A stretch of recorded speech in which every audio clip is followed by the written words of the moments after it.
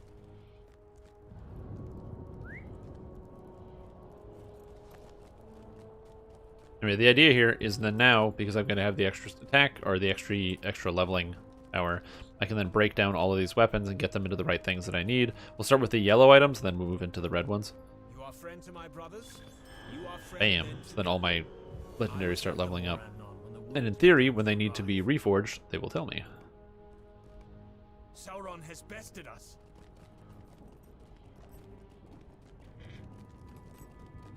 A new recruit. You could do the new recruit. Do I have to, like, summon that guy, or is he just at the front? The new recruit quest is basically just to tell you where to go in this, like, godforsaken zone.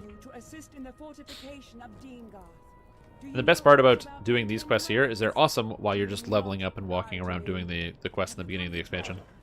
Good. I could use someone like you.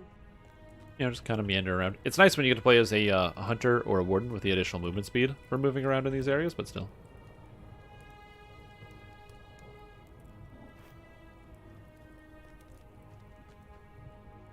Yeah, it's the figuring out the legendary weapons. It's figuring out what it is that you need to use all the time in combat, and if there's something you can either use outside of combat or you don't need to use very often, can you have that on a weapon swap? I personally really don't like weapon swapping. I think it's not a fun part of the game, and I don't think it adds a whole lot other than extra busy work to do in combat, and it takes away from decision making because it says, okay, instead of deciding which thing you personally think is more important, the game says, just have all the things and have this weird cumbersome thing that affects game performance negatively and is not part of class fantasy. So I personally don't like weapon swapping because it just doesn't make a lot of sense in context of the game.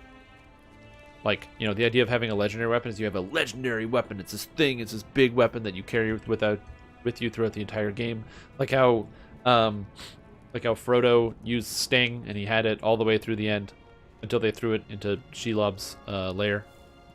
But it was just kind of a cool idea. And then you know, sick, and then counter trouble now. And then you have weapon swapping, where it just kind of wastes all that. So weapon swapping being powerful, you should do it. I just wish it didn't exist. It just isn't fun. I would prefer the option where there is no weapon swapping, so you have to make decisions in combat. However, swapping out legacies is insanely cumbersome, so there also is no decision making there either. So yeah.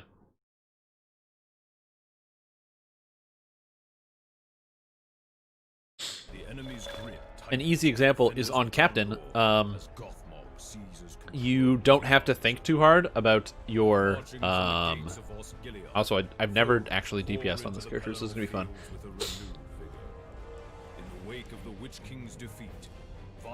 fun. On Captain, you don't really have to think too hard about what your character is doing, for the most part. Like what legacies to use, because you can just hit all the keys as they come up. Just remember that before you use a cooldown, just swap legacy to get double duration. Or on Bjorning, you don't have to think about your legacies too hard, because the only good tank legacy is for Thickened Hide, and so you just put that on a swap, so you swap weapon, and then use Thickened Hide, and then you swap back. And it doubles the strength of your cooldown because it's a weapon swap. And it just feels stupid and dumb. It's dumb and stupid.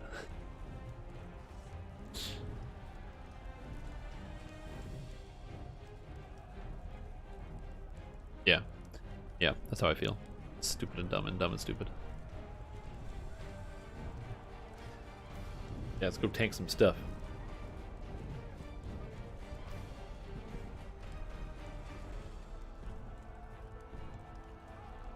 Like, my DPS is not the greatest, but that's because I don't know how to play Burglar. I'm also not playing as Red Burglar, which is the way that's supposed to be the higher DPS. But this is really fun on the landscape, so we'll see how this goes. And I will definitely be doing more damage than if I am playing as a Yellow Burglar, so... which is the only other spec that I have. In theory, I could just go Red, but my weapons are specifically designed for the blue.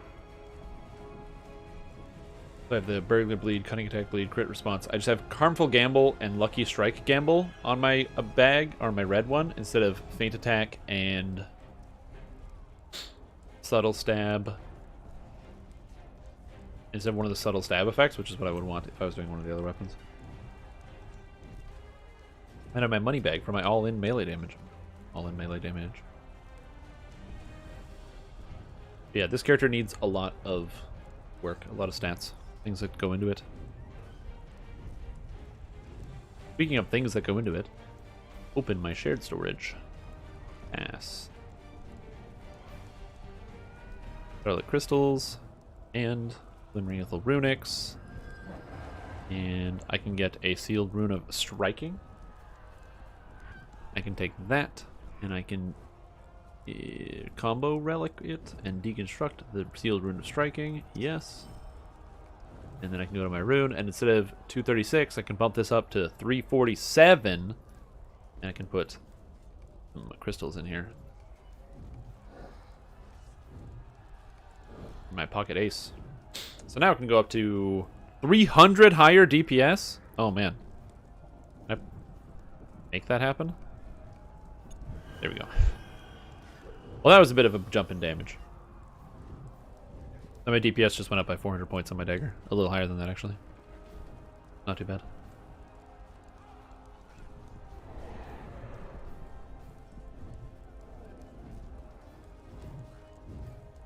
Eek.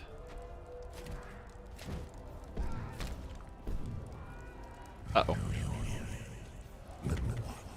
Alright, we're good.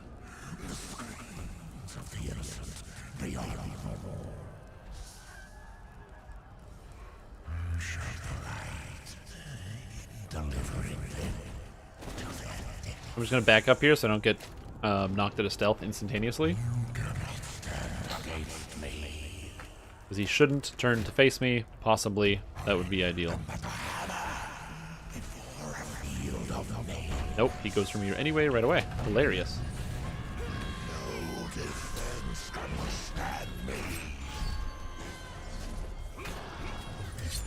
Oh, I was supposed to use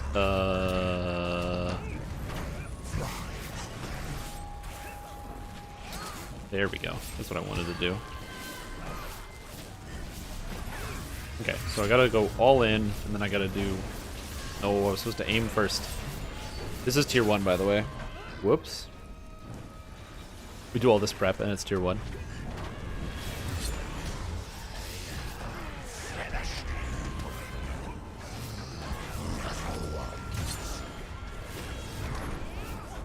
I did not do a lot of damage, I don't think. I did 66,000 DPS. Oof.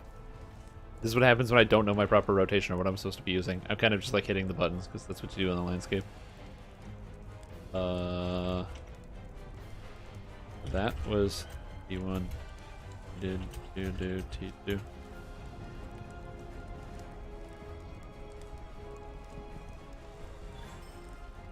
Ooh, I got a Tarnished Ring of Pelennor Fields. Apparently Fellowship is also not in here.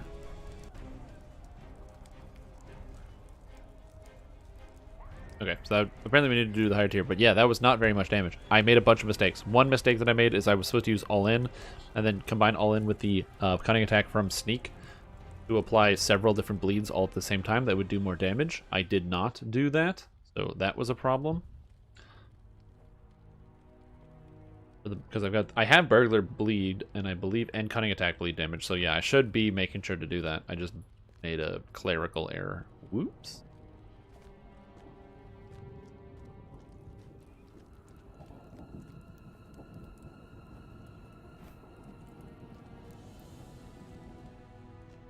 Again, I need to find a way to properly add...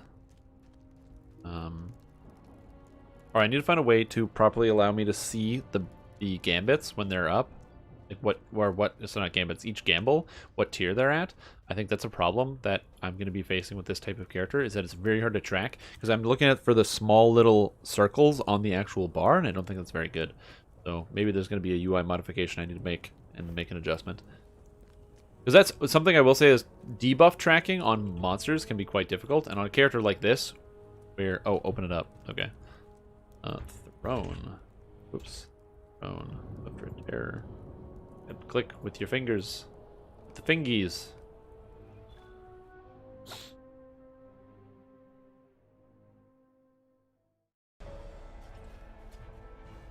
And loot rule, master looter.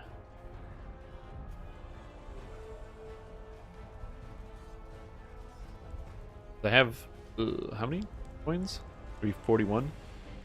So in theory, I don't even need to do all the work. I can just use the Unbound Scrolls, but I figure, hey, why don't I just get, like, as close as I can, and I can use them to buy crystals and level up the weapons. That seems like a better solution.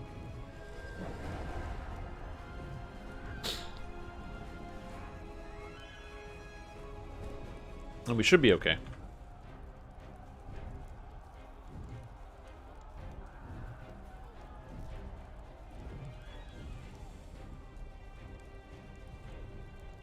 Okay, so I have to open up with... I use Reveal Weakness first, then I open up with All In, or I aim, I use All In, and then I use Stealth Cunning Attack for the... In theory, that should give me, because All In is a bonus damage of 94.8%. So this should give me 2 different bleeds, and one of which is doing around 20,000 damage, the other one's doing around 28,000 damage. That should work.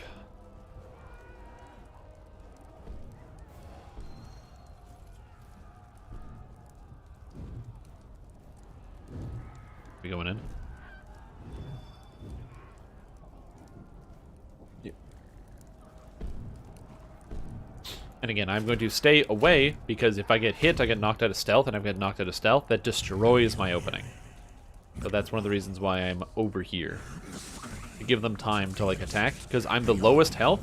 Initial aggro is the same, by the way. Monsters go for whoever is the lowest health between both Dungeons and Dragons Online and Lord of the Rings Online. It's very interesting that that's how that works in both games.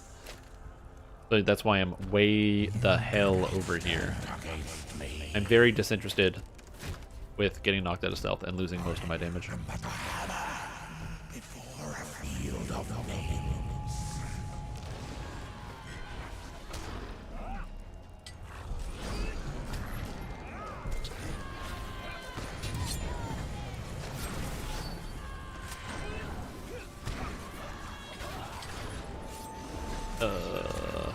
Your 3 gamble.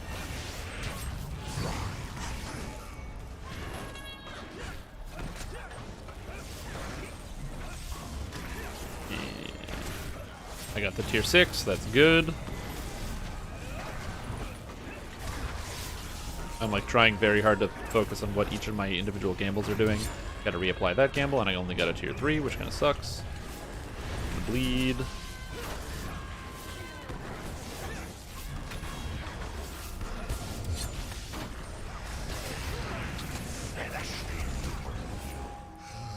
Quick, DNF.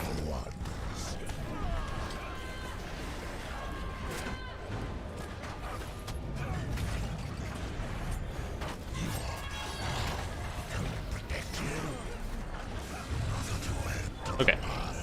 That might have been better. I don't know. According to this, I did 91k DPS with a slightly better rotation. Slightly better rotation. So, not too bad. What was my highest amount of damage? Double-edged strike because it was hitting people. Damaging gamble 6. Yeah, that makes sense. I had a damaging gamble 6 on for a while. Once I got that 6, I kind of just left it. Then auto attacks was my next highest amount of damage, so that's very bad. Oh, I'm supposed to be doing the looting. Gambler's advantage after that, that makes sense. I was trying to subtle stab as often as I could in combat. I did not provoke often enough, which is an issue. So I need to, 1, 2, 3, I need to pay attention to that, and pay attention to how often I'm using Provoke. Because it gives you such a good follow-up buff. I feel like Provoke should not be as high damage as something else. I think also, I was making a mistake. I don't know if you can overwrite. This is something I need to learn. I don't know if you can physically overwrite the, what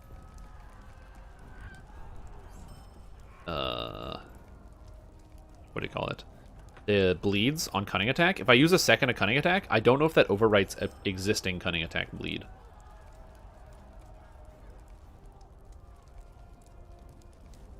That's something I need to learn. 1, 2, 3. 1, 2, 3. 1, 2, 3. And nope, that's not a coin. Nope, that's me.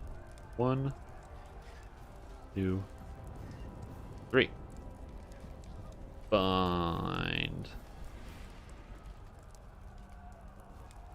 Sweet. Thanks, folks. I did 6 million damage. Still feels fine. Yeah, and then major cunning bleed minor cunning bleed, major cunning bleed, and cunning attack the actual hit. Maybe I was using cunning attack too often? I don't know. Gambler's strike, gamble 5, or gambler's advantage 5. Which one's the bleed?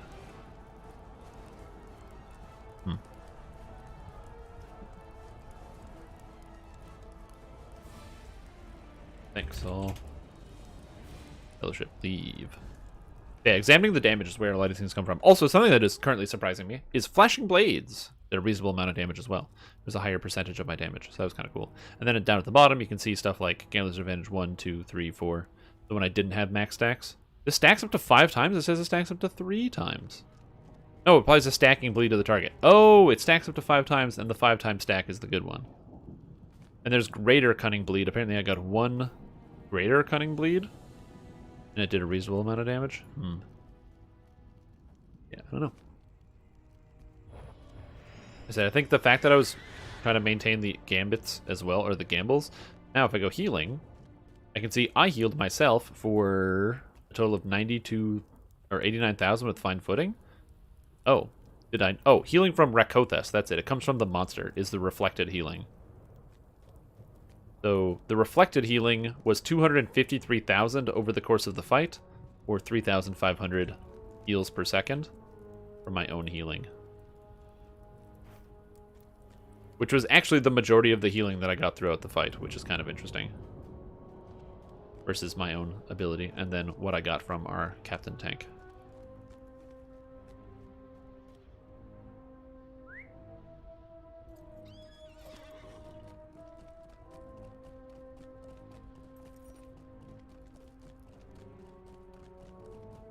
Yes, that's kind of neat. I don't know. That's why I like having these tools. Some people think that having access to DPS calculators and other things, it makes the game exclusionary, and then it means that people aren't going to be able to play.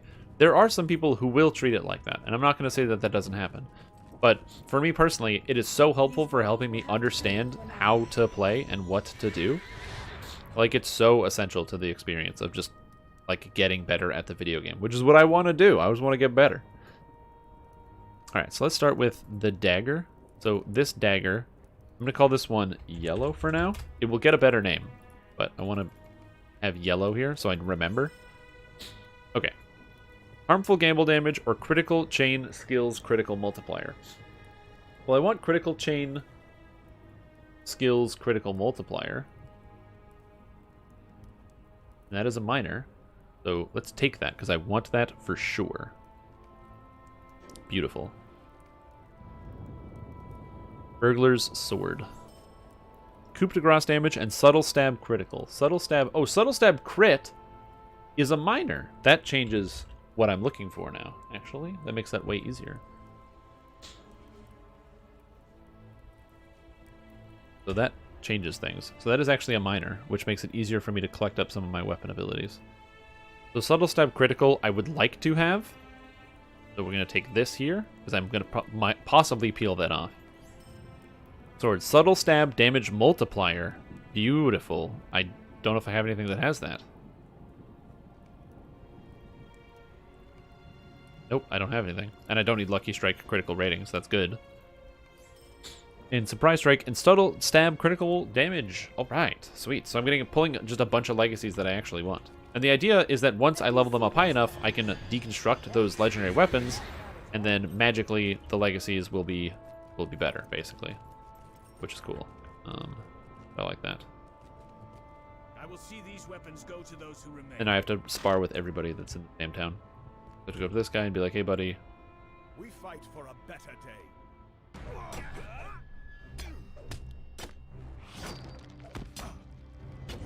He's dead. Aim is really good, because it guarantees a critical. And this skill guarantees a critical response, which is kind of cool, because when you press aim, it actually just opens up the critical response chain.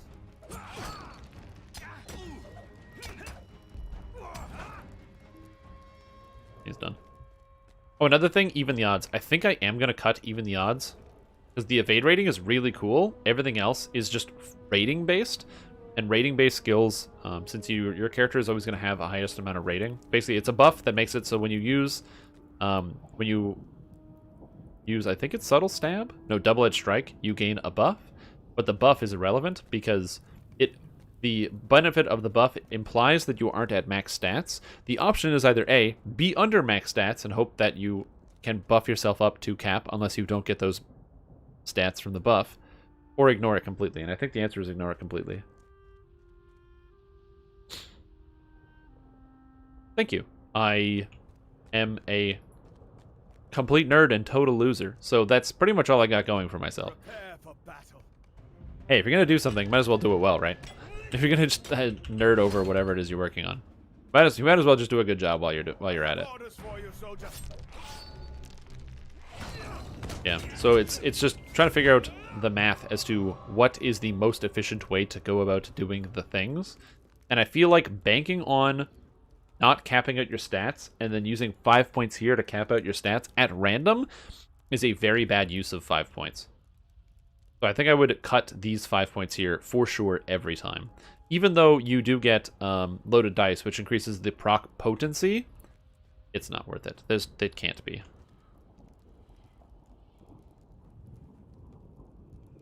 Yeah, man. Blue tree. It's fun. It's mostly the sound effects that are fun. Is that if I can find a visual aid that will make it so that it's easier to tell what gamble I place on targets, then I will do that. That would be the most ideal thing. But we'll see. Woo! Look upon the battlefield. Prepare yourself. Yeah, dude. You prepare yourself. And then the gamble damage is literally crazy. The only thing I'm worried about is I don't know exactly what scales the gamble damage. Tier 6 damage and gamble is really, really strong. It is the strongest ability the burglar gets. I just don't know in terms of like damage over time effects. The problem is there's also this daze, and the daze is really good for soloing. It's not good for anything else. Maybe the provoke daze is good. Listen well to my orders. Hypothetically, let's just say you're doing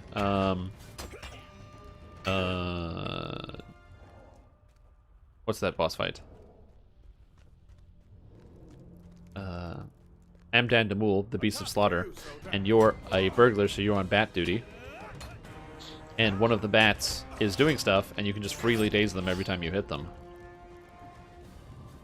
On a very low cooldown, because the daze percent chance is 56%. So 56% of the time, you daze the target.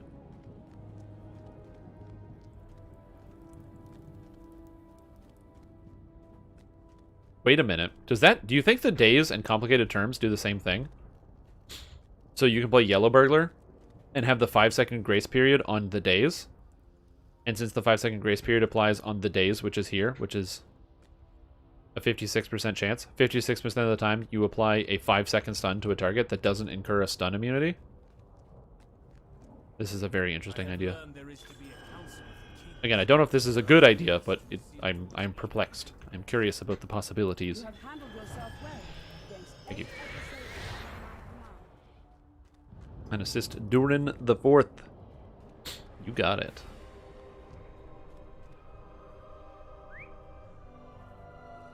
I'm going to use my Destiny points, which I have so many of now because of boosting 3 additional characters to buy all this accelerated experience. You get 1 use of those back per day. I am likely not going to even finish them out, so I figure I might as well do it now as we do some of the quests. Yeah, I'm using this as a learning experience. I'm not too worried about am I leveling the fastest or am I doing everything the fastest. It's mostly like, am I able to play and understand the thing, and also is it fun? That's another thing. Because if the game's not fun, why bother? Or sorry, if it's not fun, why bother? The classic quote from Reggie from Nintendo.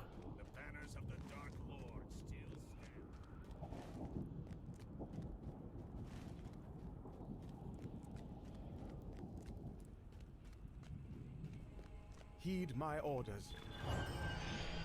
Thank you. I will heed your orders. I don't know why he just says that.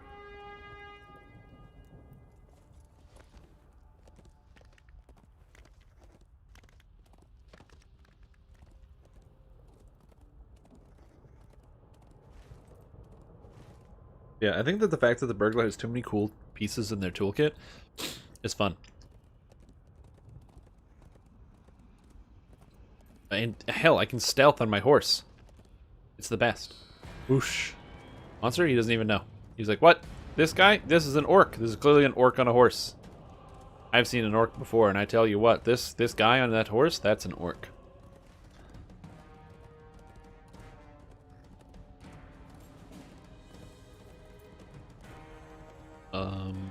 It's over this hill. Over this hill. Climb.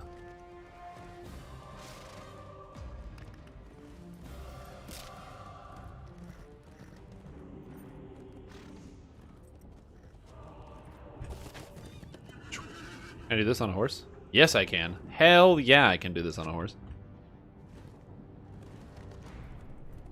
I'm not worried about killing lots of monsters because I'm going to do that. You have to kill 10 for this quest, and that's just going to happen. It's mostly about making sure I actually get in the right areas to remove all of the heraldry of Sauron. It makes sense that Sauron would put his own flags and camps. You know, the Eye of Sauron and what have you. Being all spooky-like. I think that's what I'm looking for in this camp. There it is, heraldry of Sauron.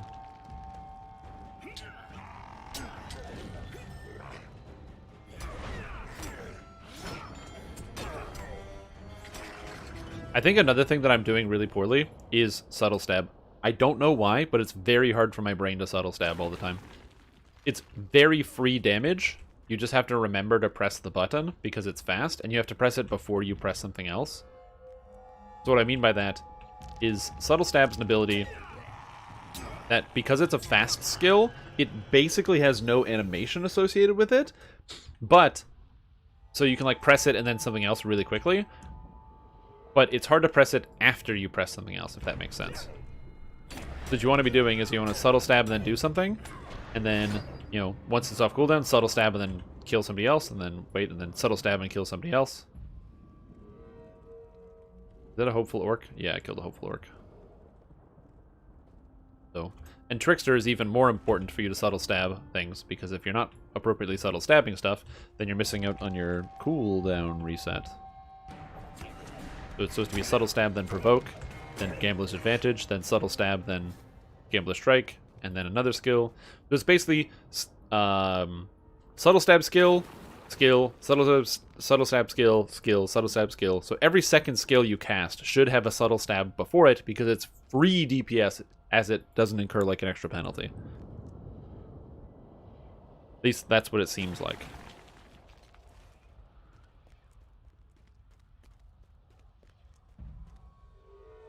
So as long as I can get better at that, it should be okay. It's this, then subtle stab skill, then a gambler's strike, then subtle stab, gambler's advantage, then flashing blades, then subtle stab, hedge bat. Then in theory, my top damage skill is not subtle stab because it doesn't do as much damage as other skills, but this damage was free. So this 21,000 damage that I dealt was just free. I didn't have to do anything to get it. Like, it didn't cost me any extra time. It just cost me focus and thinking about what I was doing.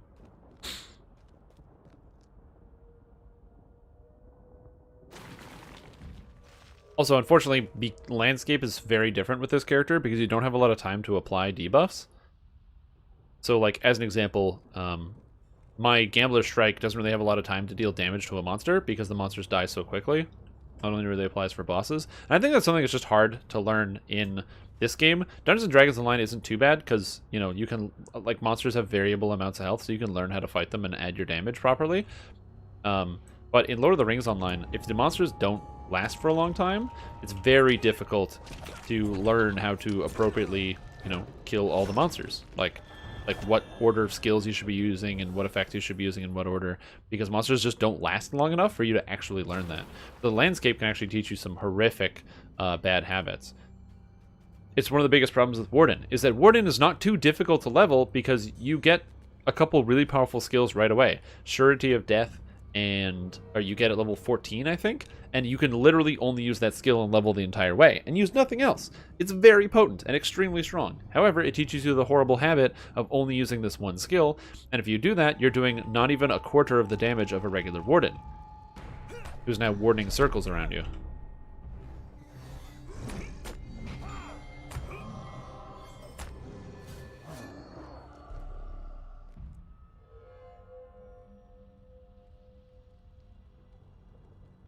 It's kind of weird.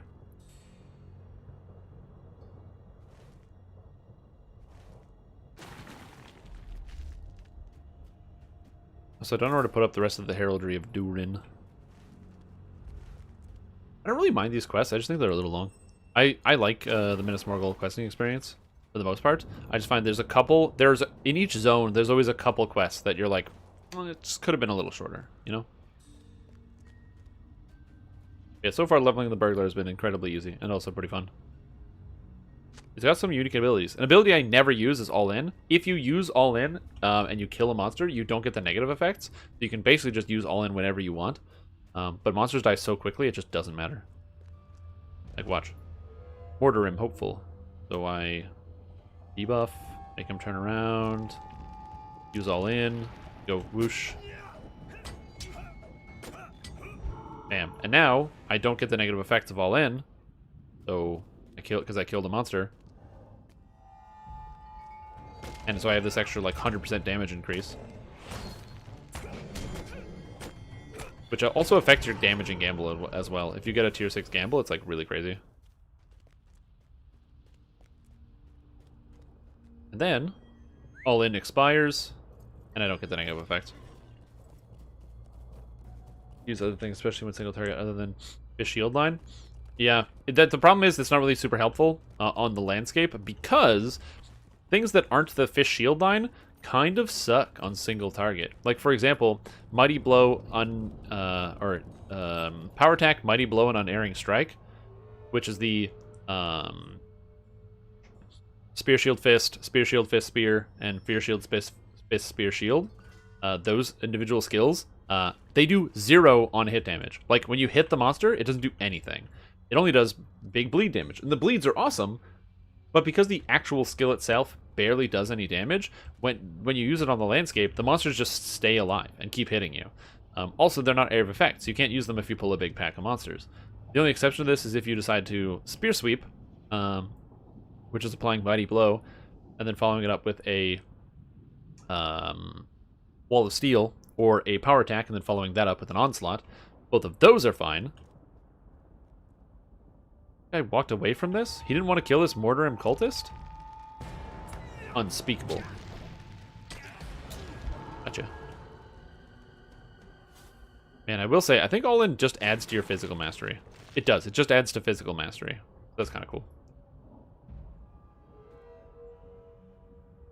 But it is unfortunate that you kind of, like, you can force yourself to learn the other line, but it's basically the case that you have to get to level cap, and then once you're at level cap, then essentially learn how to play Warden. That's the unfortunate part. Because you need, if a monster has, like, less than, like, 2 million health at endgame, it dies before you even have half of your debuffs on it. And it's not even because you do a lot of damage, it's because you have so many to try to run through. You know? Like, what's the rotation? Desolation into Unerring Strike, into Spear of Virtue, into Brink of Defeat, then Surety of Death, then Mighty Blow, Power Attack, Precise Blow, an attack I cannot remember the name of.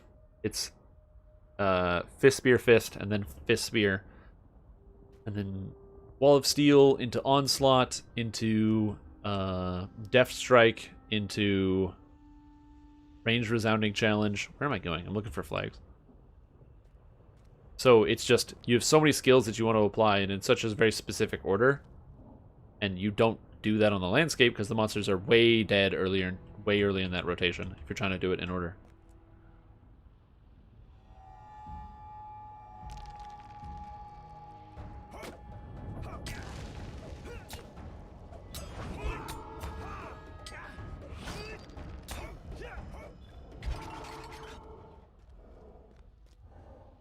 Meteor Swarm, Delayed Blast, Fireball sounds a lot easier. Meteor Swarm, Delayed Blast, Fireball is way easier.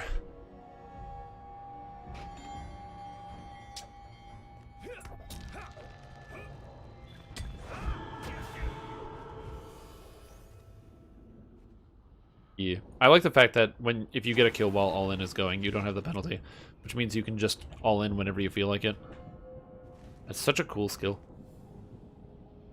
The only thing I don't like is all in breaks stealth, which is really dumb. You can't use this to prep stealth. You have to all in, then stealth, then aim. If you wanted to use like an all in stealth cunning attack.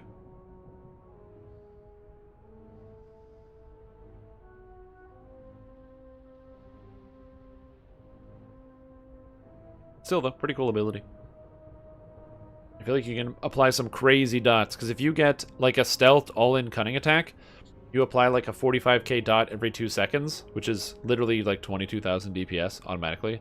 Plus you get a tier 6 Gambler Strike, which is going to be dealing like close to 80 to 100,000 DPS or damage every 2 seconds. It's like you have 2 dots dealing 60,000 DPS.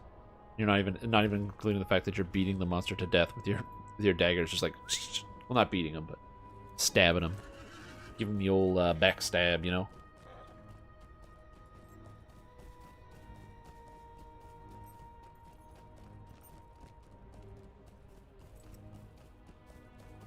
But that being said, I've mentioned before, Warden's a really fun class that I feel like I wish there was a better way for players to be able to learn Warden. Where, like, either if there was, like, a better tool or a better experience for you to be able to learn it, that'd be sweet. I just don't know if there is. For Warden rotation-wise, I haven't, and one of the big reasons is because there are other Warden players who are better than me who I use.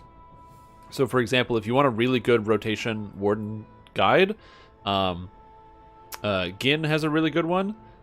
I can actually post a couple of the references that I use personally as like Warden references. I can just post them in the Discord.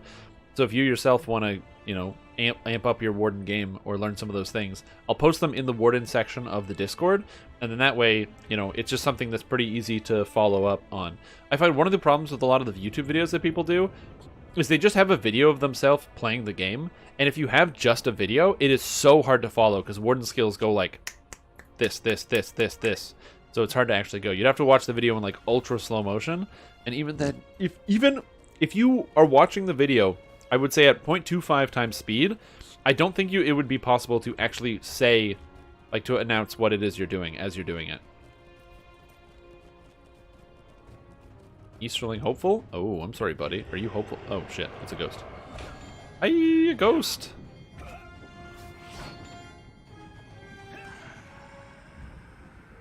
Okay, this guy's gonna die. He doesn't even know, though.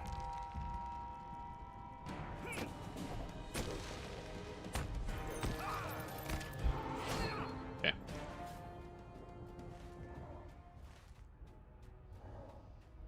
Remembering all the combos is a pain. It's not too bad of a pain once you get to endgame, because it's less remembering a combo and remembering a 1 minute long rotation. Where you have an exact thing to do every second for a whole minute.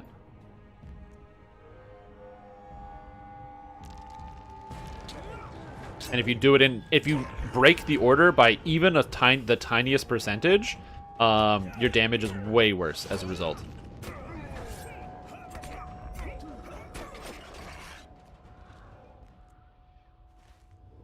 Automatic ghost touch? Hell yeah. I can touch ghosts if I want. Use the old ghost stab. See this spooky, scary skeleton? Not for long, you don't. Got him.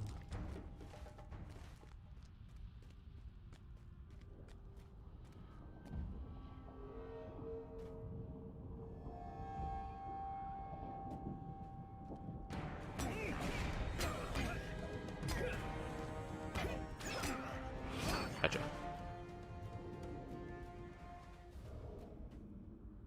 Get the muscle memory going? Nah, it takes long enough to go from 120 to 130. It's not a big deal. I disagree with that, personally. Because the problem is, if you don't Valor, you spend too much time with bad habits.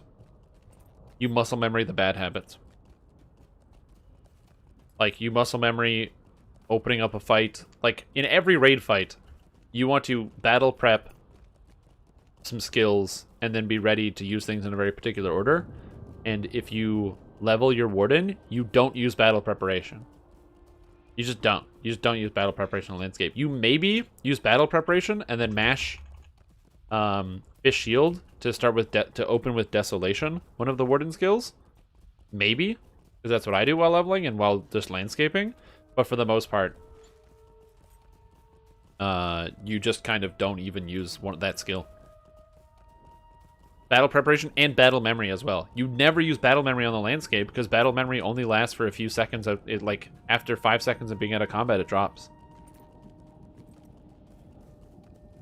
Battle memory is the ability where if you use one of the base gambits, so that's Fist Fist, Shield Shield, or Spear Spear, it applies a buff to you called Potency, and then when you use any gambit, it then takes that gambit and puts that into battle memory, so then you can call it at any point.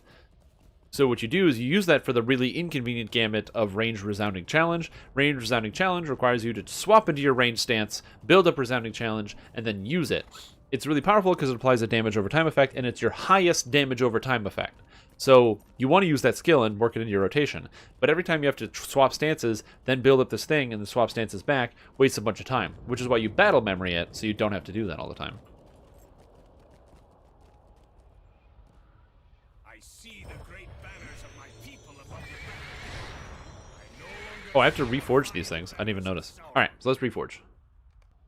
Reforge. Okay, so we're going to start with my dagger. Yellow. The yellow. Trick and removal damage or feint attack damage. Well, trick and removal damage is on the list of things that I want. So that's okay. That's fine. Burglar's Sword. So this sword already has position surprise strike. So if I want something, so that would be critical chain skills, critical multiplier. Sure, that's a good minor to have as an extra. Subtle stab, critical damage.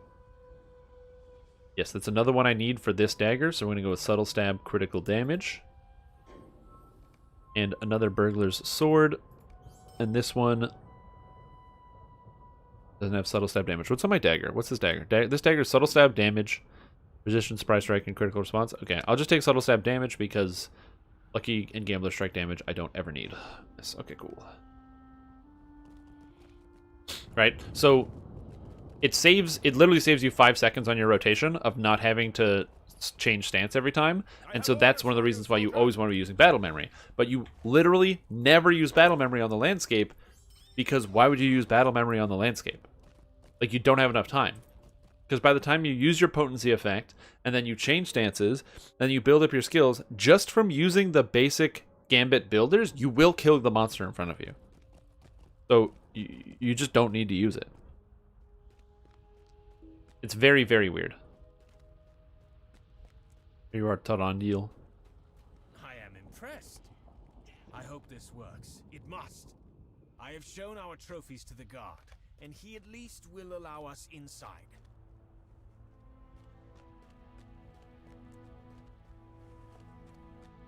This is a very long scene, by the way. My favorite is you can find Tuka back here if you're intrepid enough, who's just listening to the conversation, and no one notices that a hobbit just snuck in.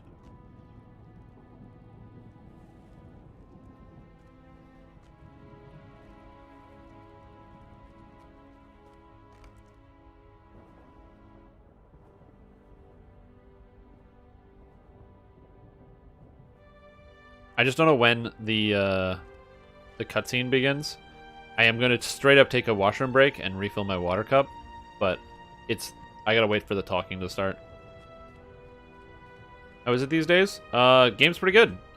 More popular than ever. If the company that the company that does distribution for Sandstone Games, Daybreak, just got bought by a company called EG7, some Swedish company, I think. And they posted the financials, and this game is making a lot of money. In fact, apparently they're doing a full systematic overhaul of everything and visual overhaul slated for 2022. And we just got an expansion release in November. No, October? Was it late October? I think it was late October. So yeah, if you were like, oh man, I played this game a long time ago. Is it worth it to get back into it? Are they shutting it down? No. This game is getting major investment and if it will shut down, it will be at the earliest 5 years from now. At the absolute earliest 5 years from now. Because they would have to lose all of the money in Good Fortune, which would be crazy. because the goal is there's a new $500 million Amazon TV show coming out about the Lord of the Rings, and they want to capitalize on that to sell game stuff. So there's a bunch of investments coming in. And if there's a big TV show and you can't capitalize on that, then there's something wrong with the game. You know what I mean? Anyway, I'll be. It's basically how after the Star Wars movies started getting produced again, SWTOR saw a bunch of subscribers because people see the movies and they're like, "Oh, cool!" And they start playing Star Wars: The Old Republic. Yeah. All right. Anyway, this conversation is gonna go on for like a week. I'm gonna be right back. I'm just gonna quickly grab a glass of water and use the washroom. I will be right back. Enjoy the conversation of the Council of Kings before Mordor.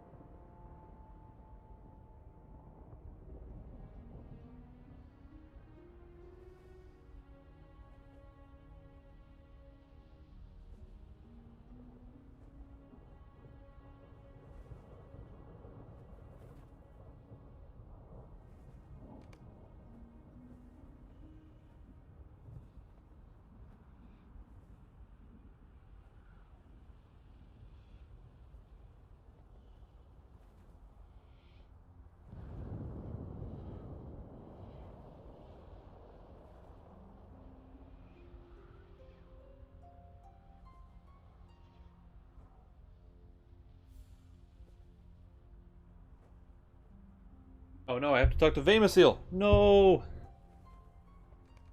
Ugh. I made a mistake. Yeah, exactly. So that's why, like, yeah, is the game older than several people on this planet Earth? Yes. But are they updating it? Yes.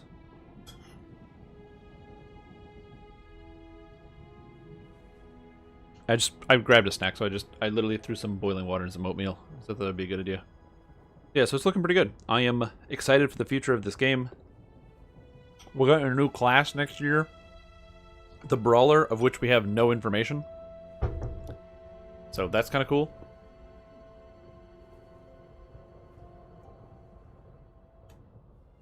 You gotta love it.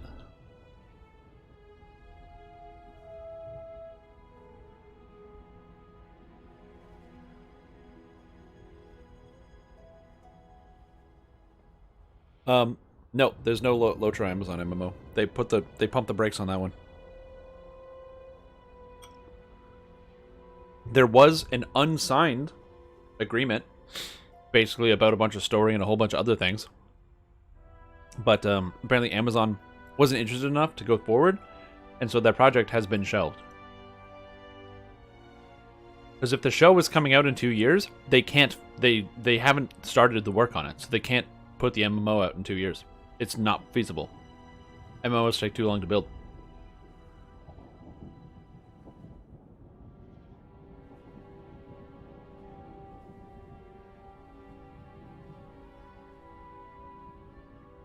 I'm nearly certain what happened is that there was some executive meeting where they're like, well, we need this release in 2022 with the coincide with our show. And the there's probably they couldn't get a company that could get it done by that time, and they probably get the best estimate of like mid to late 2023. So, and then at some point, you know, there's probably some executive who's like, well, if we're gonna sell the product in 2020, if the best estimate you get is 2020 and a half, or like 2023, like middle of 2023, and the show is coming out a year before that, then they're probably gonna end up having to push that date anyway, because they don't even know. So then it's like, oh, how do you even, you know, this is obviously me speculating based on the fact that they have put the project on hold. Like, there's no company who's actively working on this MMO.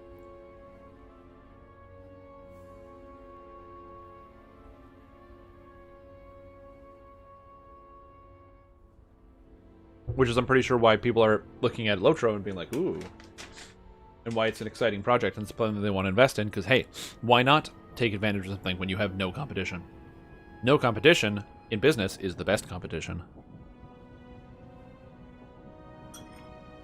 It means you make all of the monies in the space.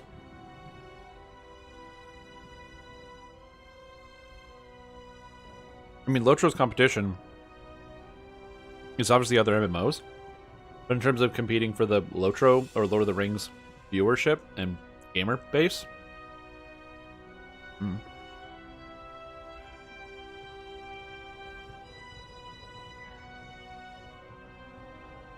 absolutely.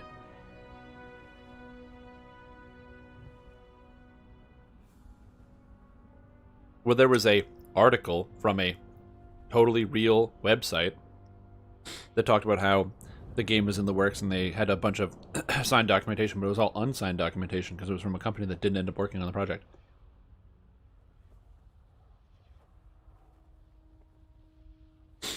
Well, if they want to put the game on console, they have to change all the backend. Yeah. Yep, exactly. Like, one of the biggest problems with Lord of the Rings is this. This game is huge. This world is massive. Look at these zones. 1, 2, 3, 4, 5, 6, 7, 8, 9, 10, 11, 12, 13, 14, 15. There's Moria in here. Moria is 1, 2, 3, 4, 5, 6, 7, 8, 9, 10 zones. That's 27, 28, 29, 30, 31, 32, 33, 34, 35. Like, the game is just frigging absolutely huge.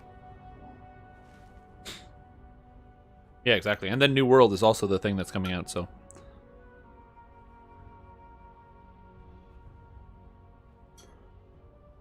If there's like an open beta for New World, I'll try it.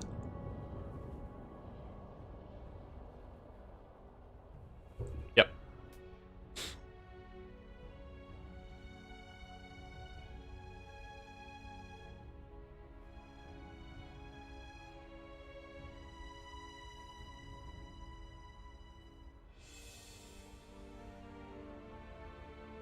Closed beta is spring 2021 for New World.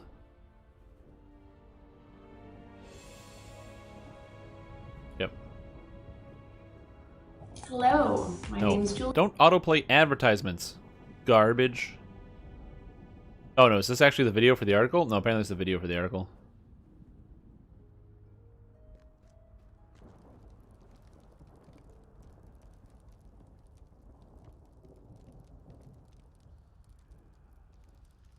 Oh yeah, there you go.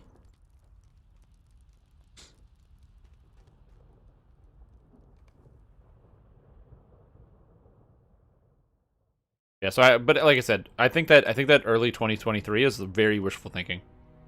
I cannot believe this.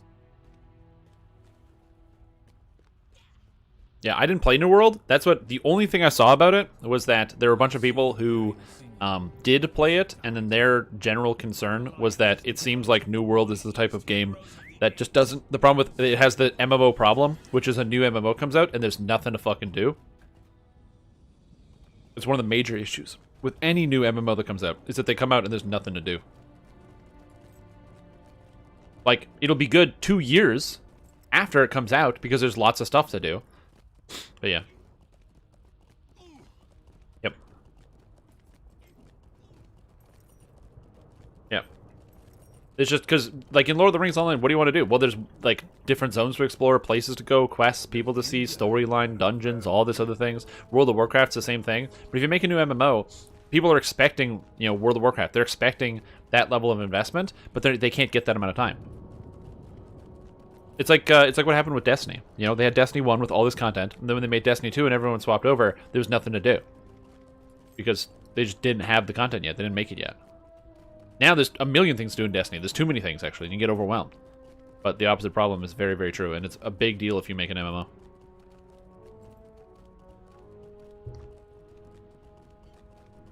Yeah.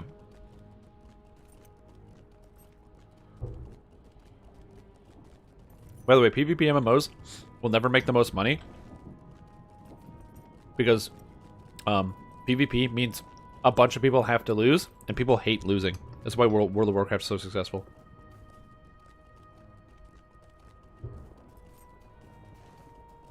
Yeah, they removed a bunch of old content from the game. It didn't matter. There was too much content anyway. Basically, they're just taking out worlds. So they're just removing some planets, so you can't, basically they're just making it so you can't always play on every planet all the time. To make the world smaller. It's essentially a performance adjustment for consoles. Because consoles can't load the game properly, because it gets too big. And so by removing big chunks of the game on a regular schedule, and then, so instead of having, you know, 10 zones and then going to 12, instead, they take out 2 zones and they add in 2 zones, so then the performance doesn't go down. It's a console issue.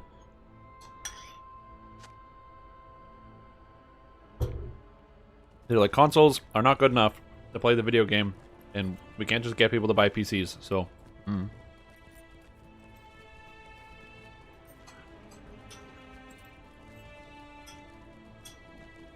The thing that I always struggled with Destiny is that the reasons to log in felt really shitty. Like, I agree with you. The reasons to log in and the daily things and whatever, they never felt very good and rewarding because they capped out your... Like, it didn't matter what daily rewards you could get. All that mattered was the weekly rewards, and you could do all of them in a couple hours. And then your weekly rewards were done, and then you had, again, nothing to do. You had daily rewards, but the daily rewards didn't give you anything that helped advance your character. It was like, oh, you get, like, a couple more tokens for whatever faction. But, like, you don't need the faction tokens, because they don't give you... this, like, you can't improve your gear. You can just get new gear that was the same. So, the same level or lower level in most cases. So, like, that kind of sucked. But the problem is that Destiny, and it has, like, the best shooting. It feels so good. I love just playing Destiny. Just, like, the shooting, the spells, the different gun types. Dude, that game is the best. It feels so good. It's so much fun to just fight monsters all the time.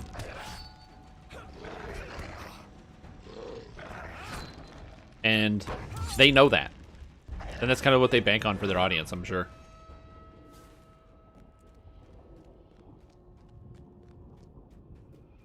Yeah, like, it just feels good. Like, playing the game feels good. When you get those headshots and the different gun types and all the neat exotic weapons and stuff. It just feels good.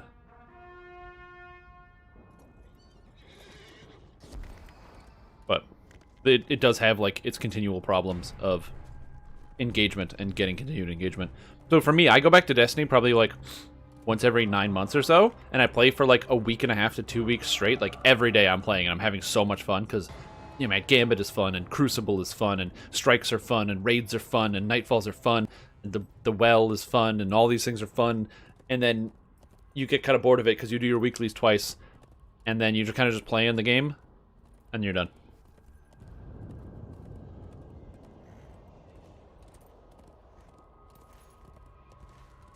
My other big problem with Destiny is it's a PC game in 2020, and yet they still haven't figured out that you should have ways to communicate and interact with other players to find people to play with. Any game that says, hey, do you want to do a raid? Go to this third-party website and sign up to use the third-party website's raid tools so you can find people to play with is the dumbest fucking idea ever, and I cannot believe that that is a thing. That they thought was a good idea. They're like, we're literally going to be an MMO with raids without chat. How do you find people to raid with? Emote at people in town? What a fucking idea. It was so stupid. It still makes me mad. Like, I remember in Destiny 1, if you wanted to find a group to play with, you'd have to go to the Destiny Fireteam subreddit and then comb through to find people who want to play and do a raid. And then message, they'd have their battle tag or gamer tag or whatever, and then you have to add them, and then you have to message them and say, hey, are you doing a thing? And they go, oh, no, I already got into a raid. And you go, okay, cool, thanks for letting me know. And then you go to the next person. So stupid.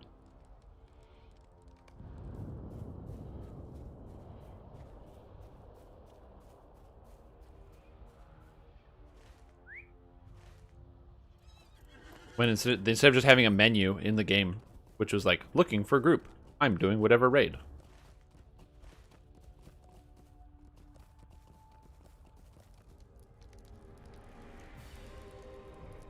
No, don't walk away!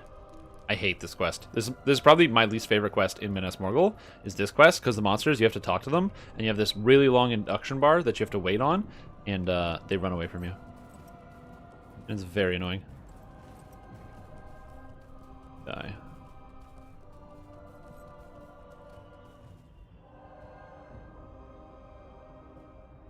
Oh, come back. Oh, thank God. Okay.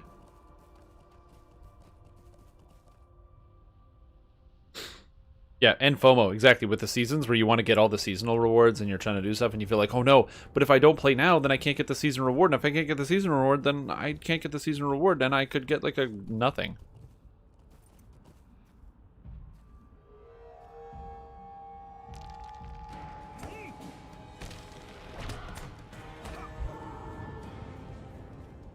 Oh, that didn't count as foes? Oh, shit. Oh, I have to do it in Erandor. Oops.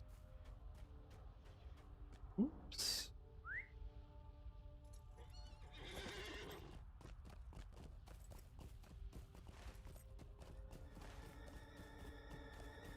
I gotta find Erandor.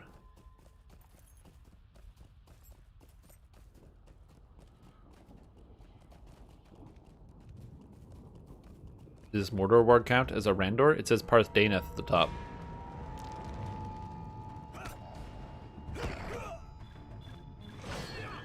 Yes it does. Perfect.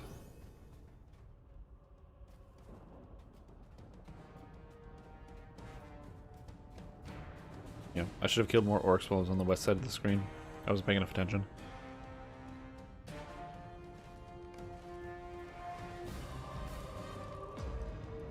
Hello, Warg. Turn around, please. Weep. Gotcha. And there should be, in theory, some Morphos around here. Maybe? I don't know if this Black Numenorian captain counts. I really don't think he does. Oh shit, I got Bree recall from killing that guy.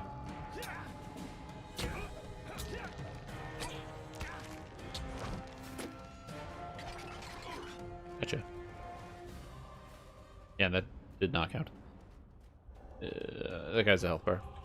You have to like convince these Easterling defectors to defect and go against their own allies, which is a hard thing to try to convince people to do. And so, upon the process, you end up having to chase these people down and talk to them.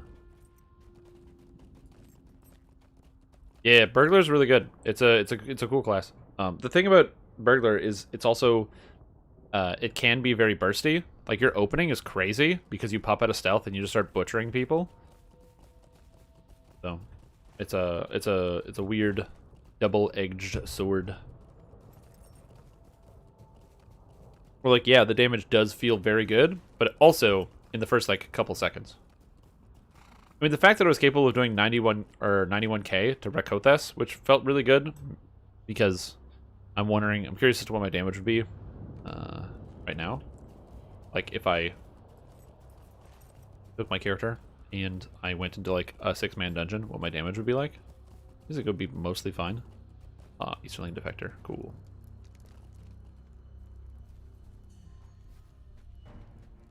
No. No. No. You know what? You want to die? Let's go.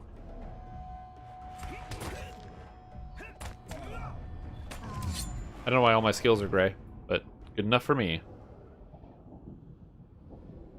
I need to defeat the foes in Arandor. I guess I can just horse over and fight some guys. Oh look, there's like clear skies over there. That's not too bad. Damn, that does not look too bad. Like over here, actually even over here it's not too bad. Look at that. You can actually see like the sun kind of. It doesn't seem as bad in Mordor when you actually look at the sky. I guess it's just the landscape that's so gray. Wonder how many store points you have. Maybe you have a lot. If you want to play, by the way, all the expansions are 50% off in the store, and this week, or all the expansions, sorry, up to Minas Morgul are 50% off in the store. So Mordor is 50% off right now if you don't have that. And then the Mines of Moria, Siege of Mirkwood, Rise of Isengard, Riders of Rohan, Helm's Deep, all of those are 50% off, and there's also the quad pack. And then on top of that, Minas Morgul this week alone is 35% off in the store.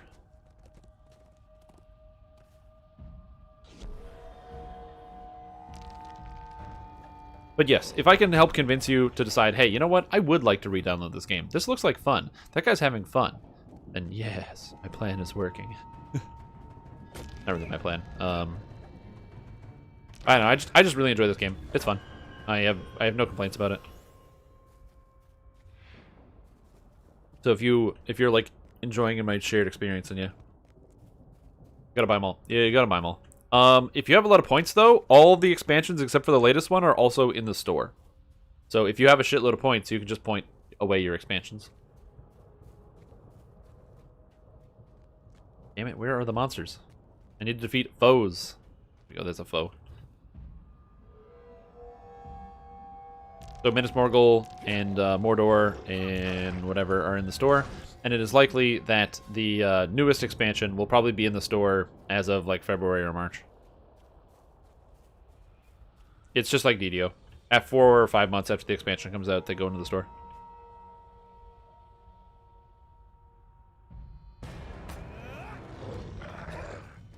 Is this a fast skill too? No, it's not. Just has a good animation.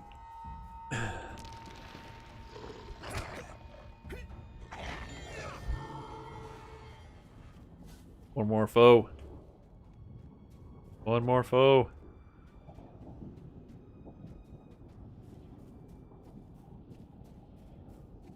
Yeah. I think that what they should do is roll them all in, but they have not as of right now.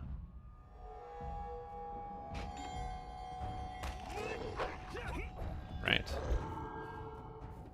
Now we horse up. In our quests.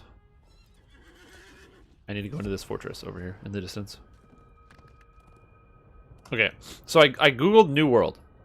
First, the top 5 questions are, how do I access New World Beta? Can I play New World now? How do I access New World Alpha? Is New World pay to win? And is New World free? Is New World pay to win?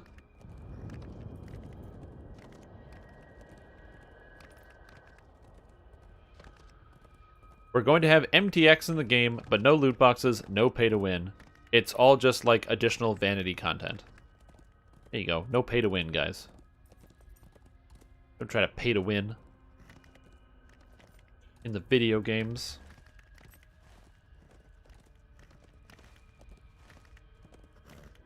Did I get a haircut? No. Do you think pay to win will ever become a thing? Like, there will be a time where the gamer player base will cave? Looks can be deceiving. The banners of man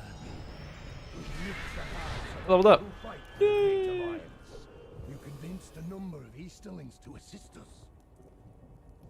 Some of the soldiers for Hunric. The raiding party.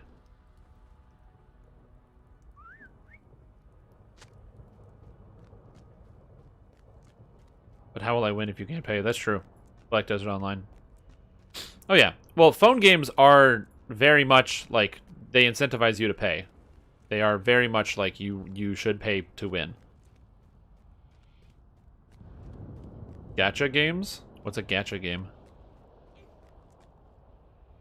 I'm gonna Google that. Gacha game.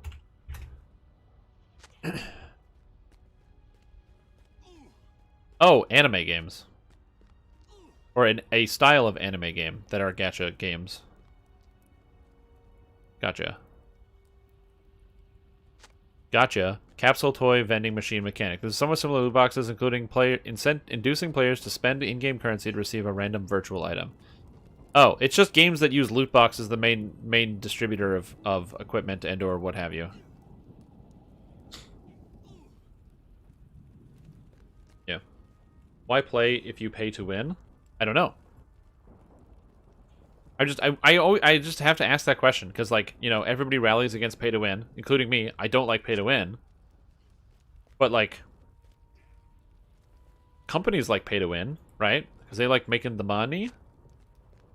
So companies are always going to try to incentivize people to pay to win because then you can stick the core concept in someone's brain. You can get it to stick, right? As a business perspective, I can imagine a business person being like, yeah, why don't we have them? Why? No, they shouldn't get the power from doing the raid. They should get the power from buying it in the store. Says out-of-touch 75-year-old business person. So it just makes me wonder if there will be a time in the future or something that would change perspective on the concept of pay to win and whether pay to win is okay or not. I don't know. Because I've never played Black Desert Online, but I've had many people tell me that Black Desert Online is pay to win. I don't exactly understand how it's pay to win, like what you pay for to make it so that you win. But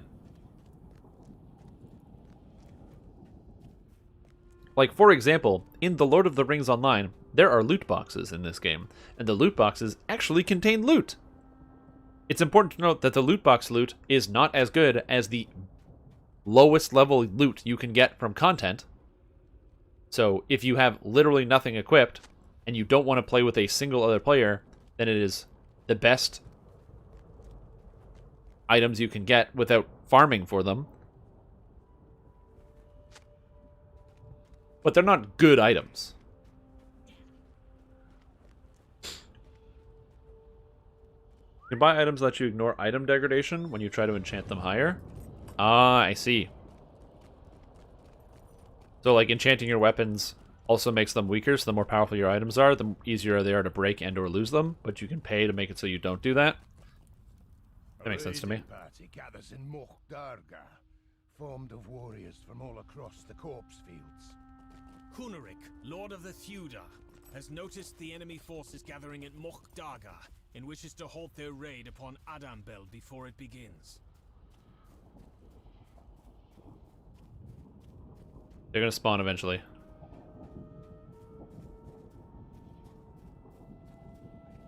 There's the raiding party.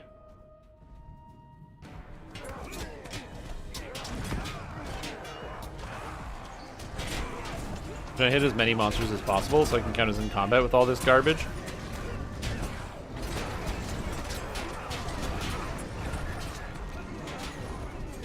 You can't kill me. I'm the gingerbread man. I am rooted though. I would have thought getting beaten up by this guy would have me stop being rooted, but no, apparently not. Bothered with skirmish? No. Yes. Yes and no. No, people don't do skirmishes to level or for anything else. Yes, people do skirmishes at endgame because you need skirmishes to get seals, and seals allow you to get relic remove or essence removal scrolls, which are very valuable. So people do run skirmishes, but skirmishes are so easy you can do raid skirmishes with 3 people.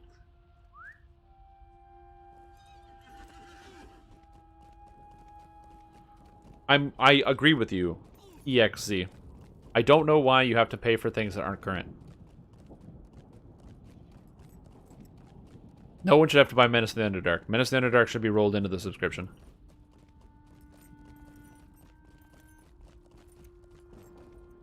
You fought well, and we gained the upper hand in today's battle. Alright, so that's good.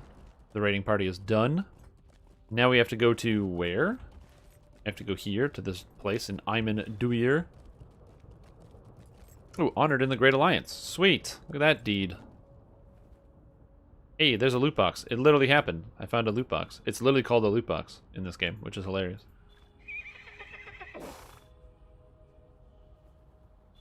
I personally don't mind the loot boxes because you don't get, like, better gear. So, it doesn't matter to me. Also, I just use it for the cosmetics. I like the cosmetics that come out of it. You can get, like, cool pets and stuff. Do Minstrel still solo well? Yeah. You missed it when I boosted my Minstrel, but I was literally running through the landscape, screaming and blowing everything up with my mind. It's the best.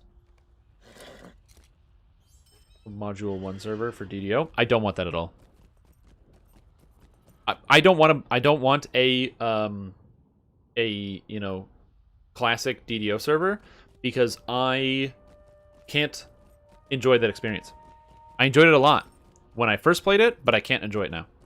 Like I would enjoy it for a little bit of nostalgia, but I would want to go back to regular DDO because I'm not. It's like the thing that got me about original Dungeons and Dragons Online was the magic. The game was literally magic. It was all new, and I didn't know what was going on, and it was just so cool. But I don't have that anymore. Quests of Mordor Besieged. I need to do 8 more quests in this area.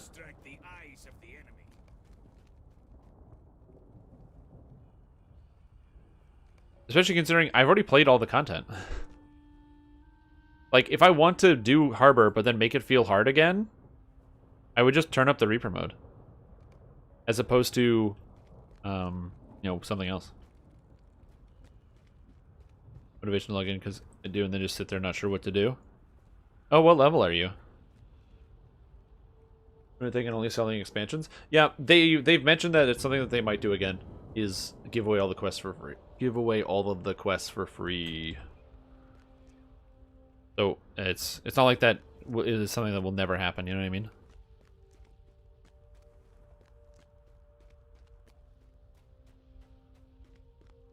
You're 120? Oh, you should come to Minas Morgul.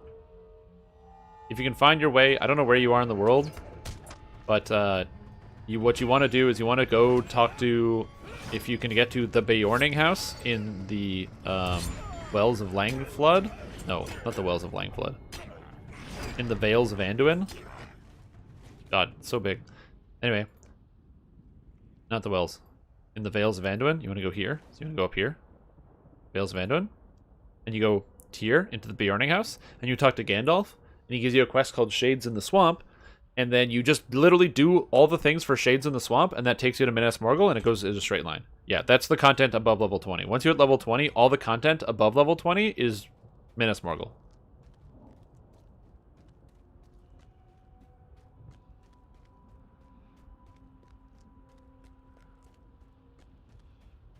Yeah, so if you don't own the Minas Morgul expansion, it's on sale, 35% off. Yeah, after that, literally the only content from 120 to 130 is Minas Morgul. There's no other content. So you can do what most people do, which is grind Warg Pens, and then move on to the level 130 content, like the Wells of Langflood, which is the zone that is above the Vales, because the Vales are here, and they're 120. The Wells are 130, and you can get that if that's a VIP zone. Yeah, Lotro does this weird, frustrating thing where they go expansion and then leveling and then like quest packs and then expansion and then quest packs. So there's just these weird gaps where if you want to level up, you have to go do the expansion content. You don't have a choice. Best healer? You can't go wrong with Minstrel. This one just replaced solo House J. Yeah. Like I said, I understand the feeling of wanting that back. I'm with you on that one. I know for a fact that it wouldn't feel the same. I would just metagame it like I do Like I would just, you know, try to optimize it and find all the best builds like I do right now for modern DDO because I understand how the systems work better. Like when I first played DDO, I was a kid. It was literally Magic to me, and now I'm a grown-up. It's no longer Magic. Yeah, you can't go wrong with Minstrel. Minstrel and Bjorning are currently, like, and the Runekeeper are all top tier for different reasons. Runekeepers are probably the highest in terms of output and defending people, but Minstrels and Bjornings apply special buffs that and debuffs on monsters that make them more powerful put in situationally. So a lot of groups pair a Bjorning or a Minstrel with a Runekeeper because it's like one of the best ways you can get a bunch of extra damage.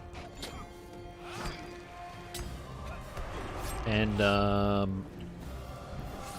yeah, so that's a good option if you're looking for something. Then other than that, I'm trying to think.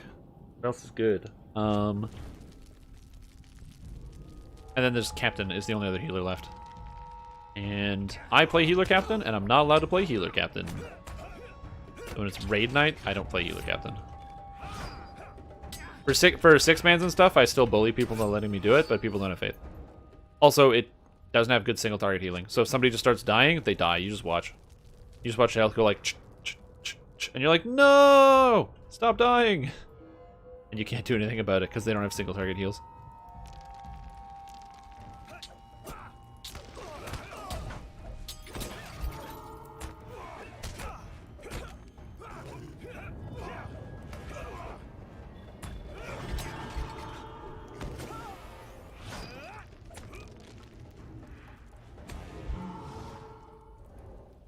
How long have I leveled Tom Selleck? Strim Tom Selleck I leveled him all the way up to level 38, 39.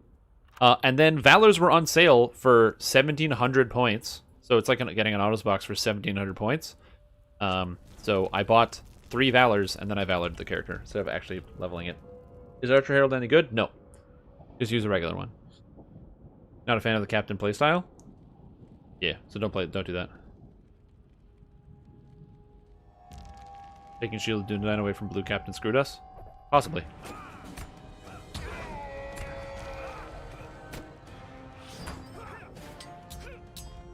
So one of the problems that healers do have is a lack of externals. That is a problem that this game has, is that healers don't have any external cooldowns.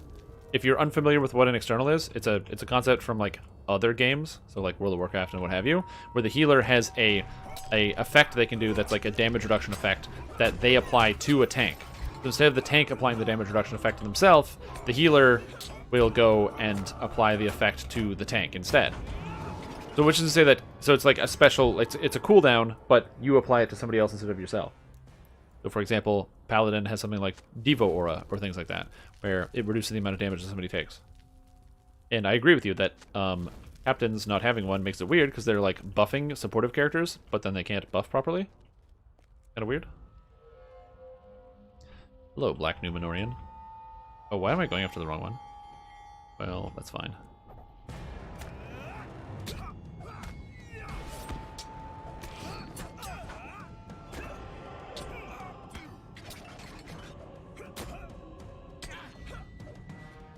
Oh.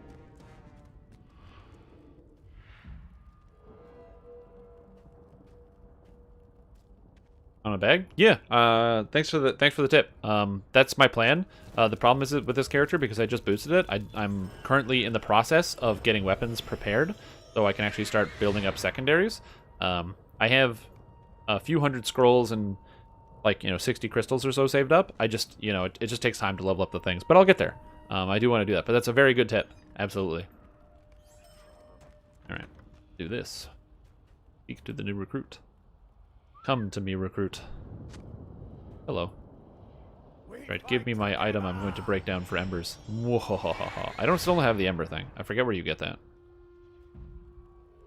130? I went with I wanted to go blue for the gambler, so I picked the gambler ones, and then I respec them. So I currently have mine being like, I got pocket ace, my dagger, got all the gamble stuff on it, and then I got the money bag.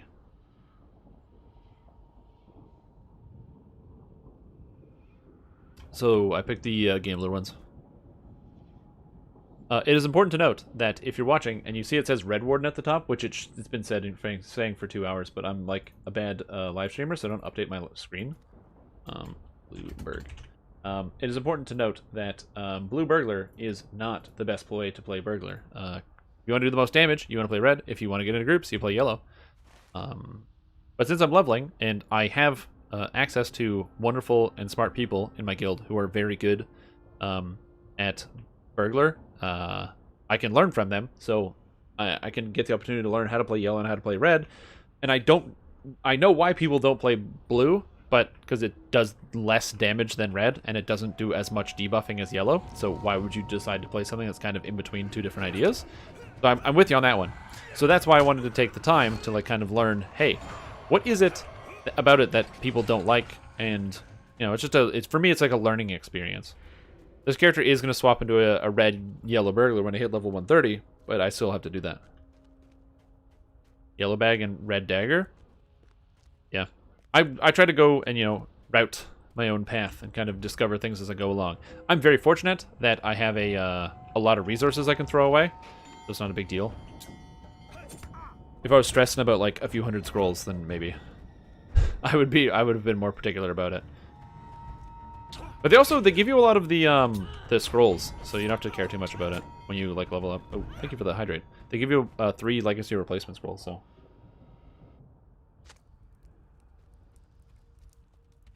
Pretty chill, man. It is pretty chill. So I'm going to be having I'm going to have 3 daggers and 3 bags. 1 for blue, 1 for red, 1 for yellow. And have them all be separate. Yeah. They're not too hard to get if you already have a character leveled up, because then you can just go do the Rakothas instance.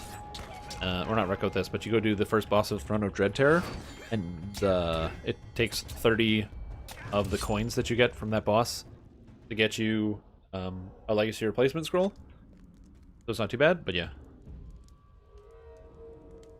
Yeah, I just want to go all out, because I'm like, hey, if I'm going to have a character, I want to play it properly, you know what I mean? I just want to play it proper. Like, I wouldn't want to have a situation where, like, I can't do something. Because that's what I was doing before. I would be like, when I didn't have many characters at cap, the amount of resources you can gain is really, really low. So what would happen is you'd have a situation like I did where, you know, I've only my captain at level cap. So if I want to build a second weapon, I can only do that one character's weeklies to get items that I need.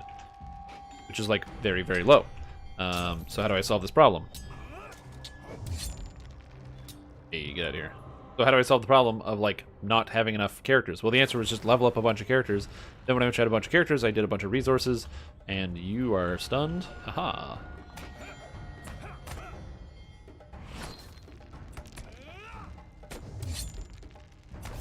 Healing.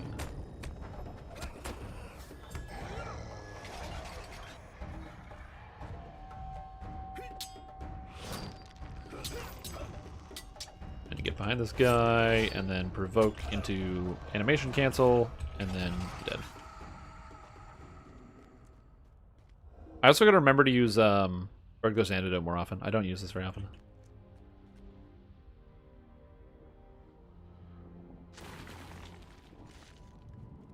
Yeah, that's what people say. But like, I don't know. I just like, I'm not okay. I don't want to do like suboptimal stats, you know what I mean? Like, I don't want to have a situation where it's like, oh, I'm not doing a swap on or I'm not doing a weapon swap on an attack because I don't have access to the legendary. Like, I don't know. I don't want to do that. I've mentioned this before. I don't like weapon swapping. I think it's a bad mechanic, and I think that it should be removed from the game somehow. But right now we don't have any other choice, so everybody is incentivized to weapon swap all the time. And I would much prefer a system where we didn't do that, so that way you can just, like, you know, enjoy the cool items that you have. But so let's just say, for example, if you want to have a dagger, you can't get, you know, you likely won't be able to get coup de grace damage on your dagger, but you do use coup de grace. So are you going to play as a burglar and not use the legacy and do less damage than somebody else? You can choose to be a lower damage player, but I don't want to make the choice to do less damage because I'm choosing to do less damage. You know what I mean?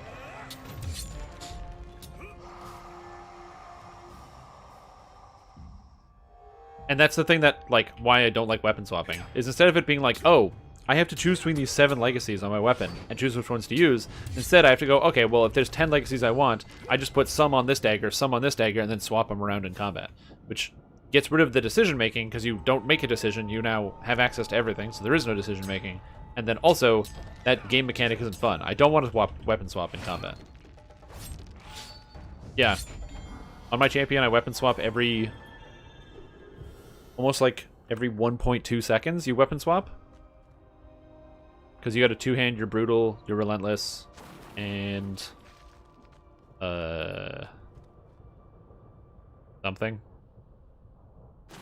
Brutal, relentless, and then you dual wield on and ferocious strike, sorry. Hello, bad guys. Crick Hollow is a friendly server? All the servers are friendly servers. Lord of the Rings is a very friendly video game. I personally play on Crick Hollow because I am not like a super hardcore raider. Even though the way I'm talking sounds like I am. I just don't like to be suboptimal in my regular gameplay. But I'm definitely not a super hardcore raider. I just play the game because it's fun. And so for me, I don't care about which server I play on, so I decided to play on Crick Hollow. But it's 4 o'clock. Oh, it is. Oh, I'm 5. I thought I had 5 more minutes. My bad. Yes, I am swapping over.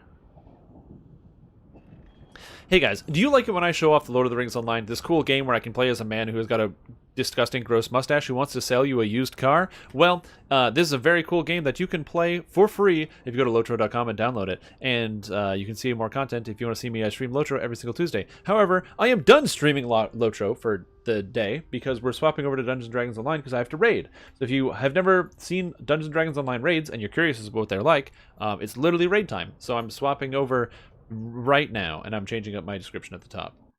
So, whoops. I'm not like a hardcore raider, says Strim Tom, who raids in 2 different video games with 2 different groups of people.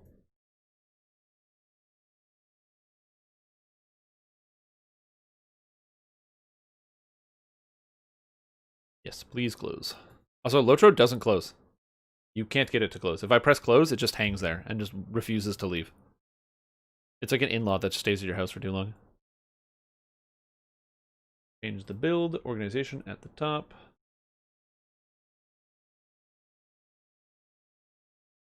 Typing it in. See you later, Sauce. Have yourself a super duper end of your day. Thank you. I already have all the items I need, so I actually don't need luck. I don't know why I'm doing the raid. It's mostly because it's fun. So, I think that's it. You get the raid items so you can do the raid, I guess.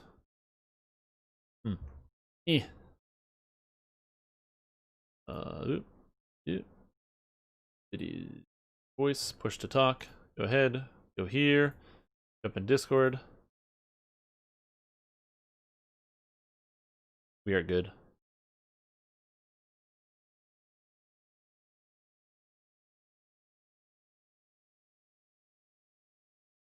Can you play Necromancers in Lotro? Or Mages?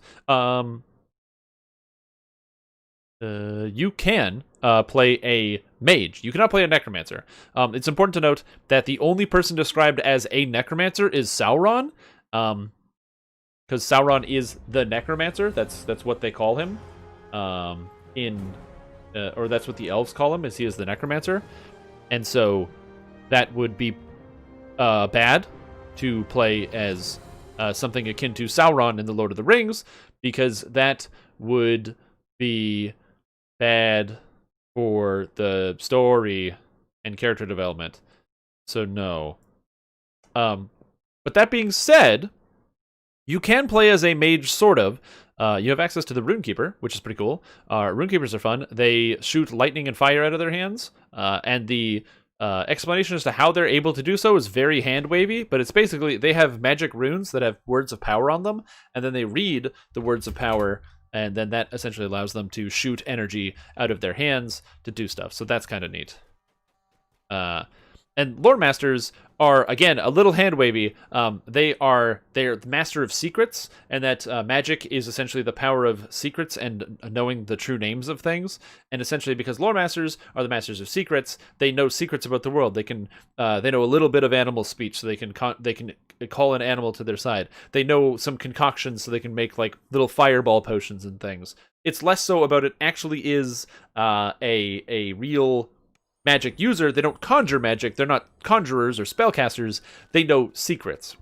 It just happens to look like magic. Yes, it looks like they're calling lightning from the sky. It looks like they're throwing fireballs. But they're not actually throwing fireballs. It's just an acorn that they put some special spice on and then throw it, and it happens to explode.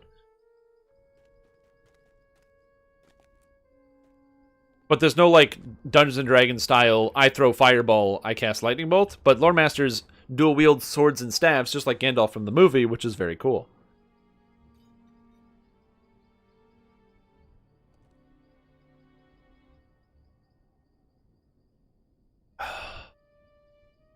Here we go. And minstrels sing things to death. Yep, they do. They shoot energy beams from the sky. Greater Sibri Spirit Cake? Hell yeah, I can pick somebody up. And resurrect someone now. You can't use spirit cakes in raids, by the way. It's one of the things people are like, but you can pay to win. You can buy res cakes, but you can't use them in raids. No res cakes, no hirelings in raids.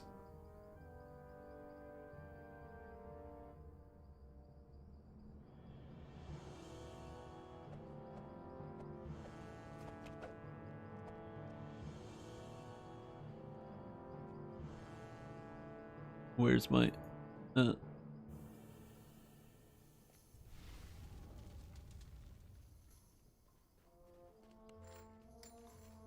Minstrels.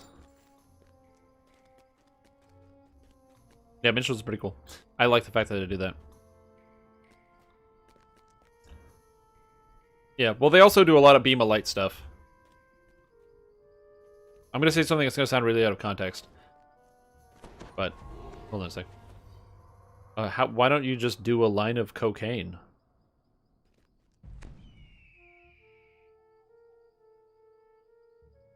So yeah.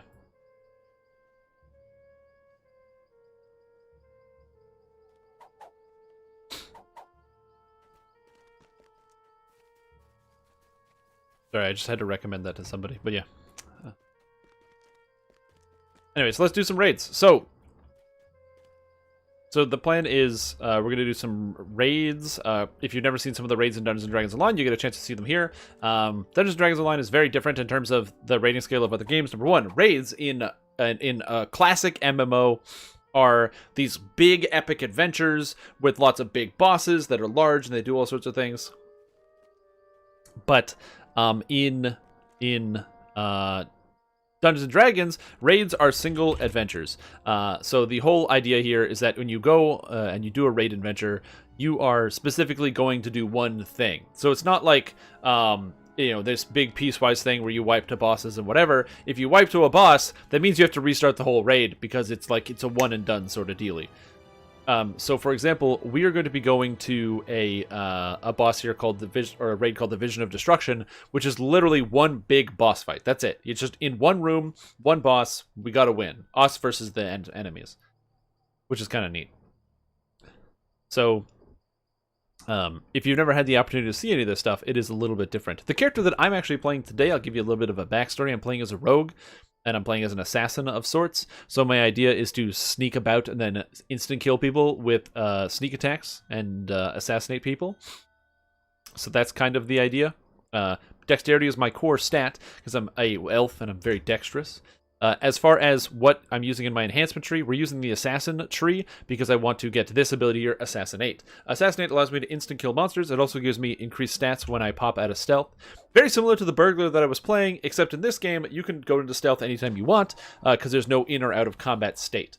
So you can just kind of do whatever, assuming that you get to live to the end of the day. And then we use Vistanian knife fighting, one, because it gives us this alternate combat style, which looks hella rad, where we have like all these dagger swings and what have you.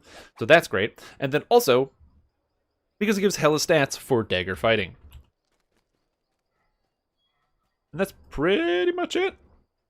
Anyway, so this character, and then the last thing is we use the Shadow Dancer Epic Destiny, which allows us to turn into a literal shadow, which makes you very sneaky, and deal a whole bunch of damage from behind.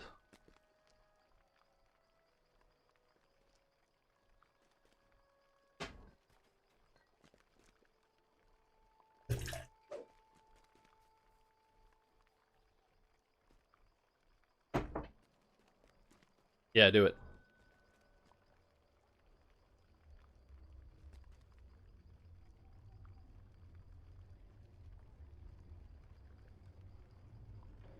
And that's basically the idea behind the character. I sneak around, I do some stuff. There's a lot more specifics in here if you want to get super in the weeds about it. So, like, for example, in particular decisions, but the majority of what I'm doing is sneak attack damage, so that's why I'm trying to do that. So I have 31 additional sneak attack die on my attacks. I get this from a couple different sources, one of which is the legendary silent, or the, part of the family set. Gives double strike, melee power, and helplessness damage. And then I also have this special set called the Mantle of Sulamates, which gives me even more sneak attack die. So we can sneak attack the heck out of some people.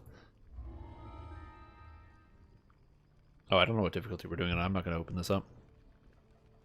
I also need to take the time to level up my artifact by putting in items in here and finishing out all of my filigrees. I don't think I have... I'm still missing like about 30 melee power, I think. Sucker Punch, one against many. I think I have an empty slot, actually. Hold on. Do I have an empty slot? All away your anchor. No, I don't. I need one more slot and I can get 10 additional melee power. No more than that. I can get like 20 melee power.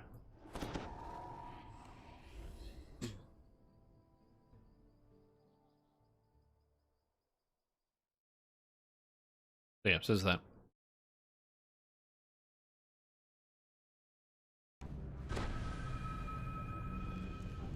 Alright, so this raid is pretty straightforward. Up there is Sulamates. He's the general of the demons that are attacking. This is one room where we fight in. So I'm going to make sure I put on all my self buffs here right at the start of the fight. I'm supposed to have access to an ability called Greater Heroism to give me increased stats so I can properly disable all of the traps in this room, because there are several traps. But I am bad at this game, so I didn't do that.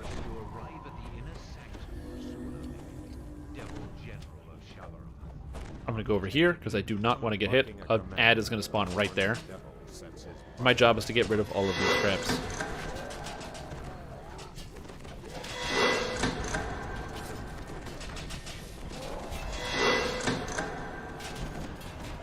Cool. Anyway, and now that that's over, and we just start working on the ads.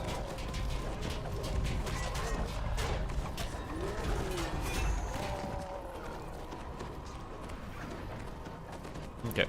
And now that the boss is down, after we've killed those Orthons, I'm just waiting for tanks to get aggro. I don't know if we have a tank right now. We might not have a tank. But basically, if this boss hits me, I die. So I'm just going to stand outside of melee. I have an ability that I can use called... that I just used called Dark Imbuement, which gives me increased attack range. So I can actually attack this boss at range with my daggers, and instead of actually having to be in melee range, which is much, much more convenient. So I can just kind of hit this guy in the back.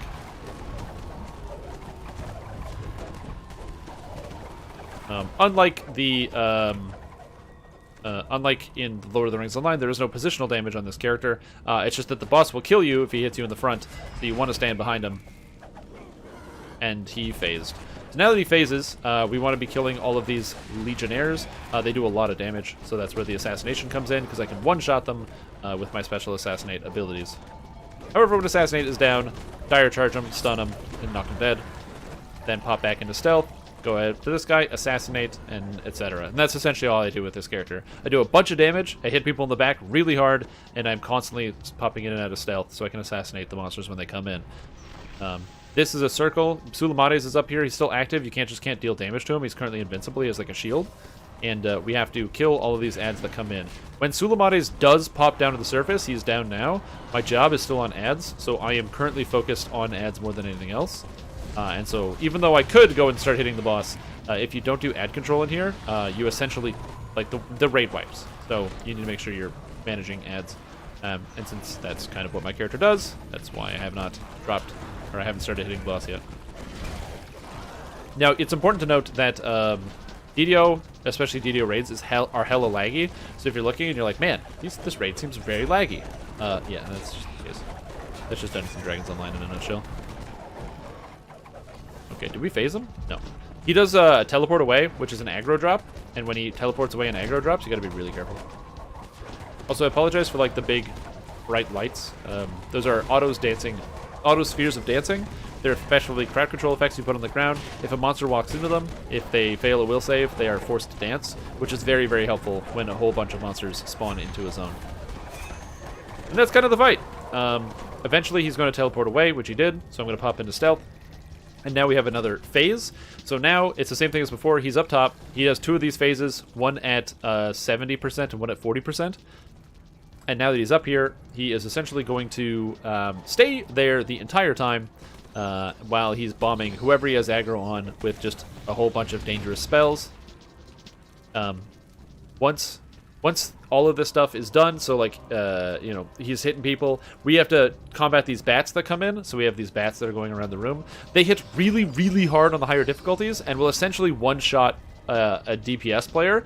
So they need to be controlled very quickly. They're also completely immune to all of this crowd control here. So an area, for example, something like this, it's good to use clouds that slow down monster movement. Those are really good, like solid fog, amongst other things.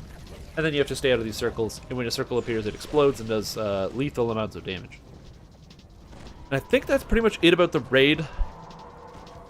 Now, here at Sulamares, when the boss gets to 10% health when he comes back down, he's going to summon another round of Orthons, which are some of the first monsters at the beginning. The Orthons hit extremely hard. I will die in 2 hits to an Orthon on hard difficulty, 1 hit on Reaper mode.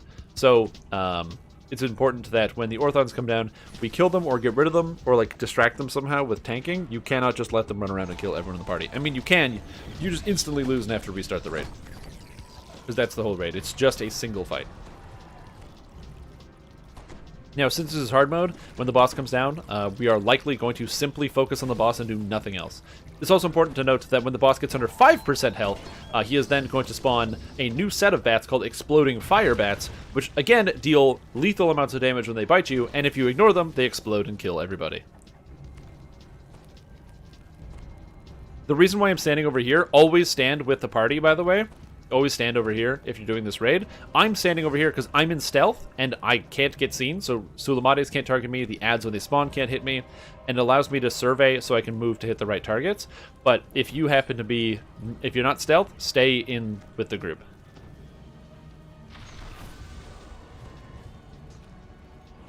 And that's essentially it. That's how you beat the raid. Also, these guys are like cursed and I'm not. Ha ha ha ha. I have immunity to curse thanks to my, this. The Heart of Sulamares gives you Devil's Blood, which gives you fear, curse, and poison immunity. And it is the best. Okay, back on ads.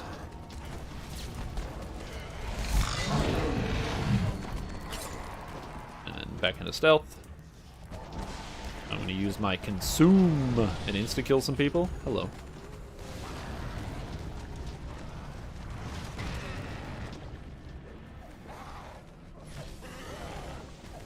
Oh, that guy didn't get consumed. What a bunch of garbage. Notice how that guy did 600 damage to me in 1 hit? Very, very spooky. Consume is another area of effect attack that I have, which basically it instant kills everybody that's nearby me because I consume their souls. I swear to God my character is good, okay? I turn into a shadow and I assassinate people. But I'm totally a good guy. And then we just chill, boss comes down, and then we're done. If you have less DPS, this can get kind of hectic when you get overwhelmed by ads, but we got a pretty reasonably good group here. Anyway, so I'm going to go hit and start hitting the boss.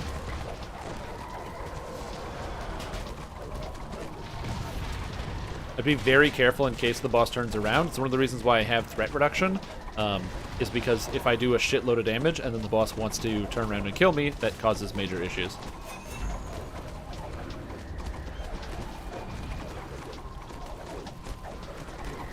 I'm just hitting the boss currently. I also have an assassinate ability, or not assassinate, an execute that does a bunch of damage. The Orthons are down, so now that the Orthons are here, the game is going to lag to the shithouse. So that's why, when that happens, always immediately pop whatever defensive cooldowns you can on yourself, which is what I did. So I have yet to die, and I can still stab this final boss here, and hopefully kill him. However, once my cooldown goes down, I spam another one so I can keep killing this guy, because we're still lagging, and he dies. I still have 15 seconds here on my improved uncanny dodge, which gives me basically immunity to these guys. So hopefully, if we don't die to the lag, we can actually be happy and complete the raid. Or I'm going to die to this lag, and I don't know, and I died already, and I'm not even sure.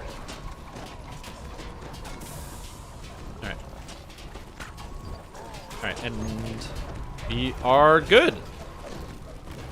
It looks like...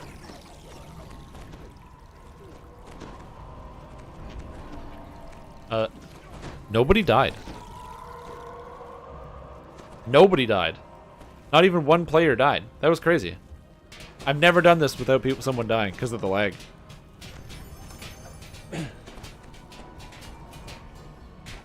Alright, come on, treasure. I got nothing.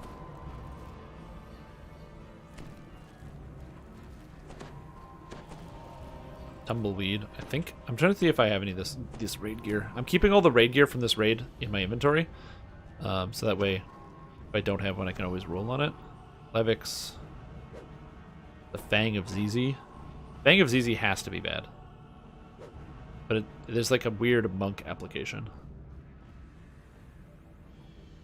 I got Tharn's goggles, I got the Tinkerer set. The Tinkerer set seems interesting. I've been tempted to rebuild this character using the Tinkerer set.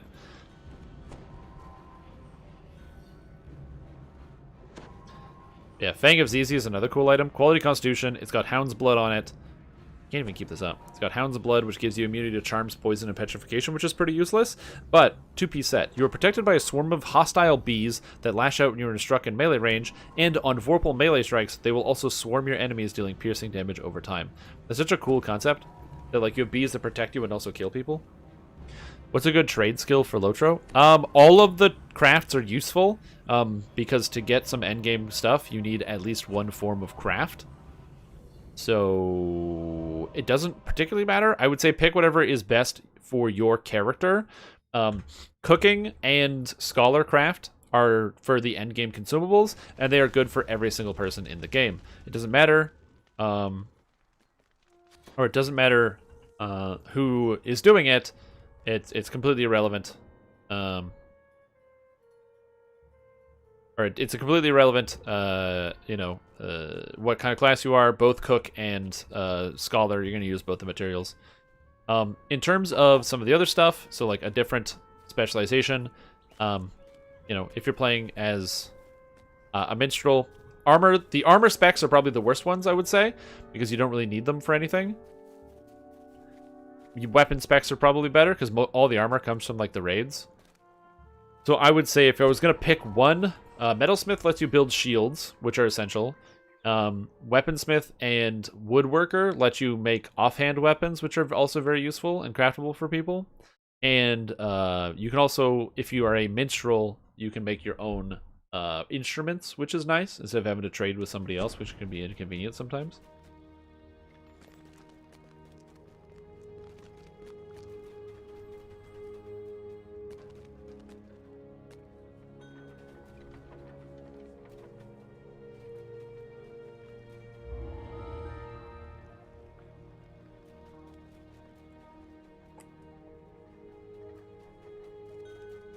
Those are all good options. In the craft hall, I think? Oh, no, right here, next to the guy. Yeah, and, well, there's also one at the raid, the bank guy here.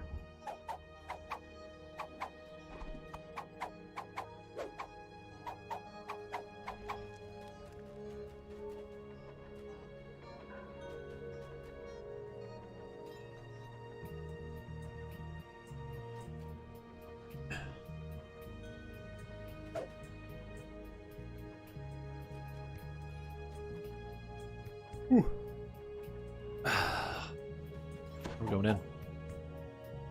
So this now is the Legendary Lord of Blades. This is another raid. Again, single boss fight. The idea behind this raid is that you are trying to defeat the Lord of Blades before he takes full control over the Creation Forge. The Creation Forge is a large forge where they create the Warforged and infuse their bodies with souls. Warforged are one of the mechanical races in the game. But what you quickly learn with the Lord of Blades is that not all is as it seems, because unfortunately, the people that created the forge were not the people that live here, but were the quarry from another dimension, and they attempted to use the Warforged to have corporeal bodies because they can't manifest because they're not powerful enough. And they take control of the Lord of Blades, and then he gets super bamboozled.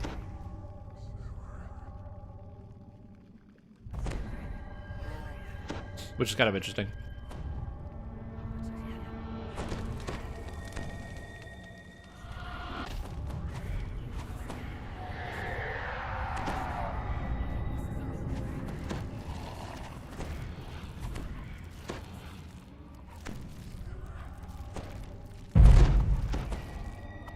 That's pretty much it. That's pretty cool.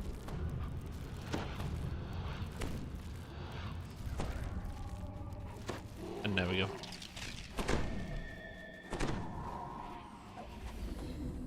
A fine coat of dust covers the mangled Cannith security measures that once guarded this. You have to wait for every single person to get through this door, or else the door locks and then you can't get raid equipment. For we are no longer warforged.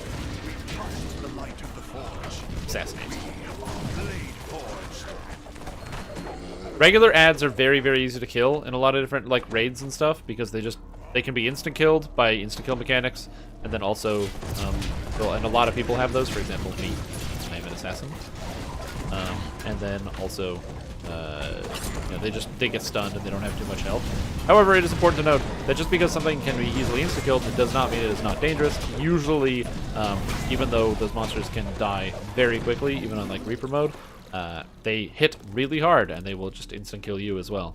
Because you're just like, oops, I took 1,300 damage. Well, I guess I'm dead. Which is always fun.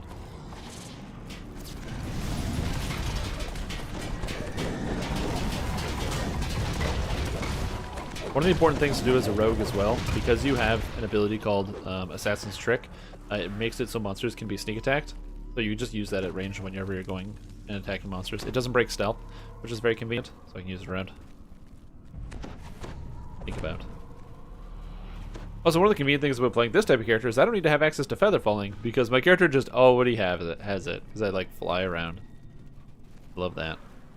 Cannith researchers must have installed this levitator to better access the lower ruins.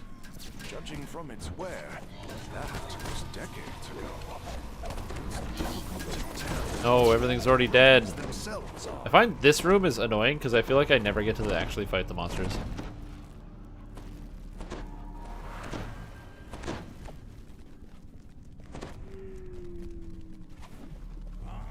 You've arrived at the base of the forge. It brims with power, with the very forces of life itself. What kind of civilization could have built such a wondrous device?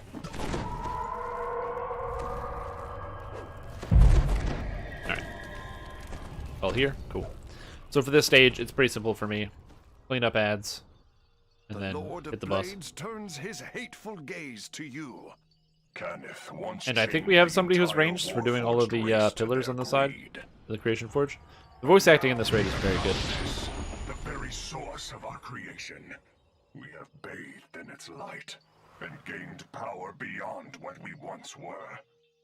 Power enough to destroy every fleshling, every warforged traitor who sympathizes with the enemy.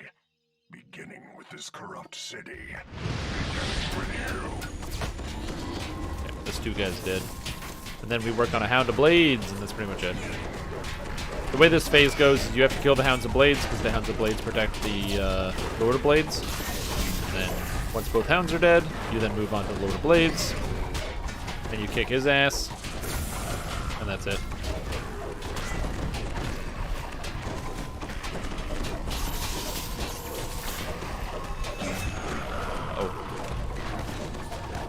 Alright. I like the raids a lot in Dungeons & Dragons Online. They provide like a different level of I don't know. It's something about like the fact that they're very piecewise. Like they give me a different level of enjoyment than a regular raid would for something like Lord of the Rings. Lord of the Rings raids are really cool because, you know, they feel very grand, like you're taking on multiple foes, you're like taking down an entire operation. Versus Dungeons & Dragons Online, which is again, these like, they're just kind of adventures with bosses that have a lot more health and are more complicated. Like I feel like there's no monsters in Dungeons & Dragons Online that have the same complexity as like a raid boss. Raid bosses are kind of unique in the amount of complexity that they get, which is very interesting. Repeated exposure to the forge seems to have side effects. Also, the lag that's going on right now is really crazy. I'm hoping I don't die. I'm banking on. Oop. Hello, Lord of Blades. Debuff the guy. Go on him. Oh, spin.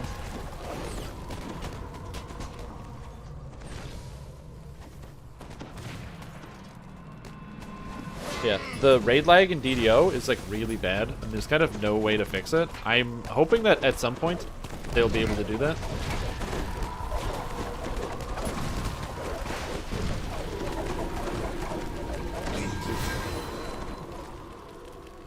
Oh yeah, also if you touch the water you die.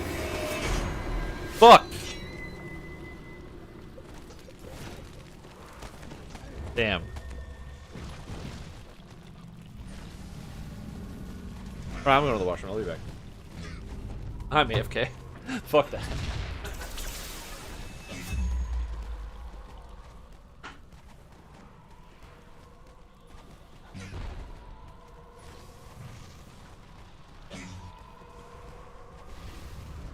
So many voices. No, I am no mere shell. I am no one's servant. Growls the Lord of Blades as he struggles with something only he can see.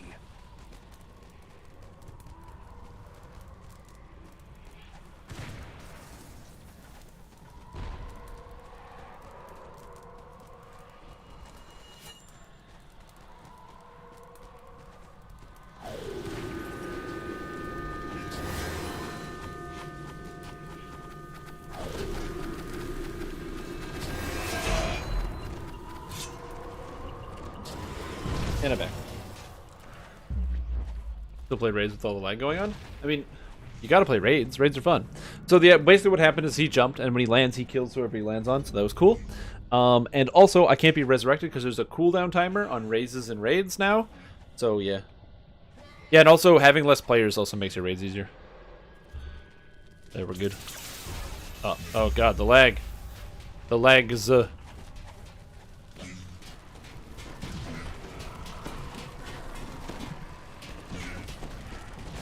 This is some good old lag right there. I'm alive. Yay. Am I alive though? Oh, I'm here now.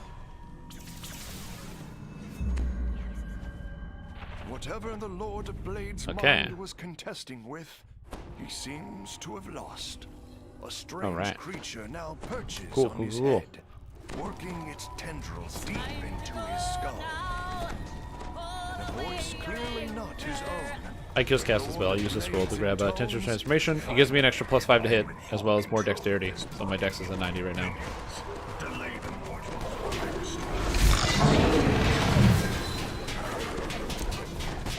Why am I not hitting this thing?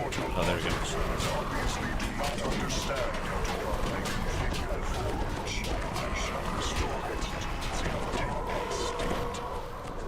Where's the Lord of Blades?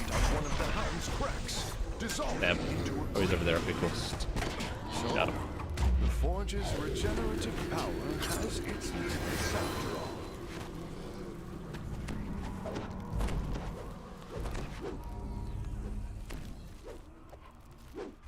Where is he?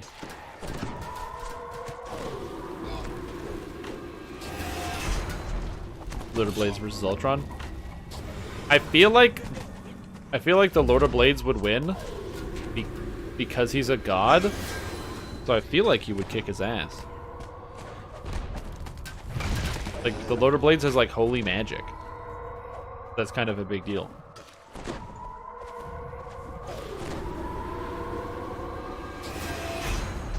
Like, the only reason that we're able to stand a chance against the Load of Blades is because the Quori are attempting to control him, and so part of his energy is fought fighting against the Quori that are trying to take control of his mind, and not because we are powerful enough to fight the Load of Blades. That's how I headcanon it.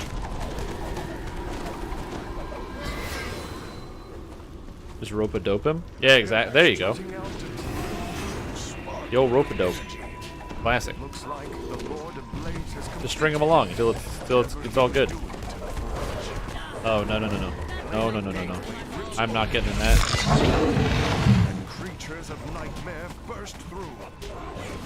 I gotta do something.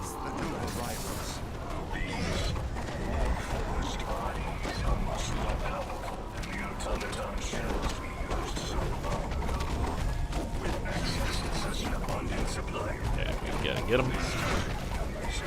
I'm gonna use a cooldown because I can't move. Okay, I am still dying. Okay. Okay. This lag is really crazy, so I hope I don't die. I'm gonna use another cooldown. I'm gonna use another cooldown. Uh-oh. I'm gonna use another cooldown. Oh, my cooldown is active, so that's good. And he's dead. That's good.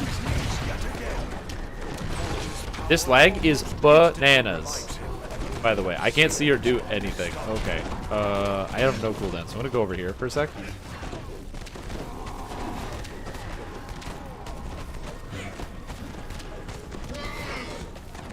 Come on.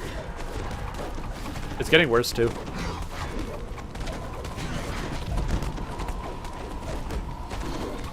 Die. Use my execute. Execute. Okay, so now all we have to do is blow up these pillars and we're done. And I'm just gonna go over here and start hitting this thing.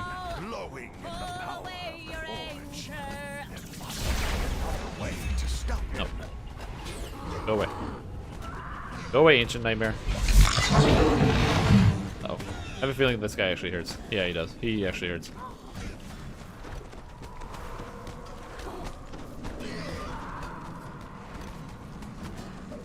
Is there an energy thing in the center?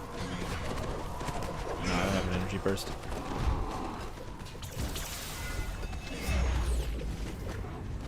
You can go on the water, but you can only go on the water if you have, like, the power surge. Okay.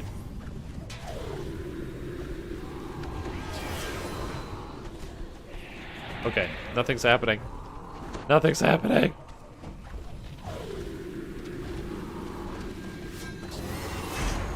I don't know if I'm actually doing damage to this. This is crazy. I'm actually, like, I know I'm talking about the lag a lot, but it's, like, surprising how much lag there is. I will say that's also another thing. Like, can Ultron really contend with the power of lag? Holy moly, dude. This is, like, way worse than normal. It's funny because there's, like, talk about how Lord of the Rings Online is going to be getting, like, major performance updates. And I'm like, man, if the game is going to get major performance updates, come on, DDO performance updates. Come on, DDO performance updates. Make lag work again. That'd be great. The furious warforged god looks about. Like, we're not going to get any major fixes or anything like that, likely until, like, there might be a patch that comes out apparently next week. There's supposed to be a patch. I don't know what's going to be in it, but apparently there is going to be a patch. But I feel like we're not going to get a major performance upgrade or patch or anything like that probably until the new year, just because, like, it's the holiday season. People are going to be taking a bunch of time off, and the DDO and Standing Stone Game staff have been, like, working themselves like crazy. So with all of its infinite resources, could not stop. Now all that is left is for you to claim your just reward. Gold Festival coin. Oh yeah. And an alchemical rapier. Oh, yeah.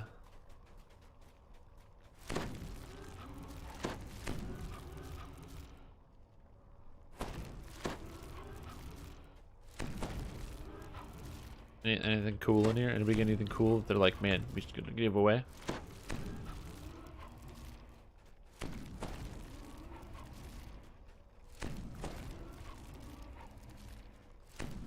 Did we pull no raid loot? Oh, we pulled a Spark of Dreams. Rip. Yeah, that's what I said. It's a simple. Well, it's not the same engine. It's a similar engine. It's one's designed off of the other. They've made adjustments and changes it over time, but you know, I'm sure if they can make an optimization in one, a large optimization in one, they can do it in the other. Yeah, raids that spawn anything are a problem, and also too much damage is a problem for this system. If you do too much damage, the game is like, too much damage, and it runs into problems. You can't handle it.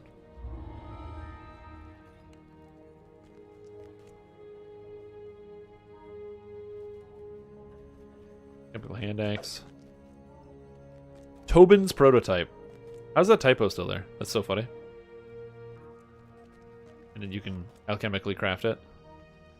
And the legendary Tobin's hammer. Oh, Titeful Intelligence. Rearm charge rate. Sovereign Lightning Strike. Ugh. Titan Control Matrix is also really cool for Conduit of the Titans. This is so neat on an Artificer. It's Quality Impulse, or Insightful Impulse, Kinetic Lore. It's got Craftable on it, Quality Magical Sheltering. Combine that with like a Tobin's Hammer or something. I gotta go in the raid. I can actually play the raid.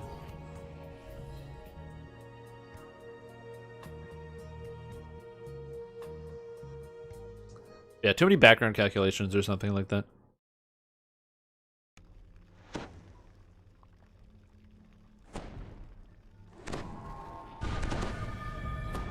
Do this.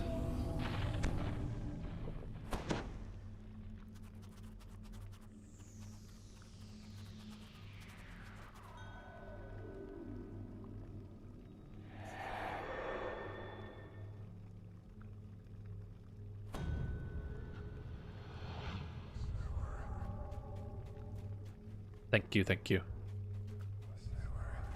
Yeah, so my saves are reasonably high. My reflex and my fortitude are good enough to not worry about anything. My will save could use some work, but that's why we have a Harper pen. Oh no, I failed my will save and I'm held? Bam! Hit the keyboard. Problem solved. No longer held. Oh.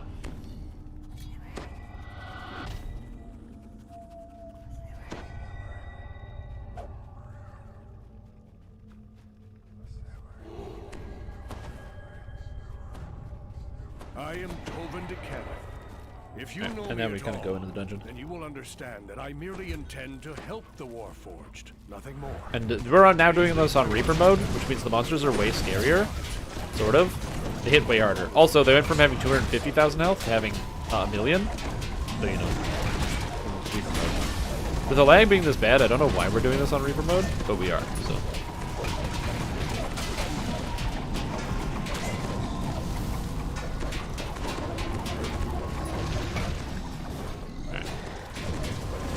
Here. Again, get another monster because you don't want to deal with the frontal AoE because frontal AoE is bad.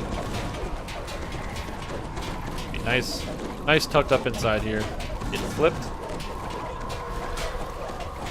I'm gonna pay attention to when that happens too, because that's also bad. And then back into stealth.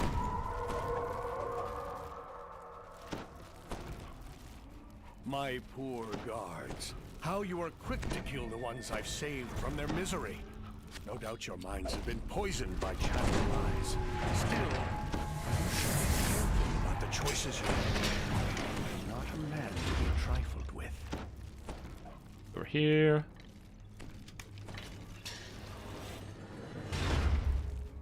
This raid's kind of neat.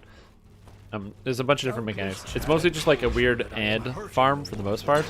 Like it's basically just like you're fighting different waves of ads. You get to explore the actual the Artificer building, like the workshop, which is kind of cool. The Lord of Blades claims that the Warforged are superior to us in every way.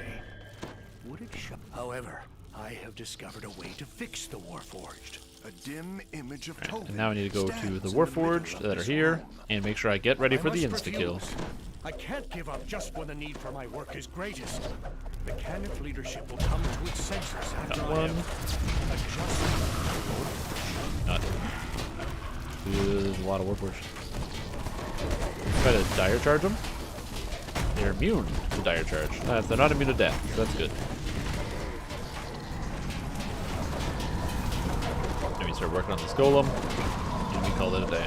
It's nice when there's like one melee who happens to have a lot of added physical or like added aggro. It makes it much easier. This key is surprisingly complex in design. It must open something important. Alright, and now for this one, we come over here and we sneak, and there's a secret door here.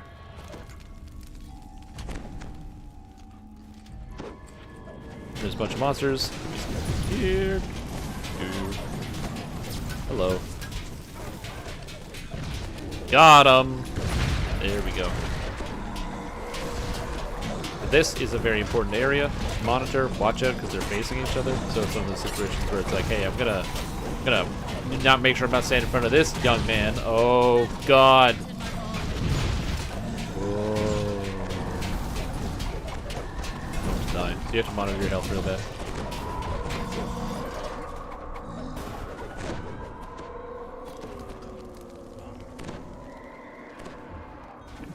Not immune to death. Yeah, exactly. Hey, some monsters are straight up immune to death, and that is a problem. This is a real, for an assassin like myself, that is a, okay. Poison save on a 2. This is why you have fortitude saves, ladies and gentlemen. Fortitude saves.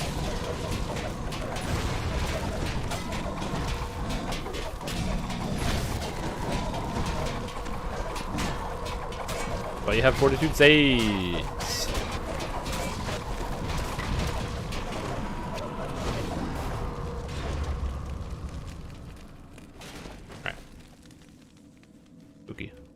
Anyway, and now we move all the way down this hallway. We just start disabling some traps. Somebody else runs through and they take a bunch of hits. I don't care about this. I come through here. And I disable some traps.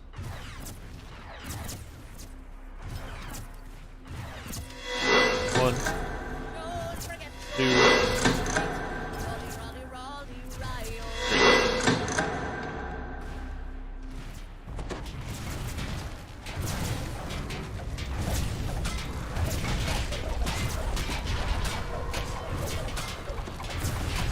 You gotta stop people from dying. These like monsters.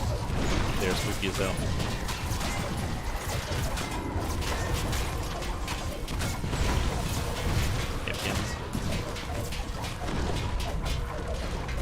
And the idea there is basically there's a workshop. And so what you do is you just have to have somebody go and destroy the workshop.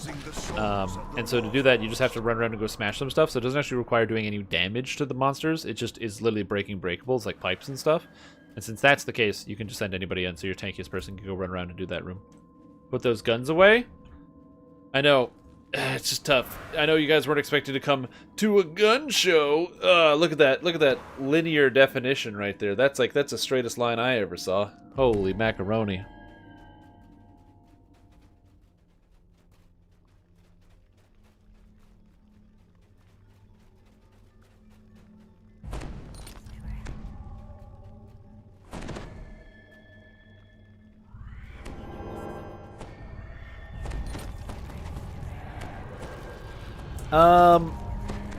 So JM, Acid Arrow works perfectly fine for leveling. Not too bad. Boulder shoulders? Is that what they call them? They call them the boulder shoulders? Yeah, I don't have any tone or definition to my body because I don't really have any large muscle to speak of. I don't have a lot of other things either. I got just like skin. I can just pull the skin and it just starts pulling. But I don't have any flab or muscle or either. I've been working on eating healthy, which is basically just, collectively not becoming larger or small. But yeah, first life archer, they how it will hold up in Epic. You'll be able to level, no problem. If that's what you wanted to know. Your character will level well. As far as, like, endgame epics, archers are not the best at endgame epics. So that's an important consideration if that's something that you're considering and you're like, man, I want to do, like, level 30 Reaper 10 stuff. Arcane Archer is not the best for that. One of the reasons is because it doesn't do as much damage as another ranged character, and on top of that, it doesn't have any crowd control or special abilities that I can provide outside of just hitting the monsters, which is not ideal.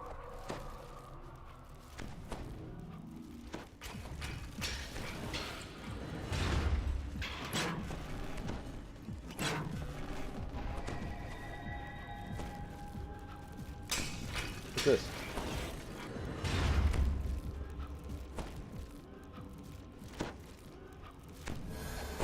Alright, cool. I just got healed for 8,500. Personal testing facility. Jeez. I'm afraid that we have no more time to debate. Alright, so now we're in here, and we have to go and fight all these monsters. I'm going to be working on an ad control first. Just literally going and picking up and cleaning all the ads off the ground. Where the hell did I just go? Then once that happens, then we want to move on to the actual boss here.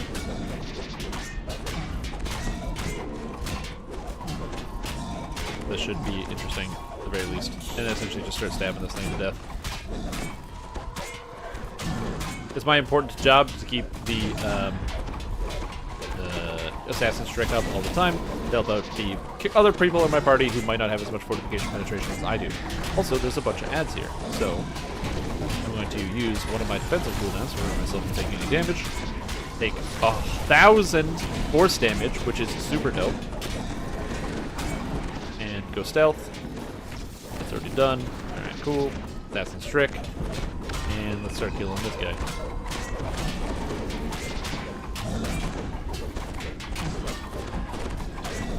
Everybody see your legs, you're happy I really run raids? Yeah, that's raids. Lag? When you see lag, just go, that's raids. Let me just keep smashing this guy.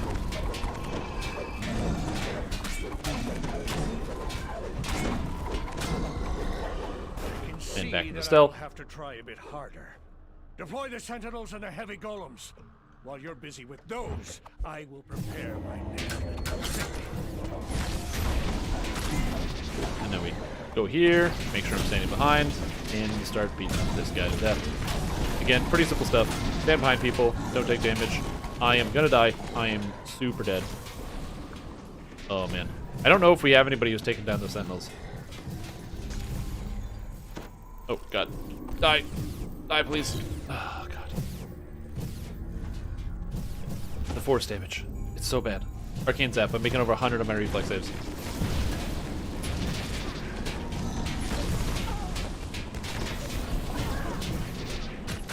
Okay.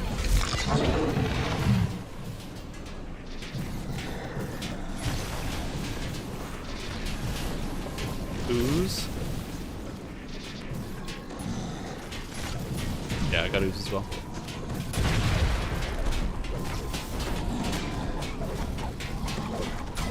Okay. This is so bad. I'm getting hit by all of these ranged things, and so I have to keep moving around to prevent them from hitting me. I'm like, as you can see, they're just barely missing me. Is anyone able to, like, kill these arcane sentinels that are shooting me? Oh, do we have ranged? Because I'm getting, I am dancing the arcane sentinels, because if I stop moving, I die.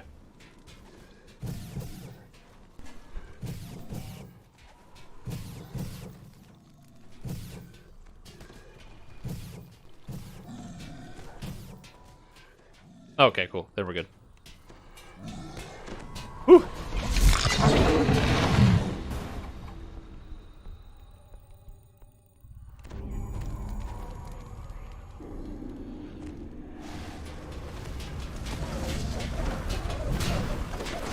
Alright. That was really, really scary. Like, I was terrified of that situation. So, yeah.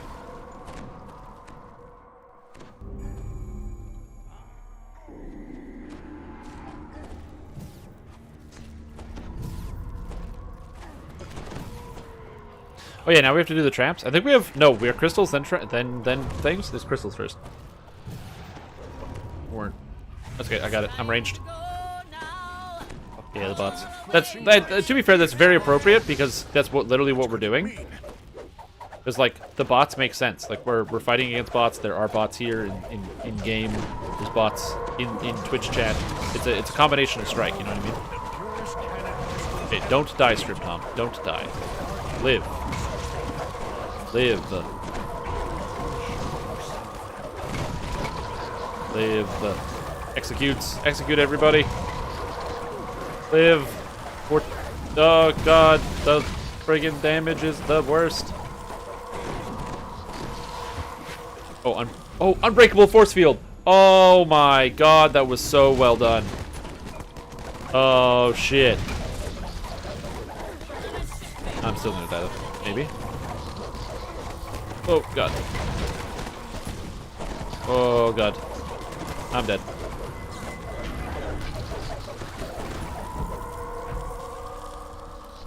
And the thing with this is you have to be able to make it through the electric floor, basically.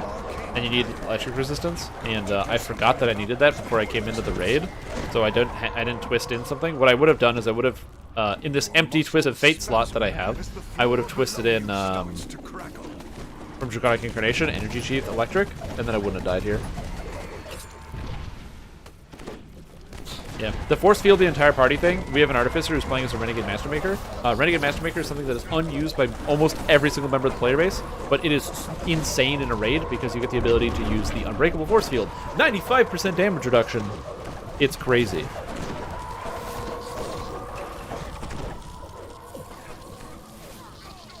Oh god. Oh god. Oh no. The deaths. Oh. Oh.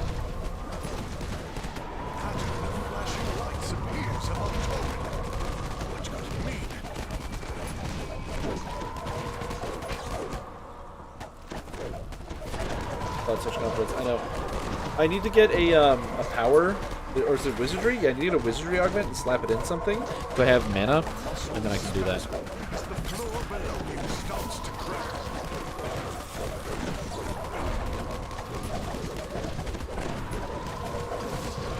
The cool thing is, if you're playing healer, you can literally spam all your heals because the crystals give you full mana, so you can just spam heals constantly. So it's not too bad. Blast you! Stubbornness will ruin everything. Time for me to end this. Prepare the Titans!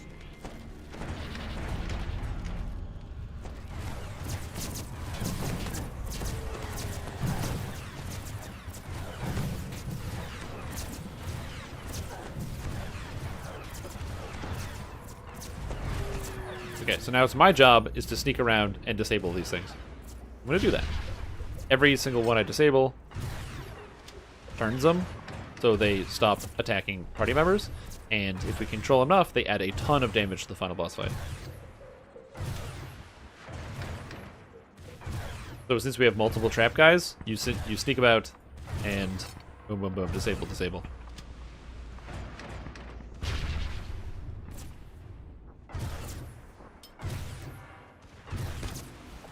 One, two, three.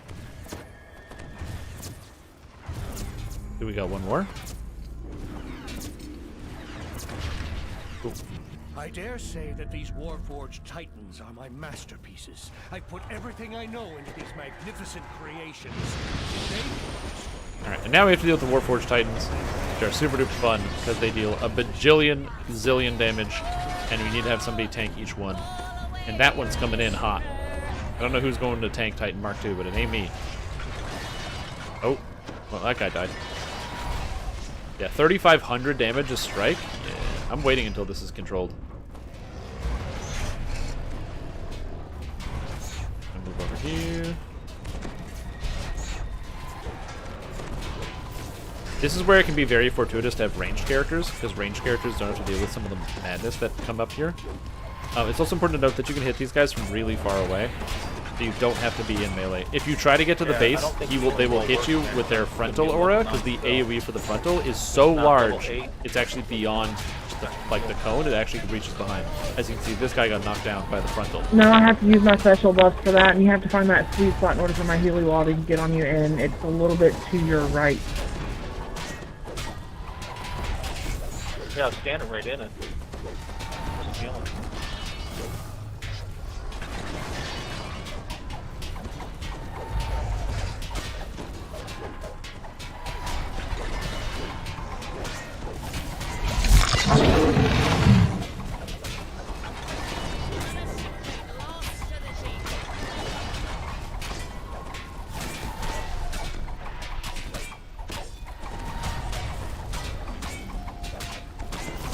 I keep tapping this button and it's not unmuting me. It makes me sad.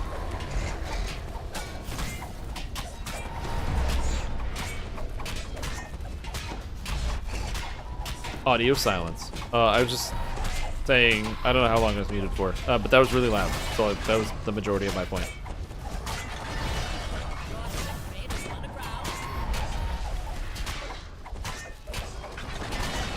He is about to die. Sneak mode.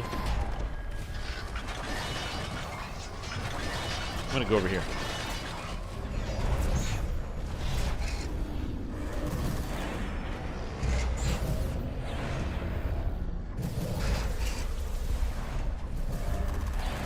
We have ads.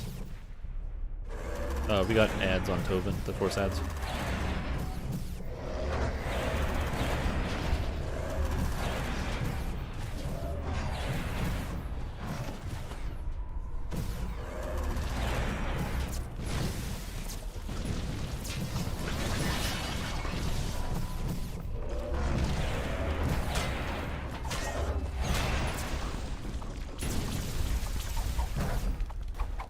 Uh-oh. The lag.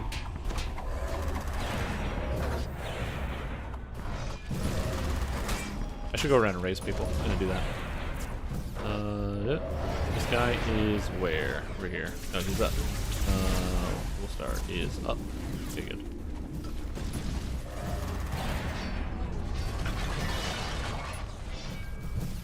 Yeah, this raid is a complicated one. Let's just say that.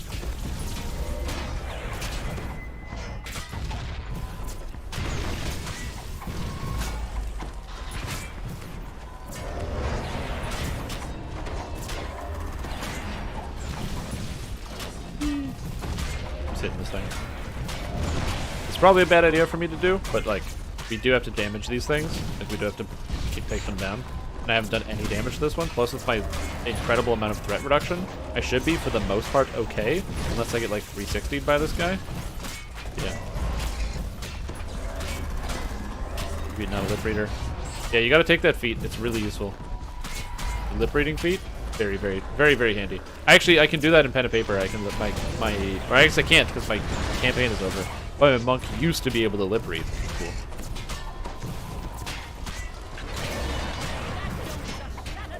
Okay.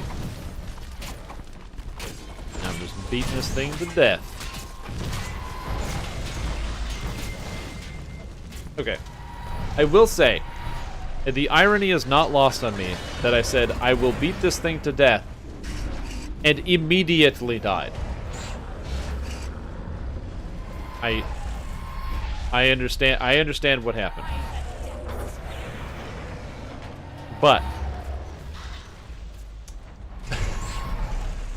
that was yeah, it's pretty funny. That was pretty funny, not gonna lie. Yeah, these things have a lot of health and you gotta be really careful. Constructs, they hurt. You gotta do a lot of damage. Again, this is where range damage can come in. But as I was saying, threat reduction. You don't want to die in raids? Have more health than I do. But even more if you don't want to die in raids, melee combat. Threat reduction multiplier, minus 70%. Oh yeah. Yeah, that was some good time.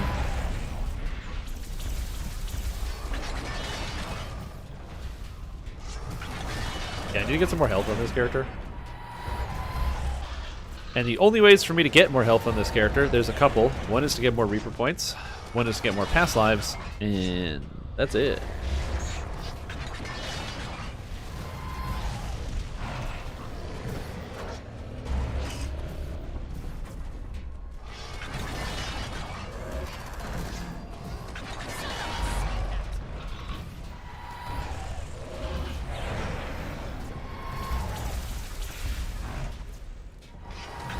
Anyway, we just chill.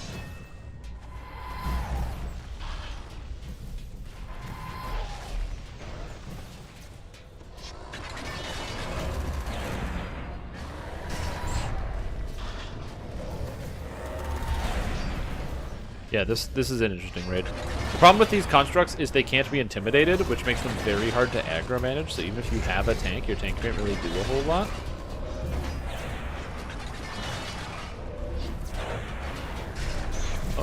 Resurrection. I am alive!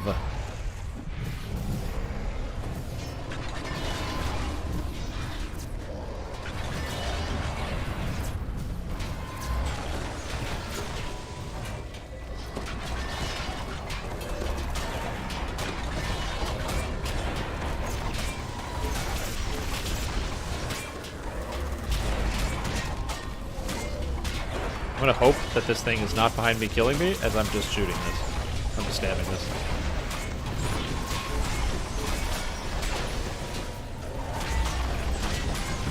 Oh, Magnus died. That's bad. I feel like there's gonna be a monster right behind me. Oh, okay, there is a monster right behind me. It turned on me. I had this sixth sense feeling that it was gonna be right behind me. And then it was.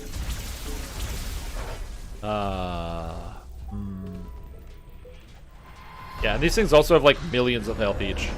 I think they have like around like 20, not 20, probably like 10 million health each.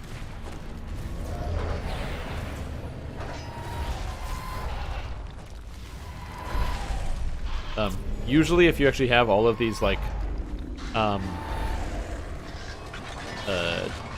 gun turrets up, they help out a lot.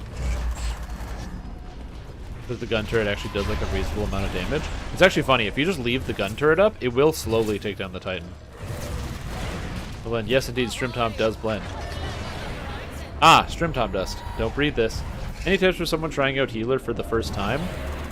Yeah, I mean, what are some good tips? One, think of what you can do when you're not healing. I would say that's a good tip. Like, try to think about what you can do when you're not healing. And so what I mean by that is don't just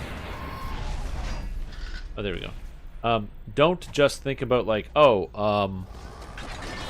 know, how much healing am I doing, what's my heal output, what's my throughput.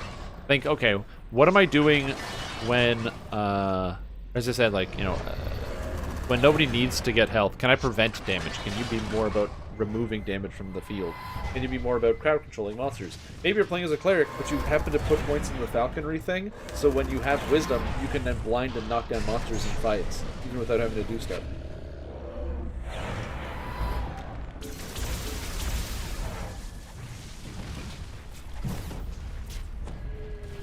That's also pretty good.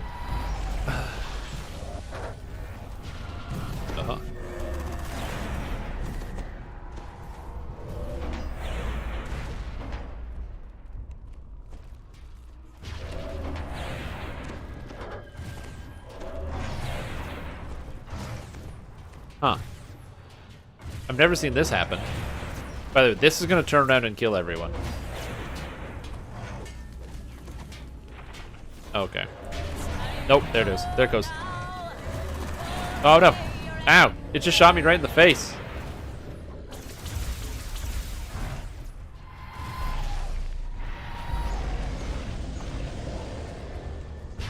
Okay. Nope. Okay. No. I can't get up there. I can't attack that thing. Which is very... Okay. It turned around. This twisty, turny nature, I do not like.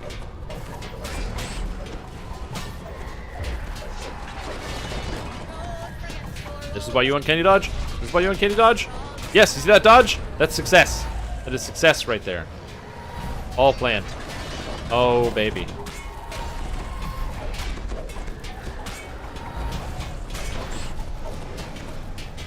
Okay, good. And now watching Magnus's health like a hawk. And as his health, okay, is going to come back, as it comes back, or as it like goes up and down, if he starts to go down even a little bit, immediately immediately. I'm going to pop Meld into Darkness so I can't take any physical damage. Getting low. Nope, he's good. But he's good.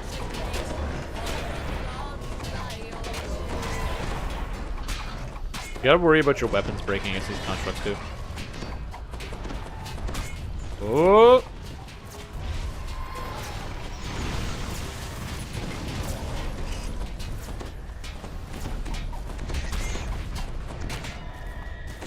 Ah!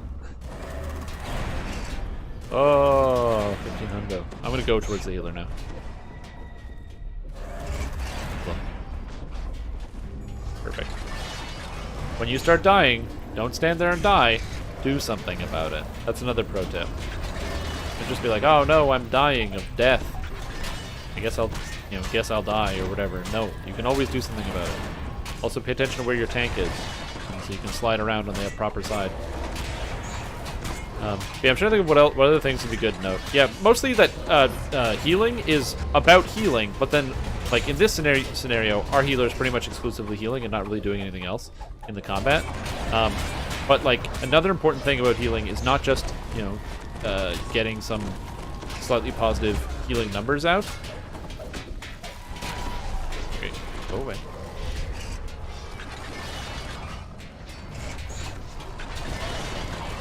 Oh, Mag is dead. I gotta go.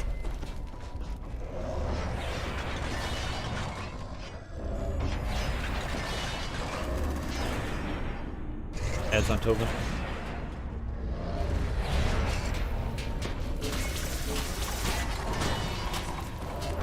I don't know what he's shooting at. The fact that it's... Oh, no. No. You don't do this. I'm going to be very nervous about Tyrannus right now, who does not have reduced threat. And he is going to pull aggro at some point soon, and when that happens... Oop, we're good. Ooh, yep, see, he moved, and now I'm on it. That's why I was watching him, because I knew he was going to pull aggro, which is why I was trying to stay opposite. Always stay opposite, always stay at range. The Titan Mark II, or Mark III, has very high attack range, so I can actually be back here and still be hitting it. There's no reason for me to be close enough to get killed on the turnaround. You can always move around. Similarly, move back. I can use my Dark Imbuement as well, give myself even more range, so it should be very unlikely that the thing will turn around and kill me. So always make sure you're doing that. Yeah, and don't die. Oh, that was a good dodge. Good dodge, Stream Tom. See that dodge? That word came up? I gotta be more attentive to when he's like doing the rip around the corner.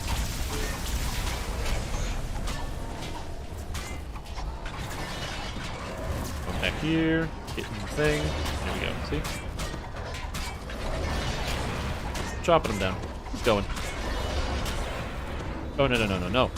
If you get too close to the back of the monster, he does some mean stuff to you. I don't know why he's walking so slow right now. Oh, that turnaround. Holy guacamole, I didn't expect it. And I pulled aggro. Yeah, I pulled aggro.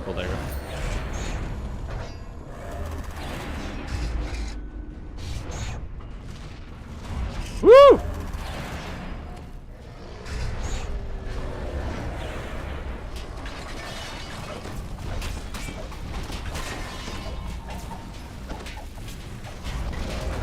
Again, that's why you want to hug the outside, not the inside.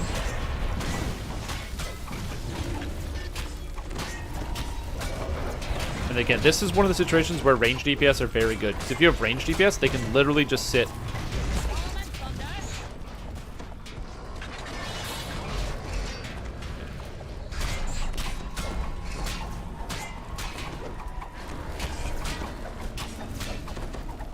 And again, outside. Always work the outside. Triple incorporeal hits.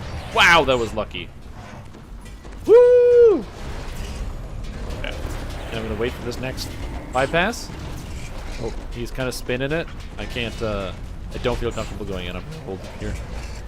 We got ads on Tobin. Yeah, see? That is why we go over here. That's... Okay, Mag. It looks like Mag is aggro.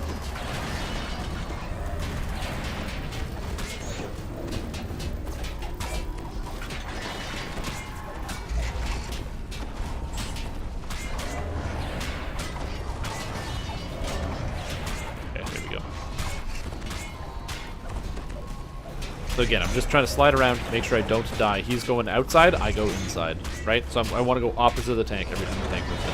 You don't have a situation where you're on the same side and then problems occur. He's going inside, so I'm moving outside.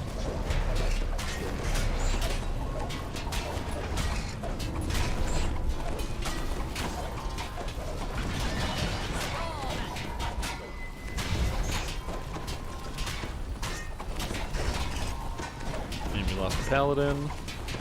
Paladin's 3% melee DPS.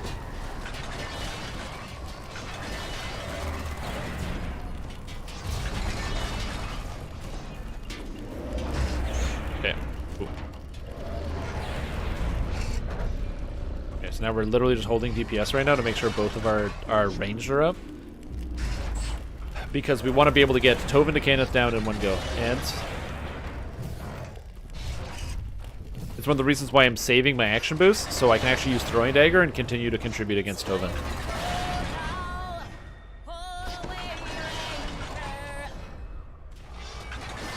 We need as much range damage as possible.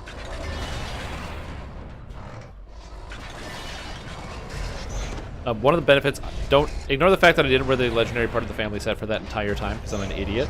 One of the benefits of playing as a, or the downsides is you can't use, you don't have any double shot or range power with epic defensive fighting. However, I literally don't need that because I use range or melee power for my range damage with weapon versatility. Quest completed. Also, Rake just subscribed with Prime. Bro, welcome to the stream team. Appreciate the support. Alright, let me kill this guy.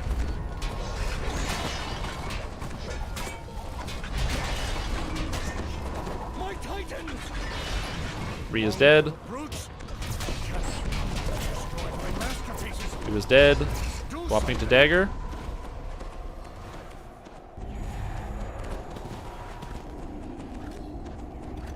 Tovin begins to channel energy into both Titans at once. Get him. Putting him under incredible strain. His personal Come on, shield ranged. suddenly winks out. The Master Artificer is now vulnerable to a direct attack. I'm doing literally everything I can. And I'm not doing a small amount of damage either.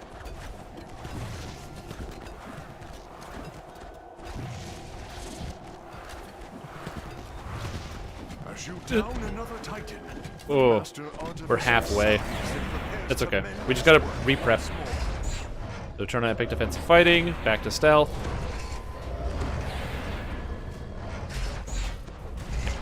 I'm waiting for Mag to pick up aggro on the Titan. And then I'm gonna go in on the Titan. Again, keeping that range. Yeah, so my range damage is not too bad, which is surprising.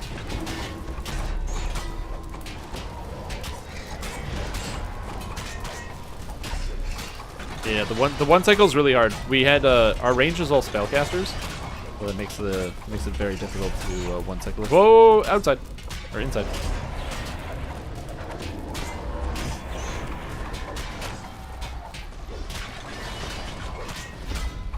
I do like that when the Titan starts to get weak, its arm starts to drag against the ground.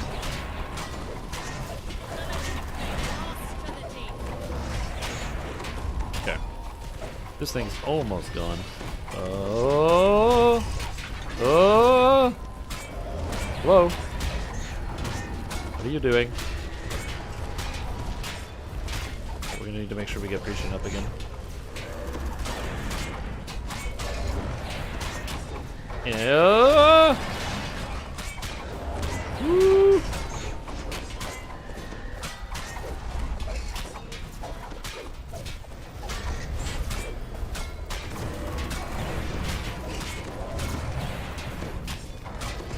Leg. I love how Reapers are like totally irrelevant in raids because the Reapers are so much weaker than individual raid monsters.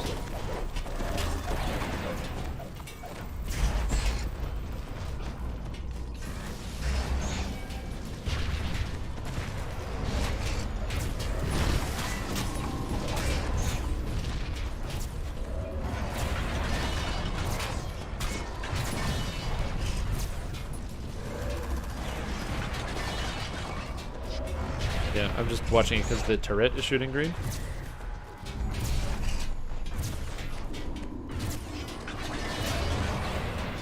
Anyway, so I'm just chilling.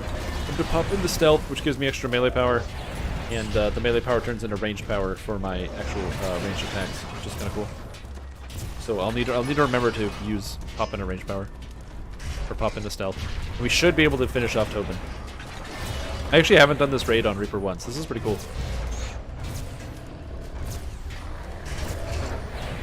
But I get swords? Oh yeah, melee. More melee power. Yes, I'm at 228. I'm missing, like I said, about like 25 melee power still. So 250 is where we're gonna pretty much end here. Movie about the last war? Yeah, that would be very, very cool. I don't think that they will make something like that because all D&D movies are bad. But what are you gonna do?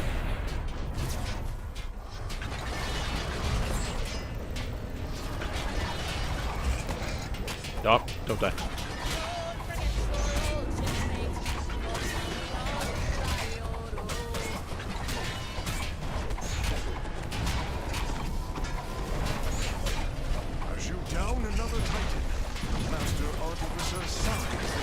Oops, dice from Tom. I'm using all my range stuff. Pop in a ranged. It's time to go now. Pull away your anchor. Getting up close. Tobin begins to channel energy into both titans at once, putting him under incredible Have to throw, strain. and let's get him. His personal shield suddenly winks out. Master Artificer is now vulnerable to a direct attack. Yeah! Do cycle. What you've done? Do you want the Lord of Blades to slaughter the city? Yeah, I've never done this raid on anything higher than You have saved the Warforged from his mad plan and to then cleanse hard their difficulty. souls. So that was cool. That was a fun raid. Planet Cannith 40 will minutes, be but that was a fun grateful raid. to have managed to First time. protect House Cannith's Yeah. reputation. And we get 2 chests on R1. So sick.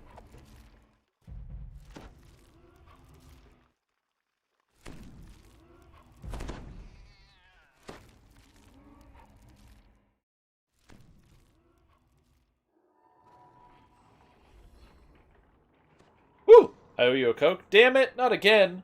Yeah, I think D&D would make, or there could be some cool D&D movies that they could make. And it also surprises me that the D&D movies are bad. I think the main issue with making a D&D movie is us. I think we're the problem with making D&D movies. You know how that World of Warcraft movie came out? And the movie, I watched it. I thought it was pretty entertaining. Like, the visuals were really cool. The story was all right. It was not too bad. I thought that was pretty sick. It wasn't the best movie ever, but it was like pretty cool. I enjoyed it. But I went to the movie theater with a couple people that played World of Warcraft, and all they complained about was how it wasn't accurate enough to World of Warcraft. Which makes me think that if they made a D&D movie, people would be like in the same thing. They would be like, this movie is not close enough like the D&D. Legendary alchemical orb. Ooh, I'm actually going to hold on to one of these.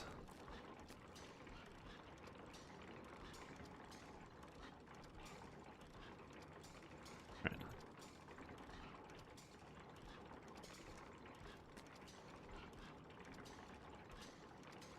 There's a Tobin's hammer.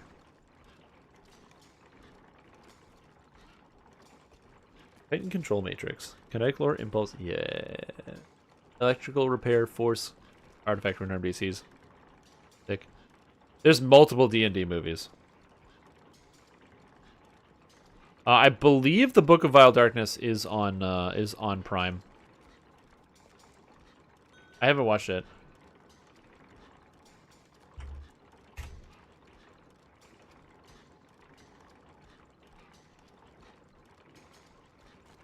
Amazon Prime Video. I believe it's on here. I'm just gonna double check.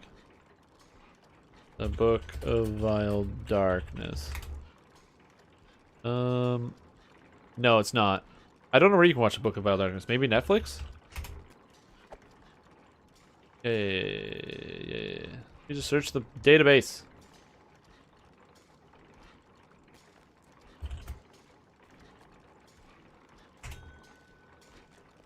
I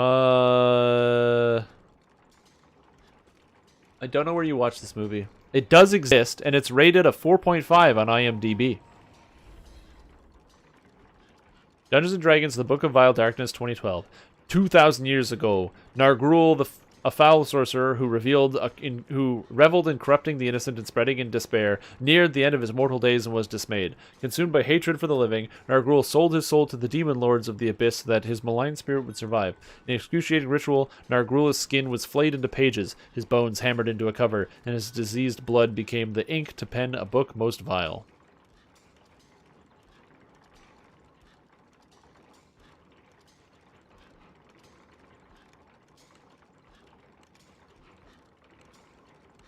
Pretty cool. Oh, is it animated? I didn't look at the actual movie. No, this does not look like an animated movie. Yeah, that does not look like an animated movie. It looks like bad special effects, but it does not look animated.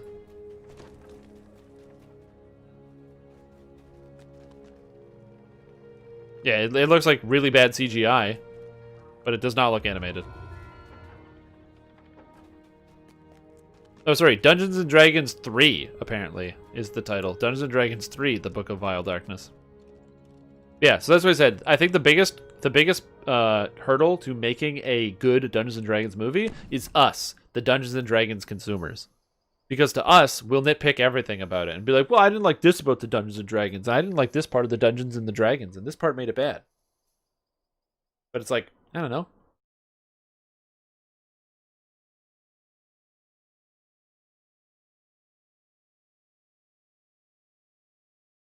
Oh, by the way, also, I'm seeing advertisements for a product. It's called Coca-Cola Energy.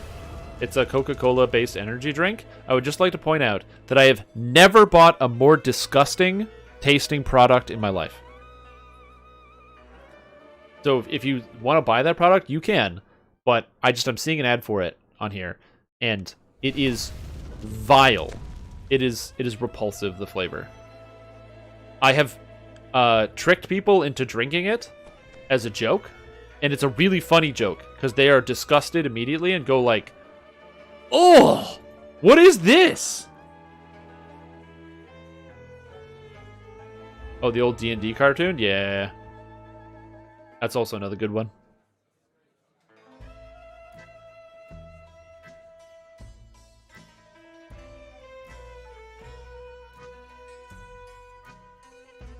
We're doing Babala Saga now. This should be fun. More raids! By the way, if you have any questions about some of the raids or how these things are performed, please let me know. I'd love to fill everybody in and give you all of the know-how so you can do this, but yeah. Really wants me to do a build review? I guess Strim knows I suck. Hey man, I don't know that. I know now because you just told me, but maybe that's the trick. It's like when you trick somebody into admitting that they like committed a crime by talking about how they couldn't commit a crime, so then because they're not smart enough, and then they tell you about how they definitely are smart enough to commit the crime by explaining to you how they did it. Oh yeah. Well, there's a place for bad movies, right? Or like movies that have like a certain level of quality. Like I've thought it could be fun to do like a Christmas movie thing if we do a watch party here, because we can do that. I don't know how it works, so I'll have to look into that, but it could be fun to like watch some Christmas movies as a group and watch some awful Christmas movies. And then the other thing I was looking at was a movie that I highly recommend, which is a bad movie, but it's awesome, absolutely magical, is the movie Big Ass Spider. If you haven't watched it yet, I highly recommend it. It's good. It's very entertaining. It's just a good monster movie. All the characters are really funny. Highly recommend. It's not related to D&D, but it's really entertaining. Yeah, The Book of Vile Darkness. What other D&D movies are there? D&D movies.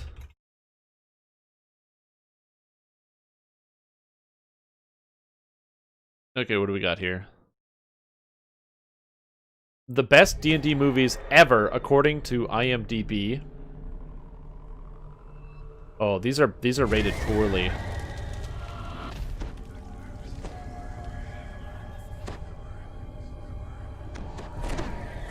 Most of these movies are not Dungeons and Dragons movies, but instead joke movies, which is really funny. So this is a bad website. I want to see movies that are like D&D movies. What is this? Also, if you apparently if you look up D&D movies on Google, you get Monty Python and the Holy Grail, which is really funny.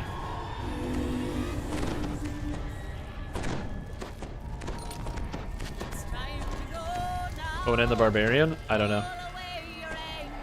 If I just Google D&D movies, Google is recommending to me the movie Dungeons and Dragons from 2000. It's recommending the movie Dungeons and Dragons: The Wrath of the Dragon God from 2005. Then it's recommending a movie called Knights of Badassdom. Then something called Mythica: A Quest for Heroes from 2014. Then The Dungeon Masters from 2008. And then Monty Python and the Holy Grail from 1975, which is hilarious. The earth trembles. To your astonishment, Babylon Saga's path pulls itself up by its roots. It heads for you, a hunter searching for prey. And it played off the first? Oh, okay, so you have to watch them in order. Enjoyed them. I think a lot of what makes a movie good is like your own personal opinion of the movie going into it. A lot of that has to play into it. Like, I found some of the movies I've enjoyed the absolute most is when people just like didn't tell me what the movie was about. They were like, just watch the movie. And then I got to like form my own opinion about whether I liked it or not. I find that in some ways, the review culture poisons me. It poisons my mind, where I read a review and then that colors my perception of something. It's lifeless once more. And so, which isn't to say that reviews are bad. Reviews are very good and helpful at helping you find something. It's mostly that, you know, because obviously there's like a level of quality that you need to be able to assess. My nimble little pests, how you flit about!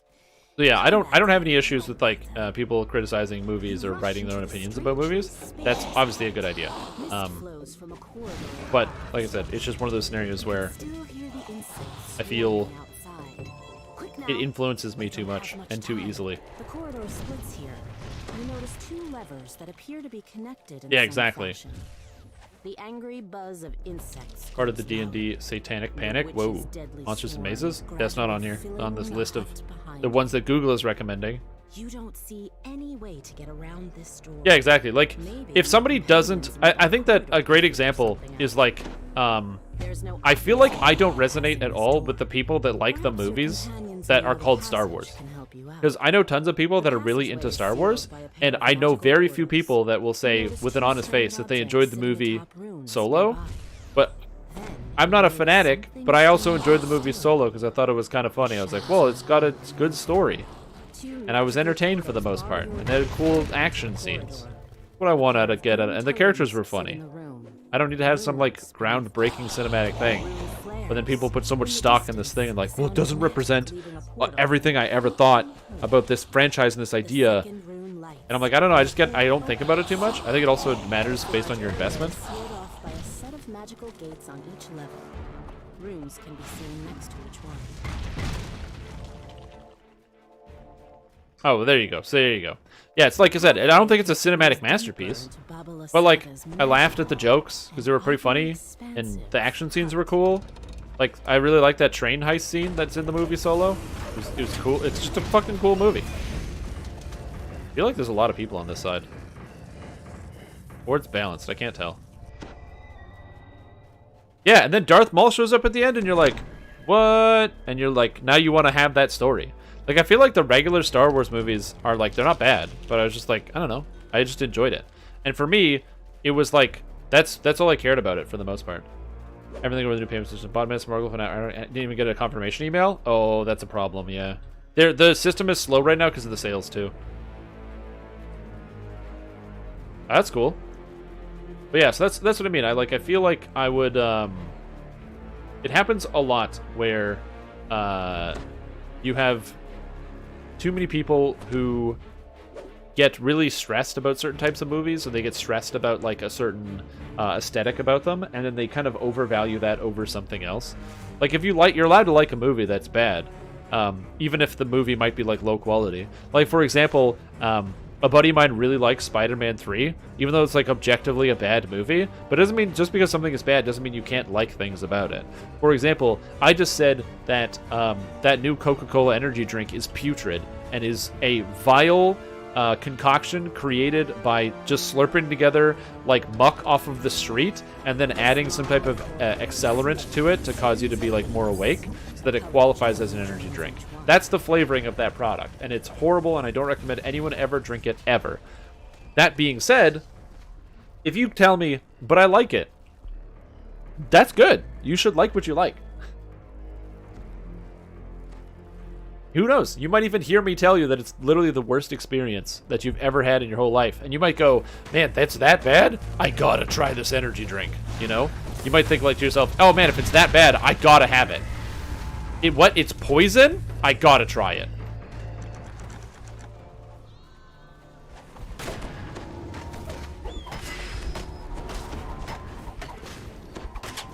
Yeah, exactly.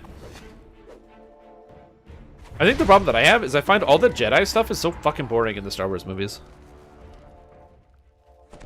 Oh, is it viable to do Ranger 416 favorite soul for paralyzing arrows? Yes. Why did somebody start twisting these? What? No, stop. What? No. Stop. What's going on? No.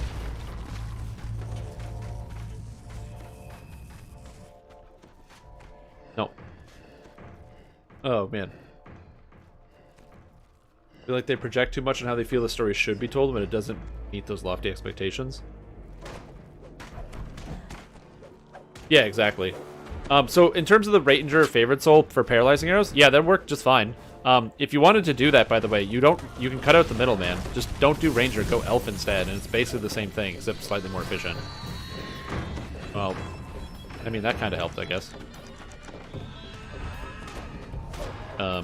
Yeah, you can easily cut out the middleman if you want, and just go straight favorite soul and just do an Elf.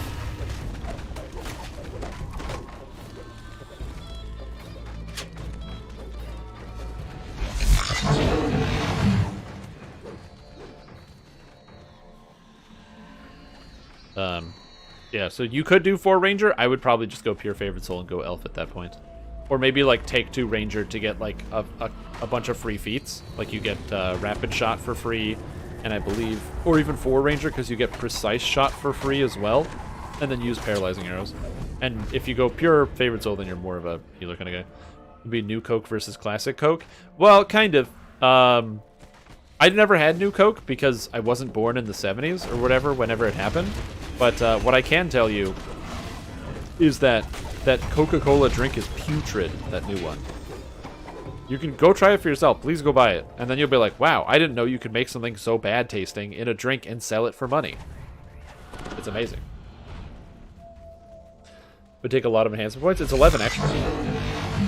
No, 14 extra. It costs 14 points to go Elf. And then, but the benefit is, then you can actually use the entirety of the Arc and Archer tree. The problem with 4 Ranger is 4 Ranger means that it costs 22 points, but then your archery is useless because you can't take tier 5 of the Archer tree. Like, it depends on what you want to do. If you want to be a healer and have access to the healing wall, and then also use like the healing and stuff, then like you want to have the tier 5 of the Beacon of Hope, you definitely can do that for sure. I don't know when New Coke was. It just happened before I was born. Was it in the 90s? I don't remember. I'm gonna have to Google this now. But yeah, in my personal opinion, if you wanted to stick with healing and also do the archery aspect of it, 416 would be fine, assuming you're going tier 5 of Beacon of Hope, and you want to do 0 range damage. But if you want to do any range damage, you can go tier 5 of the tree, and give yourself or of the Arcane Archer tree by being as an elf, giving you access to Arrow of Slaying amongst other things, and then you essentially go do the opposite where you get tier 4 of Beacon of Hope instead. So with tier 4 of Beacon of Hope, you have all of your beacons, you have all the big healing spells, you just don't get the healing wall basically. You just miss out on the wall. Essentially, what do you want more? Healing wall or dealing damage? It's up to you. If you don't care about dealing damage, then 14 or 16-4 is perfectly fine. You look around. The insects are now gone, but Baba Lysaga is still very much present. You won't steal my magic. Was it 85? There you go. Oh, no. And neither will my heart. Time for some of my other friends to join me. What does it do? Yeah, so that's kind of where I go with that. But yeah, I think that I agree that sometimes you can get carried away with your own preconceptions about how something is supposed to be, and then it kind of colors your total opinion on something, especially when that opinion also comes from possibly might come from someone else and not even be your own opinion. I don't have true seeing because I suck. Oh, we already phased Baba? Man, why was I focusing in ads? It's okay, they don't know I was focusing on the ads, so they think I was hitting the boss. The witch sneers as she floats upward. Such little pests, and so hard No, to get rid you don't know of. that. Let's try this again. You spot a corridor continuing further back into the hut. You just want to much see save like your points. before. Yeah, until that gets Strange patched. mist seeps out the left and right passageways. And also if you don't have Fade Arc, yeah, that's a problem. Yeah, so I don't know. Like I said, I'm a huge fan of like what you like. You should not dislike something because someone else tells you that they don't like it. If somebody else doesn't like something, that is perfectly a rational reason for them to dislike something. However, because you like something also does not mean that it's good. This is a very big distinction. If I like the movie, I really enjoyed watching the first Sharknado movie. It was really fun to watch. I'm never going to sit here and tell you it's a good movie. It's not a good movie. And a lot of people probably won't like it very much. You don't need to... You don't, like, you know... liking something doesn't make it good, but you're allowed to like things. No, olives are very good. That's why they're in, like, a ton of recipes, and their oil is used to cook everything. Olive oil is a very good oil. Yeah, my friends and I watched all of them because there was a pandemic going on. You might have heard about that, and we had nothing else to do. So over Discord, we watched all of the Sharknado movies, and they're extremely entertaining. But are they good movies? No, I will never make the claim that they are good movies or like high quality movies.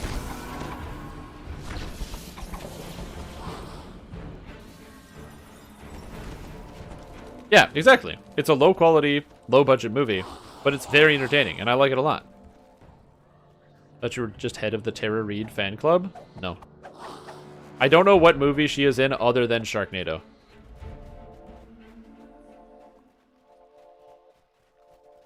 No joke. I have no idea where she's from, other than Sharknado.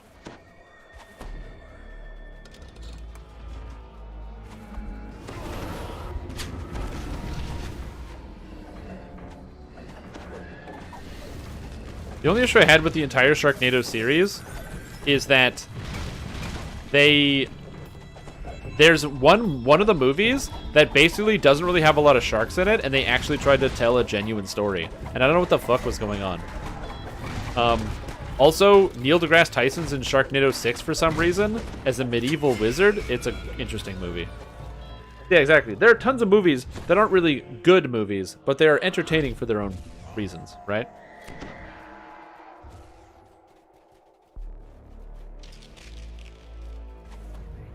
And it's the same thing like with anything else. You're allowed to like something, but liking something doesn't make something objectively good. And as long as you are okay with that distinction, it's fine. But if you're like some of these intolerable people who will be like, no, but I like it because it's actually really good. Like, it's not actually really good. If it was actually really good, everyone would know about it. You don't have to explain to me why it's good.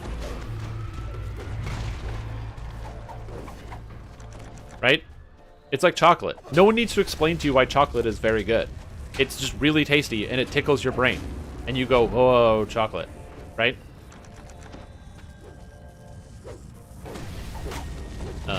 If you have to explain it to somebody, then it gets harder to justify as being like, no, it's actually really good. Which doesn't mean to say that it might not be. And, you know, this isn't to say that, you know, things can only be good if they're obviously good. Because sometimes you can find what's known as the hidden gems. You know, the diamond amongst a field of rhinestones.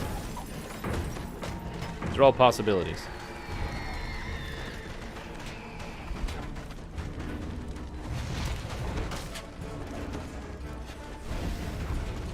But yeah, that's pretty much where I draw the line. When somebody tells me something is supposed to be good, and I just don't see it because of some mythical property.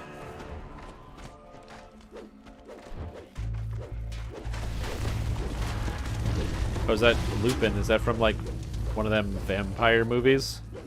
Is that, like, a Twilight reference?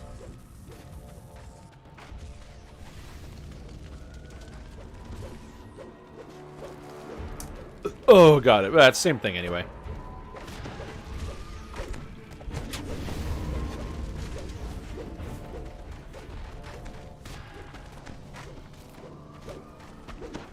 But yeah, like I said, when it comes to talking about the movies, you know, if you look at like the top movies list, what are the top rated movies? Top rated movies. Top 100 movies of all time. Perfect. On Rotten Tomatoes of their movies, what are some of the top rated movies?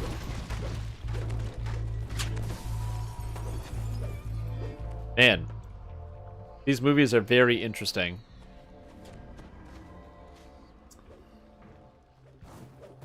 I'm also surprised at how many movies I've seen because a lot of them are the friggin' Marvel movies. That's so funny. I guess top rated movies of all time is a weird thing to say because that's what people just enjoy the most. Like, what do you got top rated movies of all time? Wait, Toy Story 4 is a top rated movie? Is it? I never watched it. I cashed out when I watched the third Toy Story movie as a grown-up after watching the other ones as a child and realizing that the third Toy Story movie was a heart-wrenching, ending to the series. And then when I found out they were making a fourth one, I was like, oh man.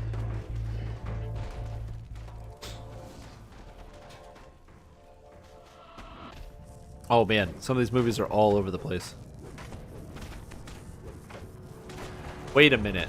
This movie got rated, is in the top movies on Rotten Tomatoes? Wow, that movie is like not even that good. Okay, maybe I don't trust this list. Oh god. The Shape of Water is one of the top rated movies on Rotten Tomatoes of all time. What else is on here? Toy Story 4, Mission Impossible Fallout, Casablanca, 1942, Mad Max Fury Road. Spider-Man Into the Spider-Verse is by far the best Spider-Man movie that they've ever made. I didn't watch Dunkirk. I heard that one's very good. Let's see. Inside Out was super good. A Quiet Place was really good.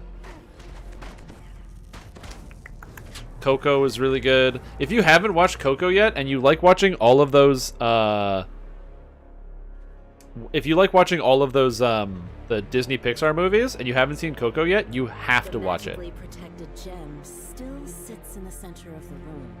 Oh man, it's so good. God damn, dude.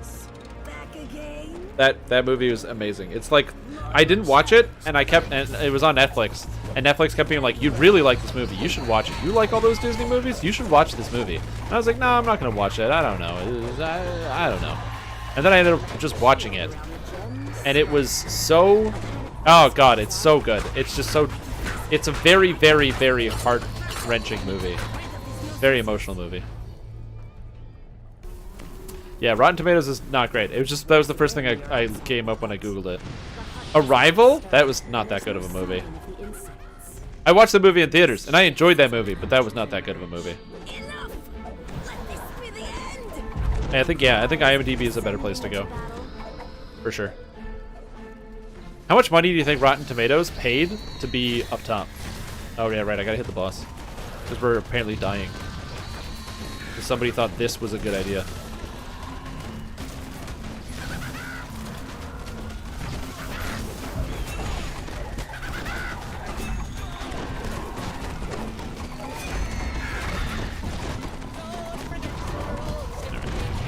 Fortunately, I'm invincible, so I can't die.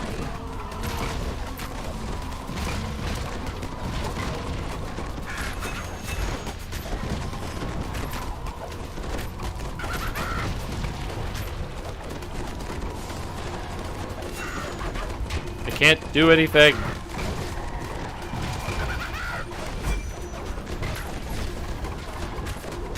Ugh. Okay, we got it.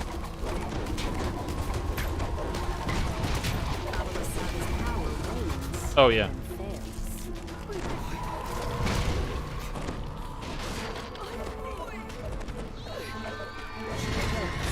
Where do I post it in the guild chat? I'll just post it in the guild, I guess. I'll post it in general. There we go.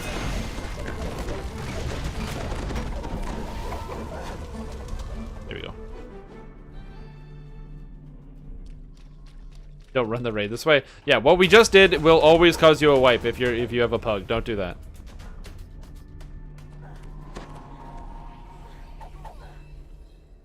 I was asked to.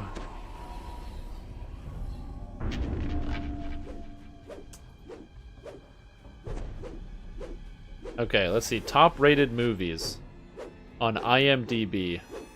Yeah, these ones sound a lot more correct. Thank you. So there's like The Shawshank Redemption. Okay, admittedly, I never saw this movie.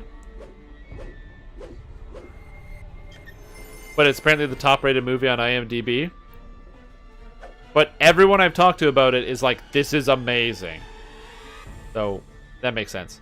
Yeah, that's my sentient weapon that talks every once in a while. It sings. So, everyone's like, it's an amazing movie. You gotta watch it. So, I can totally believe that's like a top-rated movie.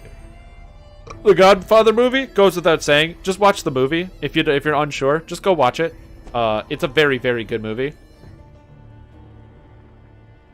The only part of the movie I wasn't a huge fan of in it was... There's in the middle of the movie at some point they go to Sicily and it's like 3 minutes of just music and nothing happening, and I got bored because I'm impatient. But you know, great movie. Anyone need an Echo of Ravenkind? I got one. Yeah. We got 3 Echo of Ravenkind? Holy guacamole. That's amazing.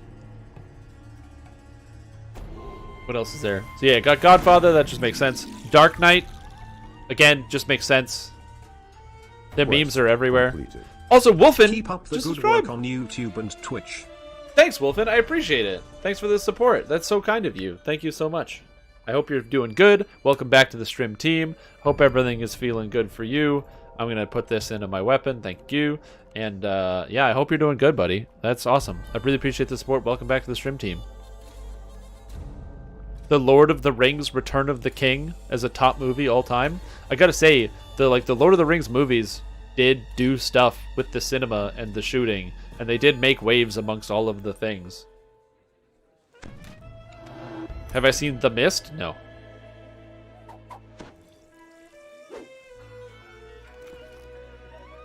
Yeah. So like I said, The Godfather, really entertaining movie. I enjoyed the shit out of it. But then there's just this one part that's like 3 minutes of kind of just waiting for the movie to keep going. And I don't know, maybe it's because the movie is too long and they expect you to like go get up and hit the can. So. Ooh. Especially in the 80s? Yeah. Them 80s guys. Pulp Fiction. Genius movie. I haven't watched The Good, the Bad, and the Ugly, but I've referenced it 100 times, so there's that.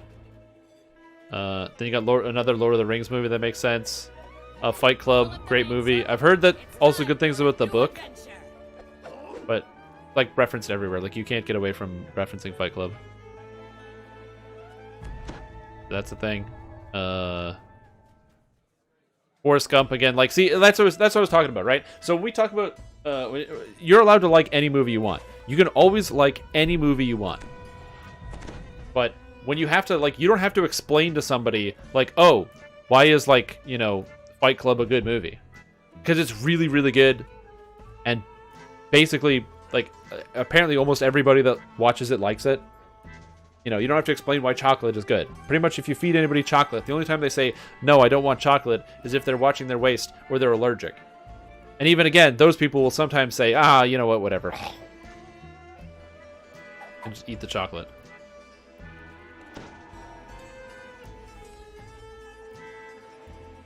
So that's like a thing. I have not seen Scarface. Nope. Lord of the Rings, Two Towers. So that's what I mean. Like, you should definitely like whatever you want. Just don't tell people that they should to feel bad about liking something. I think that's kind of the thing. I've mentioned this before, but I preach compassion. Just be cool with what other people do. See this day, a battle of light, snuffed out too soon. Ecstasy of Gold. Yeah, I haven't seen that movie. The horseman, he will lurk in the one place to which he must return, a place of death. It's usually why, like, oftentimes I can't come up and be like, oh man, what's like the best movie you ever saw? Because it's so, like, so many movies out there. It's so hard to come up with like one singular idea. Warden. Perfect. Yes.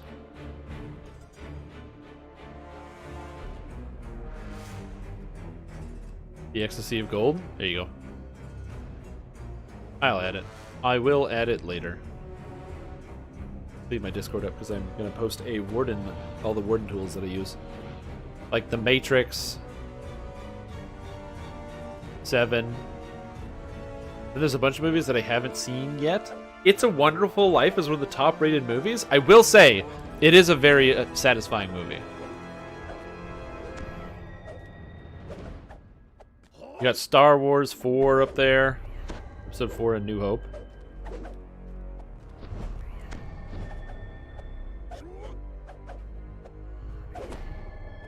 I have a question. Quest received. When did Star Wars: A New Hope become Star Wars Episode 4? Or did they start with that?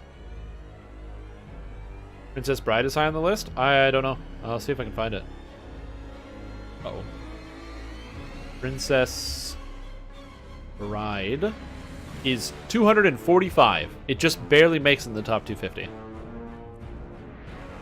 However, number 69 is Princess Mononoke. So wait, how did they sell a movie just being like Star Wars Episode 4? Like literally when you went to see the movie, you went to see Star Wars Episode 4 and you didn't know what 1, 2, and 3 were? Like I know they set it up so they can make episodes 1, 2, and 3, but that's kind of amazing. Could you imagine another film studio starting up and their own intellectual property and makes a movie that's, you know, whatever?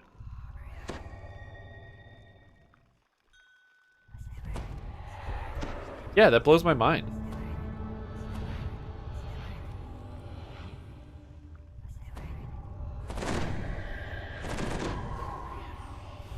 I don't know, but I just...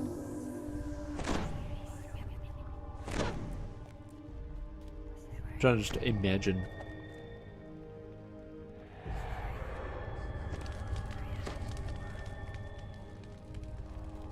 Ah, I gotcha. I'm gonna drive in on release day. There you go. Yeah, I haven't watched the original Star Wars movies since I was like a little kid, so I have no attachment or reverence for them.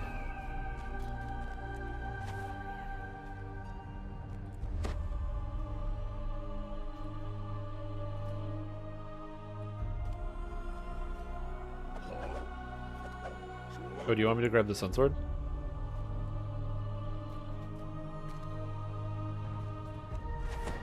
Oh yeah, he has it. Yeah, I know, that's kind of interesting.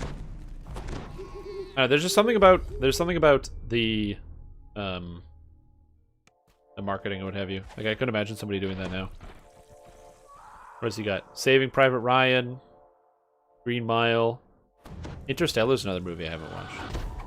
I still haven't watched Interstellar. I don't know if I need to. Among the crypts that fill this chamber. Back to the Future. stands Rahadim, chamberlain to I'm just looking at all these movies, but yeah, I don't know. I'm getting on tangent, but the point is, I think that I said it's too easy to get stuck in the mindset of like, well, this is how something should be. Like, oh, well, this movie should have been done like this, or this movie should have been like this. But like, you know, just at the end of the day, it doesn't. It kind of matters what you think, because sometimes, as in potentially bad ways, you know, the people that are making the movies might make a big harsh adjustment or a classic left turn. But like might make a classic left turn in your movie franchise and change up everything based on the whims of the people that are watching it.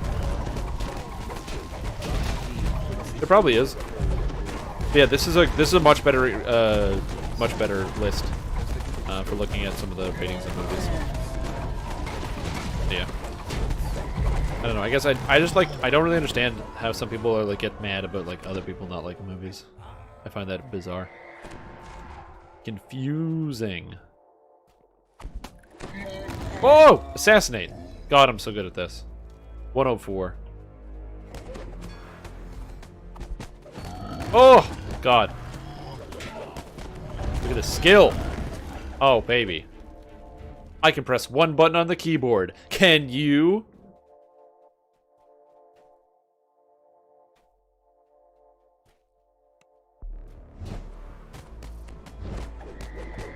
Oh, assassinate!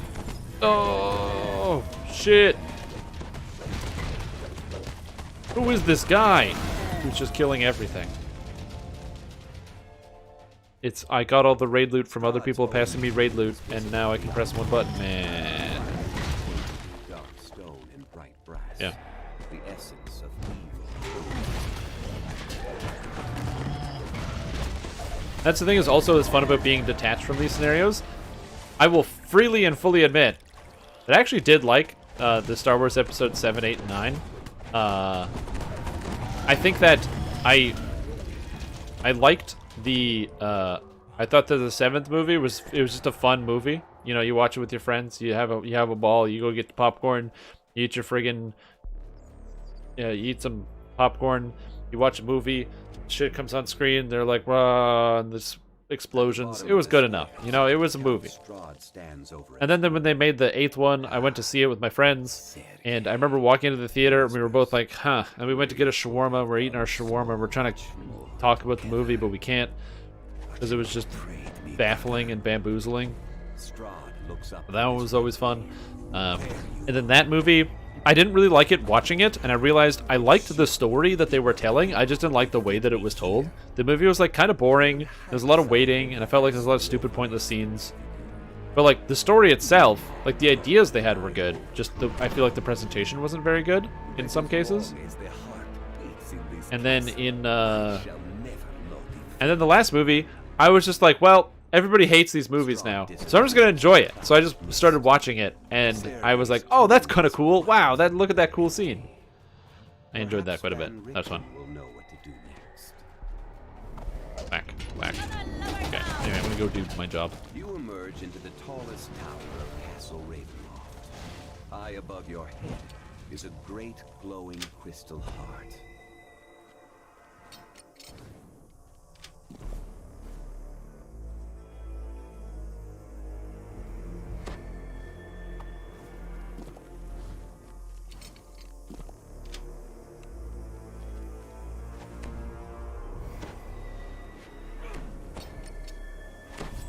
Sorry, I'm just doing traps and stuff, and I'm trying not to fuck it up. I am fucking it up, but you know.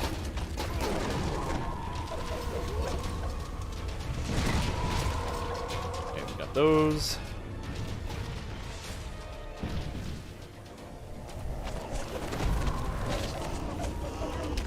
Triple kill! Yeah. Can you stop that?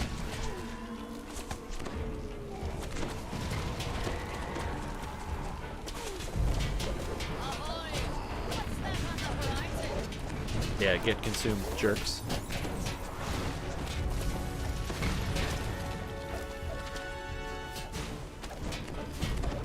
I don't remember where all of the traps are here.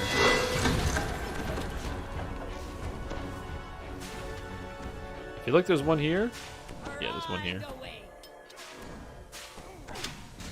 You know, I've rogued this like, oh no. I've rogued this a whole bunch. Oh, I should assassinate these guys. Assassinate. It said assassinate. Oh.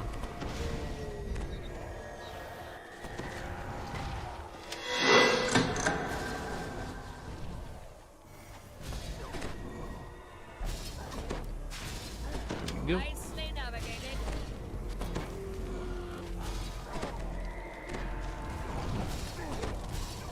There we go, we're good.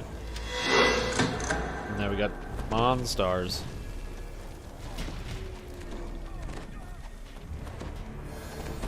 Yeah, maybe, who knows? I would love to see an Eberron-based movie where just like, you know, you get some of the people involved and they just make like some good ass movie and they just tell a story, you know? Like books are good, and there are a lot of very good books that are written in the Eberron campaign setting, in the Eberron universe. So if you want to learn more about the universe just in general, you want to learn more about Sharn or the Decani Empire and stuff, there's some really good books out there. Even just the general, the world. Hell, there's even some books that are based in Zendrick, so it's a very cool world to explore. I don't know, there's something that could be exciting about actually having like a full blown-ass movie. You don't have to hear Elminster talking. Elminster's a Forgotten Realms thing. I'm talking about Eberron. I don't want to go to the Forgotten Realms and hear Elminster talking for 20 minutes. That'd be the worst. So I would never advocate for that type of movie.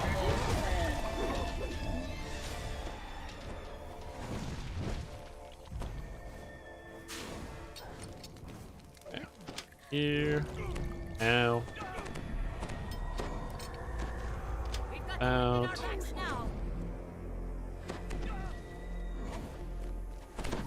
I don't remember where the rest of the traps are. I know there's more. Ow! Dude, not cool.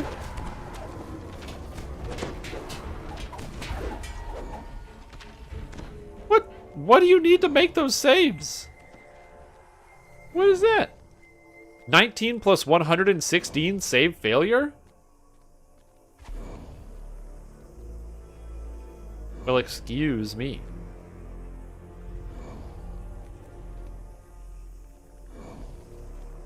Yeah, but how much do you need? Yeah, but how much do you need?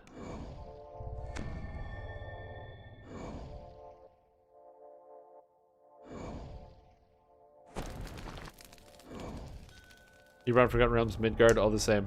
I think they're slightly different.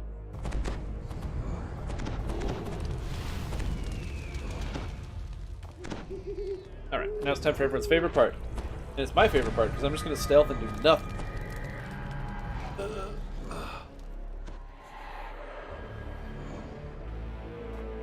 Yeah, you gotta save this guy. There you are. Comes the voice of strength.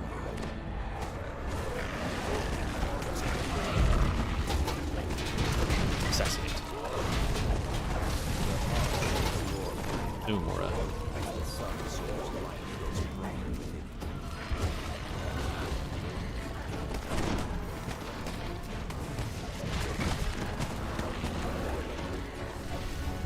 Okay, here we go. Gonna go over here. You can't touch the mist, by the way. If you've never done this raid before, if you touch the fog, you die. You can't touch the fog.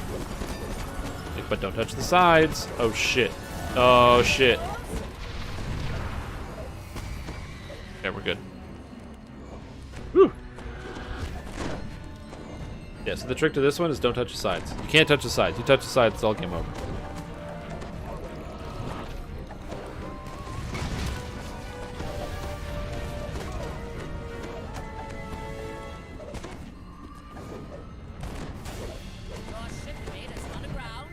But don't touch the sides.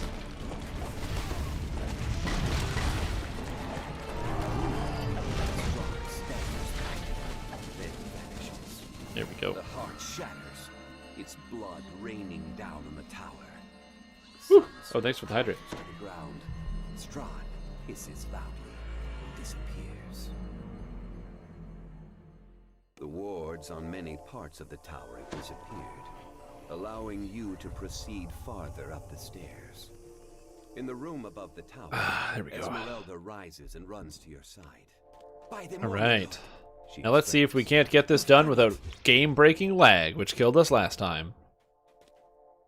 Last time on Dungeons and Dragons. We straight up didn't make it through this. That was kind of cool. Oh, that guy got 4? Alright. I'll do 2.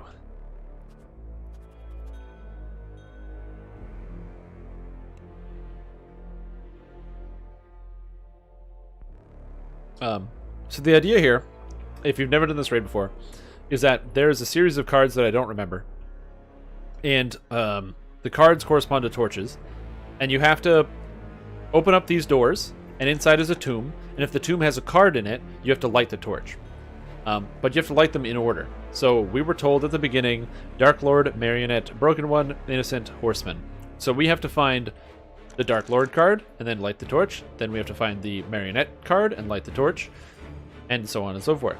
So what we do instead is we spread out. So everyone takes a different row of rooms, because like there's rows of rooms. So you go 1, and then 1, and then 1. So we've got all of these different things. And so Prishan will be getting 1 and 2 and 3 and 4, and I will be opening the next doors. When I find a card, I just announce what card it is and where it is, and then that way we can then pull the cards in order and people can orient themselves. Because once we find all 5 cards, we're good to go.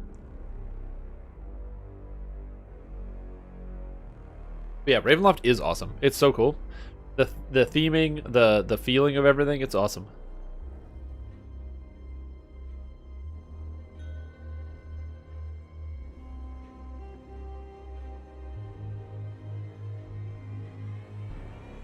One bottom left or top left? We do it, I don't know. Everyone starts at the bottom and then we go up. So you start at the bottom and you count up. Look, I know that's not how you're supposed to English, but that's how we do it, okay, man? I know you're gonna tell me that you gotta start at the top and work your way down, because you go left to right, top to bottom, but we do bottom to top, left to right, bottom to top.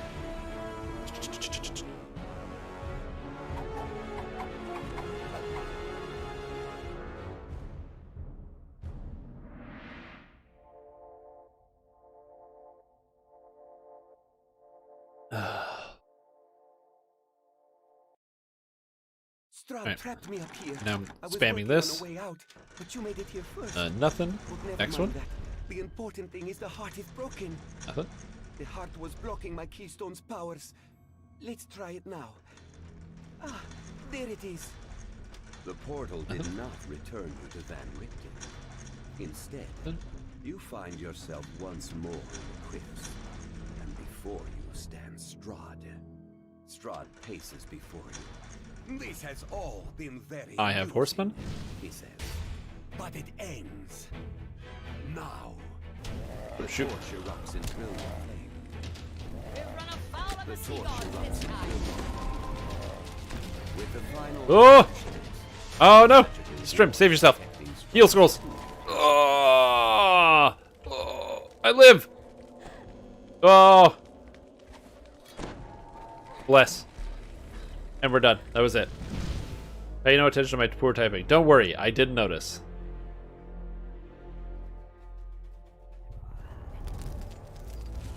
I usually just infer, like, again, for me, when it comes to typos and things like that, I'm more about effective communication.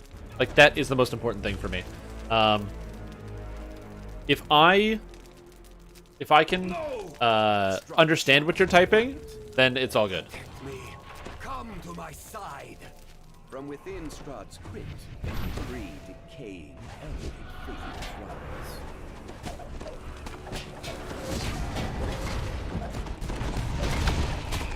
rise. But like, it's all about effective communication. So if somebody types something to me and they're missing like a the or an and or an is, usually I can pick it up. It's when I'm talking to somebody and they make literally no sense. Yeah, hit the shreds. No, sorry. Hit the shreds. I bet.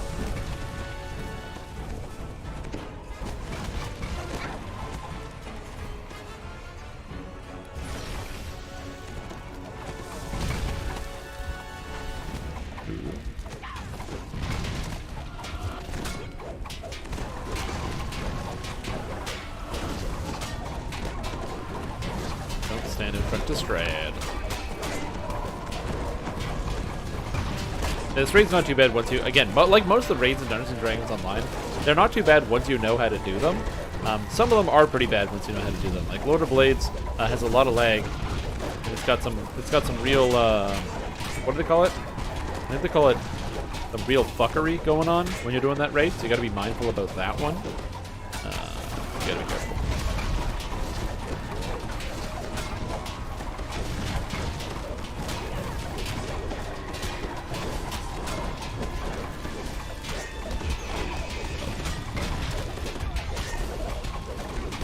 Yeah, you gotta beat him. You gotta beat him up. He's a bad guy. Okay, I'm off of Strahd. Okay. Yeah, no. No.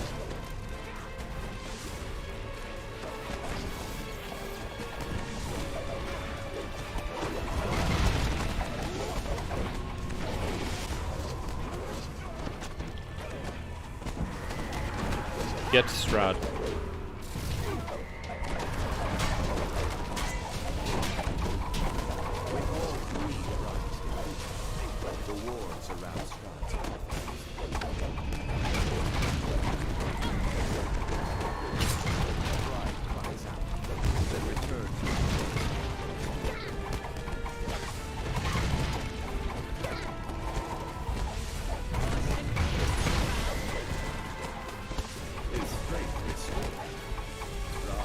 How much health does he get back? Oh, but I didn't get true seeing. Thank you. It was because we started killing the. What happened there was we started killing the brides before, like people started attacking Strahd, but Strahd wasn't ready to be prepped because he didn't get hit. Alright, let's go.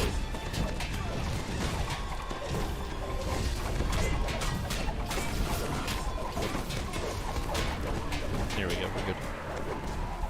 Die, Strahd von Zarovich, die! Yeah, like I said, the sneak attack damage is pretty good on this character. Hitting for like 1200 plus the 500 sneak attack, it's like 17-ish. Okay. When can the Sun Sword be staked? You can only do it after Strahd is dead. And also the brides are dead. So what you do is you get Strahd really low. Whoever has the sun sword, make sure they're hitting Strahd so he gets really low. I gotta stop standing in the deadliness of Ravenloft. Anyway, once Strahd is sufficiently low, and you prep the brides, they're about to die, you kill Strahd, you kill all the brides, and then you stab them through the heart. That's pretty much it. That is the Curse of Strahd raid.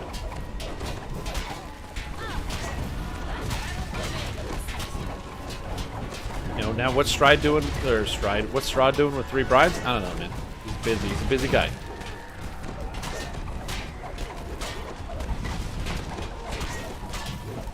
Alright. Now, he waits a little bit.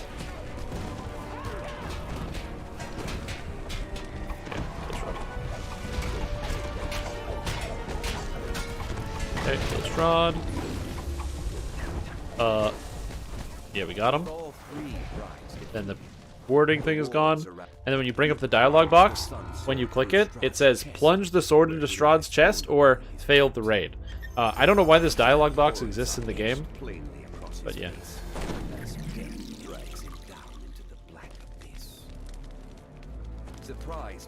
Oh, Sanctity, the Morning Lord's Keep. So what a... Where does the bastard sword come from? The trembling subsides. The wrath in Strahd's visage melts. Oh, and look! The Sentient Jewel dropped. And this is a very, very rare item. The black, glossy pearls of his eyes wither and sink into his skull as his corpse deteriorates. The Nocturne, Kinetic Lore, Quality Impulse, Impulse, Insightful Impulse. It's the highest force spell power thing in the whole game. Nocturne's like not bad. And his lordly raiments remain. Strahd von Zarovich, the Dark Lord of Barovia, is dead and gone. Yeah, Strahd's just chilling. That's it. Strahd be chilling. That's how they say it. What was I gonna look up? I don't know. How do you hold a greatsword over your shoulder? Like it's a big stick. Do I have a stick? I don't think I have a stick. I have like a box with some garbage.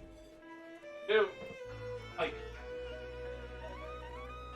imagine that this greatsword, this box, that for an air filter is a greatsword. What you do is you take it and like you have the sword and you go like that. The sword rests on your shoulder. You don't put the sharp part in, so you don't want to twist it. So it's like, and you're like getting stabbed right in the neck. You want to put it flat against the shoulder, and then that way, when your character is going, you can run around and like smash stuff. Right? You just gotta be really careful because it's flat against the shoulder. If you're running around, it'll like bounce, you know, because you're running. And then if it hits your shoulder and it comes off, it'll like slide right into the neck. And if it's a magic sword, if it's a Vorpal sword, you're literally Vorpaling yourself. So you gotta be really careful about that one. So you want to that's how you want to manage it. Okay. Box away.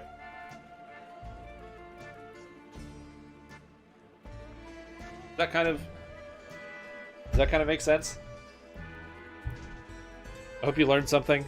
If you didn't learn anything, that's not really surprising. I'm not a teacher. But I pretend. On YouTube, the thumbnail on your live stream was you playing DDO on your rogue, but you're in fact not playing DDO, nor are you on your rogue. Skip to live.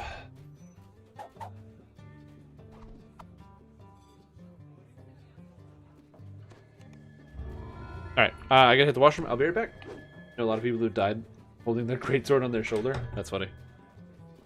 Oh, I gotta play ads. I mean, thank you for watching. I'm gonna play an advertisement. If you're not subscribed, consider subscribing. It helps you avoid ads, and it supports my show.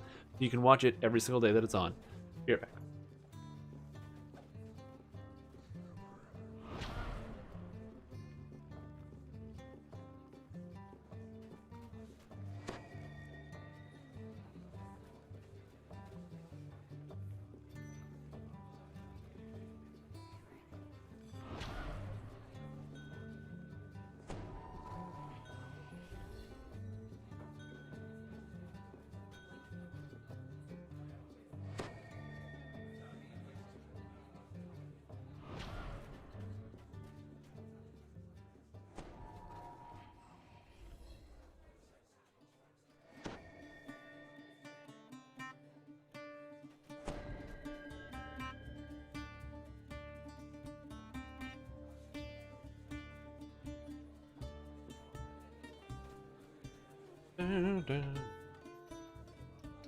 Check. It's lit. It's lit, fam. Is that what the kids say? Let's go to Alcorn's Forge. Tune in to the stream. That's so funny.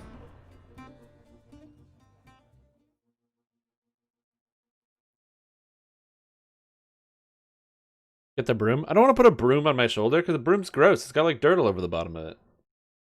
Remember we talked about the dirt that's on the floor? Don't have the dirt on the floor, man.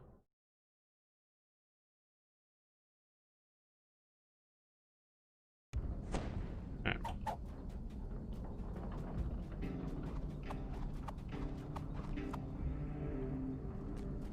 Can I bring my bard to this? Great. I don't know who it is, but somebody forgot to flag this character. ESO Ed, apparently it's free for a limited time. Yeah, they do that all the time to get you hooked. They like have like free weekends and stuff. For Black Friday, it was $3. So it's a pretty cheap game.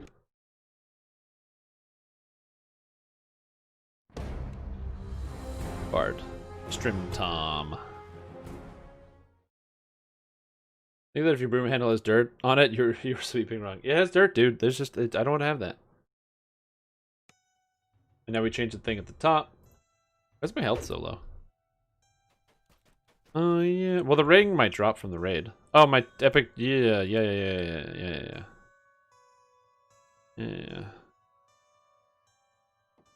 It was ruined way back. You both rogue. Quest completed. Oh snap! And then Wrath jumps in channel and gifts out a sub. Dude, thank you so much. That's super kind of you, man. I really appreciate that. Dude, that is like really, really kind. Oh man. So, well, welcome to the Shrimp team. And oh! Oh, it happened! It happened! There it is! I knew it was gonna happen someday. Holy shit! 100,000 redemption. 100,000 streams. Or, sun flasks. Holy shit! Oh my god. Oh. That's crazy. That's so many points. You have 98k? Oh no. That's a lot of points. All right, let me go get it. Let me go get that one. Holy moly. 100,000 sun flasks. Oh my god, that's so many. Okay, now I need to have something else. Yeah, now I gotta have something else up there. And make it 100 weather reports. I'll put something else up there. I don't know what. I need suggestions and ideas, because my worry about having something that's like really disruptive on stream could be a problem. But then I also don't know what else to do.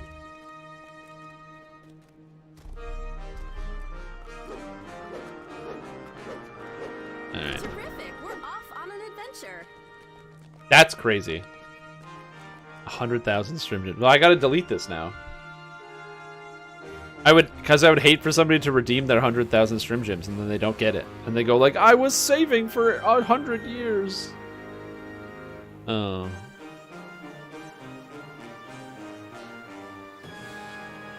Does it give me redemptions? It does give me redemptions. Alright, time to edit this. Manage rewards. Oh, snap. Go.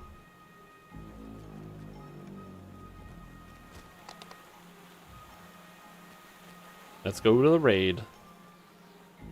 That's crazy. That's so many sun flasks. That's so many. Manage rewards. Joseph. Turned off.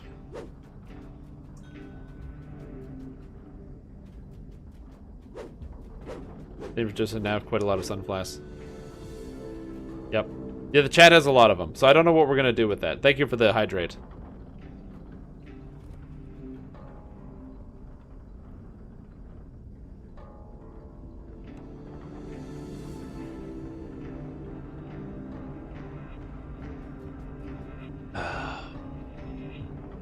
Yeah, the stonks are high.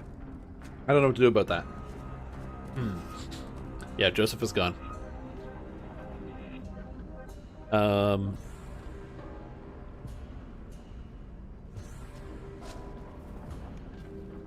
Here we go. This is it.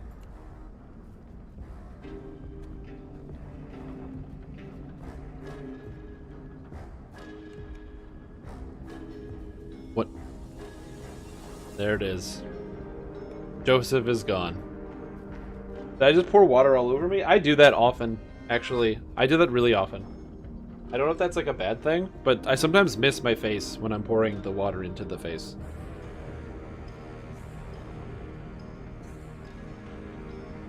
Oh, Joseph is gone. He has left this plane of existence.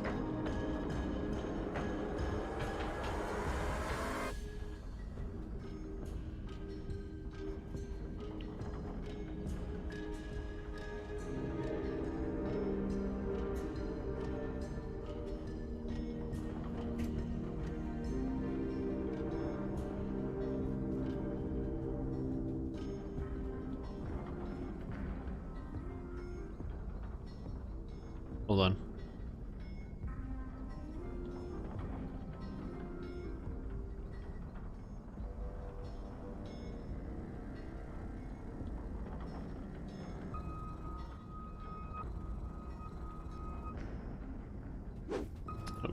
I gotta add some stuff to this reward queue to make it exciting. I'm gonna add a couple things. I think that could be fine.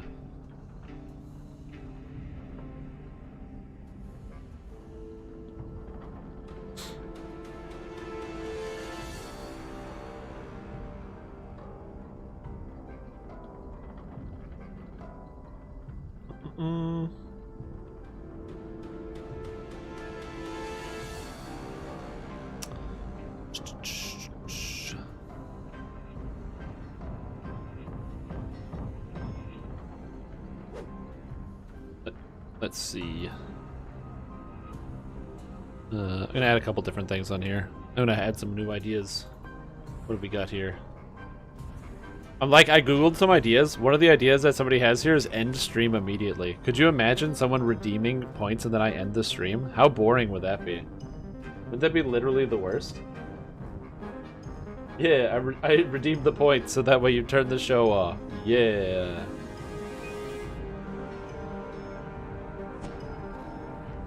Have any of the new augments? I've looked at them. I haven't used them yet, no. 500k points, shave head? No, that's a bad idea. Take on life advice or bad life advice?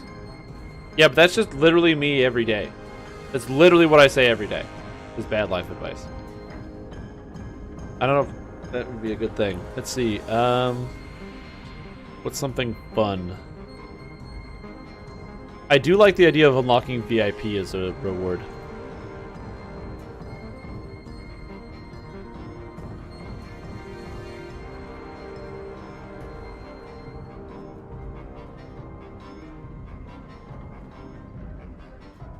Okay, 220.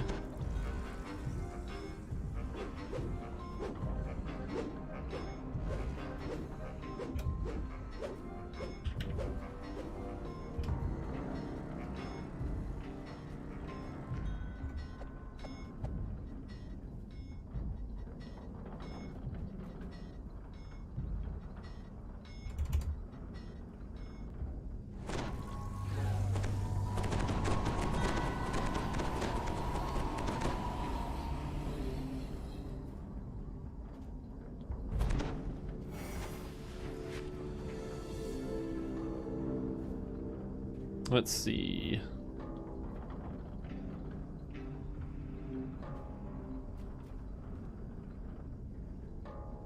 Gonna add other things. Gamble our points? I don't know if you can do that. If there's a way to do that, maybe, but I don't currently have an interactive way to do it. That's a problem I have. I need to get a bot specifically to do that, and I don't know how to do that.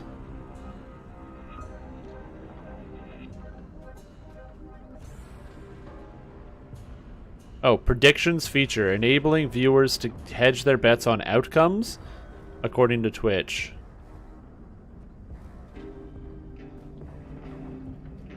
Ahead of GlitchCon, Twitch has launched a new feature called Prediction. Predictions enable viewers to bet on various outcomes during streams, such as, for instance, whether or not the creator gets a win. Viewers will be able to wager channel points to hedge their bets. Okay.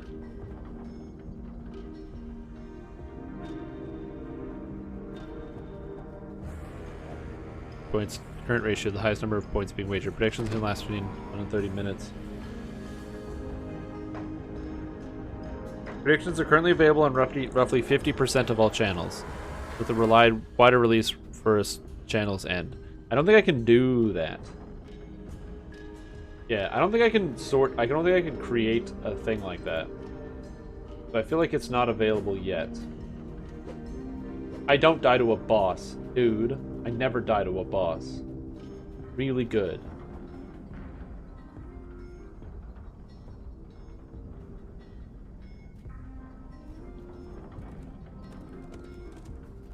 How many times do I die to bosses in Dark Souls? Literally never.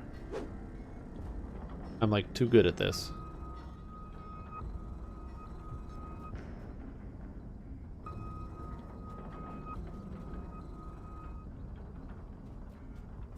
Let's see what we got.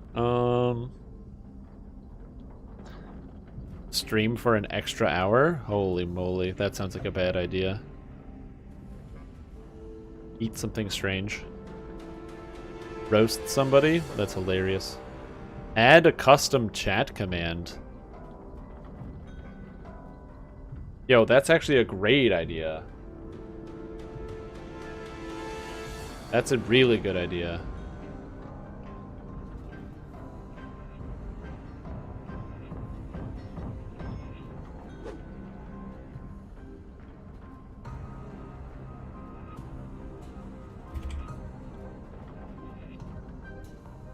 Oh, do a doodle for Sunflask? A doodle? That's an idea. Aberration for Super Mario? I have to go get the raid. Whoops.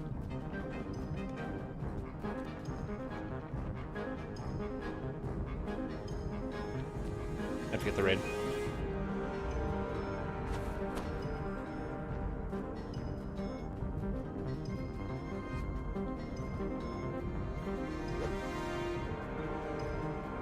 Here we go. We're doing do-out to handle on normal? Oh, okay. Ah, classic do-out to handle. Sorry, I'm getting like hella distracted. I don't know why I'm not able to like multitask to that point, where I can just like both add the custom reward, and then also do the buffing, and then also do the Twitch chat interaction. Yeah, Doodle's an interesting idea. Again, my main issue is I feel bad that it would be like kind of disruptive. Disruptive gameplay. Oh, that's not a bad idea.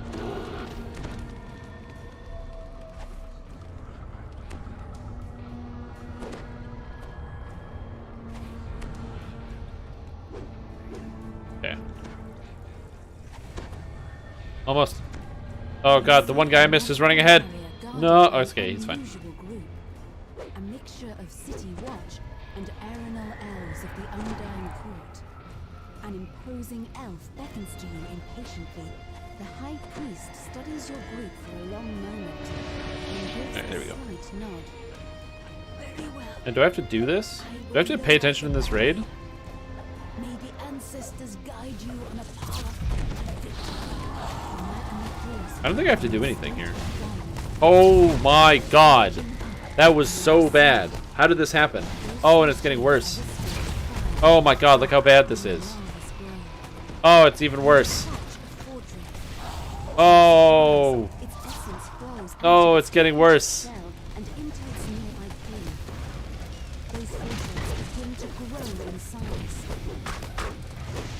So the idea behind this raid, by the way, if you've never done it, is you are not supposed to make the forge wraiths fuse together, which is exactly what we did, which is hilarious.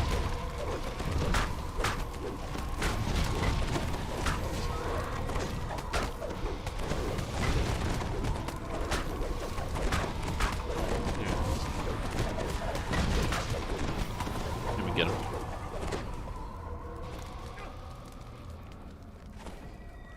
I can do it too.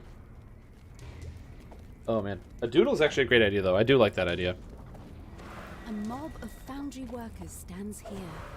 Stock still as if in chaos. They are not alone.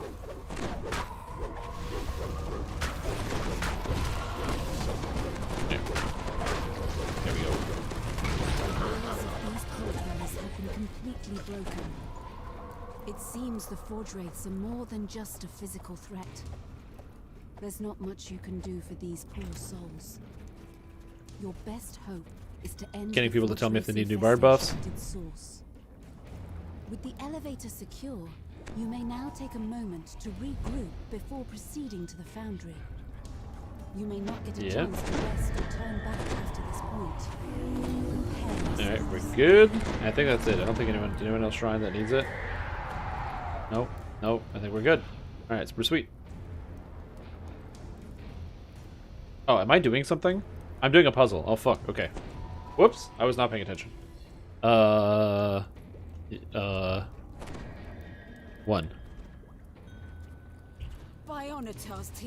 Ah, the BBB. The old BBB. An elderly woman in singed clothes squats close to a complex crystal display.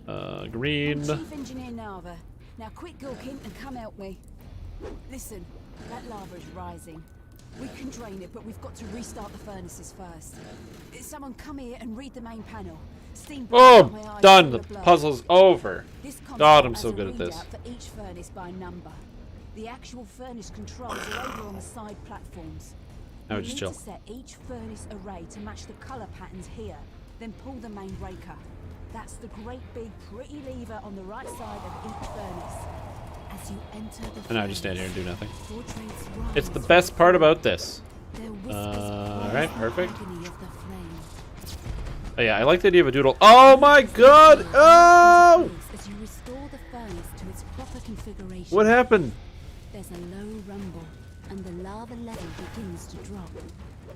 As your Forge Wraith opponents. Anyway, so the idea is if you kill one Forge Wraith next to another one, they grow into a larger Forge Wraith. They get harder to deal with because when they get bigger, it's like mildly problematic. But more importantly than the Forge Wraiths becoming mildly problematic is that there's a large Forge Wraith here, and it gets buffed based on how many people also, like how many big Forge Wraiths that exist. So if you have big Forge Wraiths that are like maxed out and have the most of the buffs, then it actually makes it harder for us to do stuff, which is hilarious. So it's harder for us to actually get damage done. Ow, don't punch me. Throw out some good stuff, and I just stand here and hit the boss.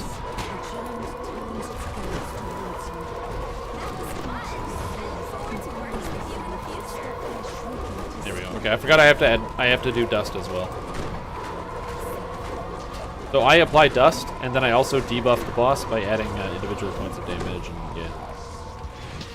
So this character does a lot of different things. I hit, so I deal damage. I debuff the boss by increasing the amount of damage that the boss takes, and I increase the damage that my allies deal by a lot. I increase everyone's physical damage by 16%, which is pretty dope. As well as then also the actual numerical increases. But I actually have a flat 15% or 16% damage increase, which is awesome. The coolant tanks pop too. Better get busy. The tanks are on the lower level. Instructs Nava. Controllers point away from itself. Green is good. Red is bad. Got it? Now hurry. I don't know why this thing's not attacking me. Like, I don't know. Wait, what? He bamboozled himself. Just fell off his ledge.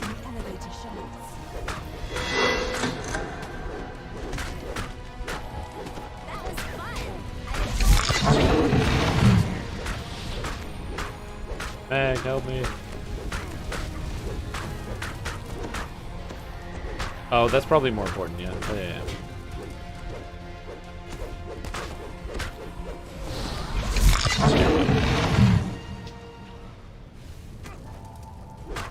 Oh, shoot.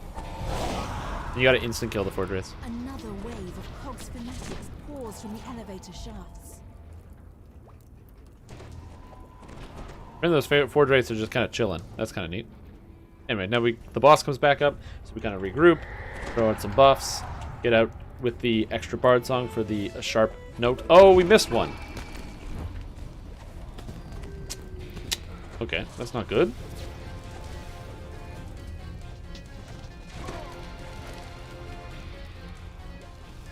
The good news is the lava is draining. Are we gonna deal with these Forge Wraiths? The bad news is that thing's coming back.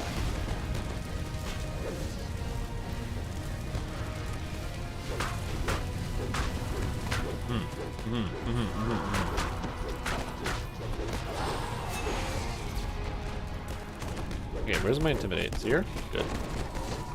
Come here. Good. Go over here. And I'm gonna intimidate this guy. Okay, kill this giant.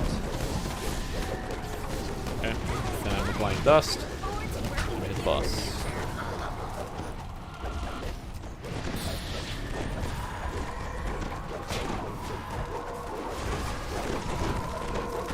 We wait to get to 5 stacks of dust.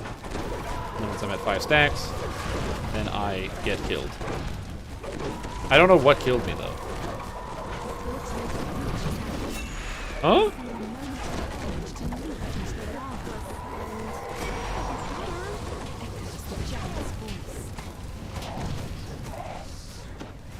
Okay. Oh, now there's so many Fortress spirits. Ah! Nope. Freeze. Tons of bitches.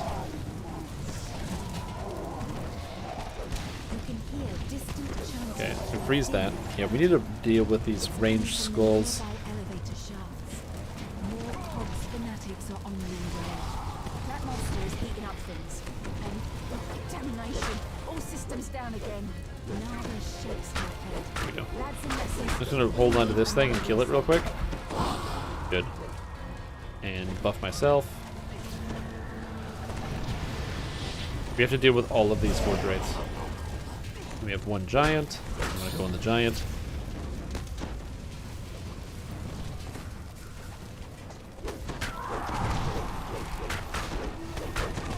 Okay, kill this.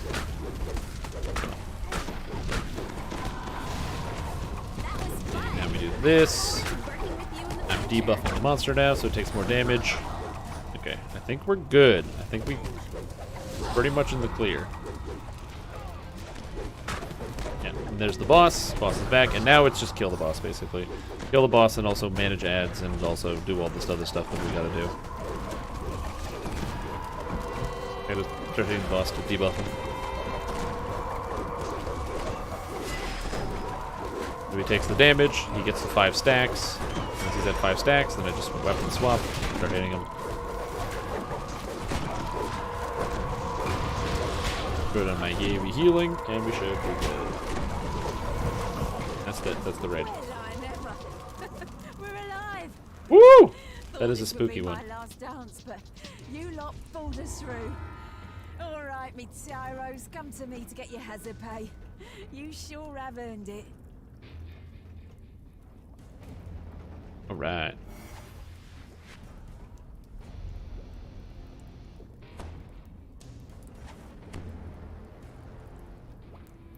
All right.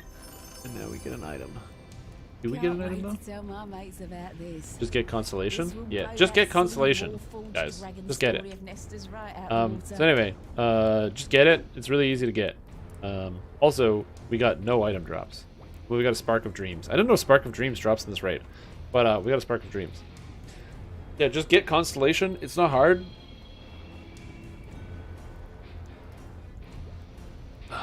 So just get, just get constellation. It's really easy. I'm Stream Tom. That's how easy it is to get. But anyway, use basically anything else.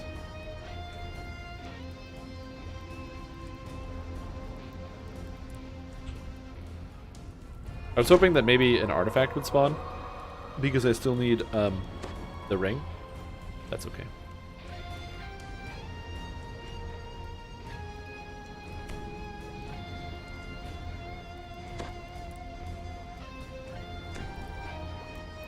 And that's pretty much it.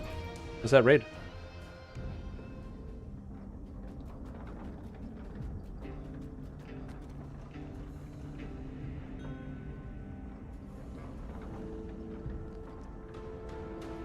Right.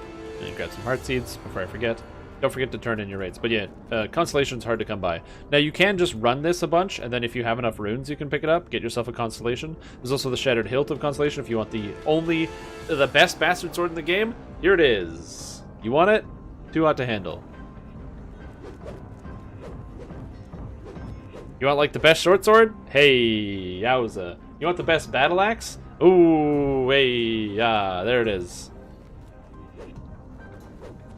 You want the Everstorm? Don't get the Everstorm.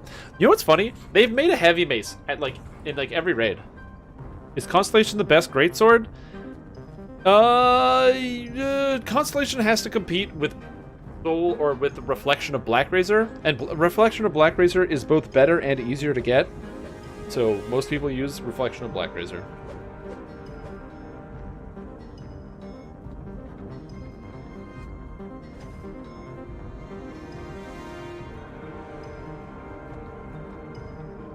Okay, I gotta swap. And then we're doing Mark of Death, a raid that I was supposed to research. And I did not.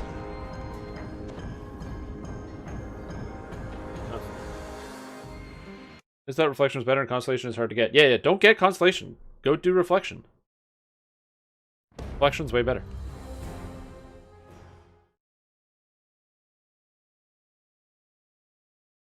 Deal. Deal. Oh, deal. Holy moly. That's a deal I would take in a second.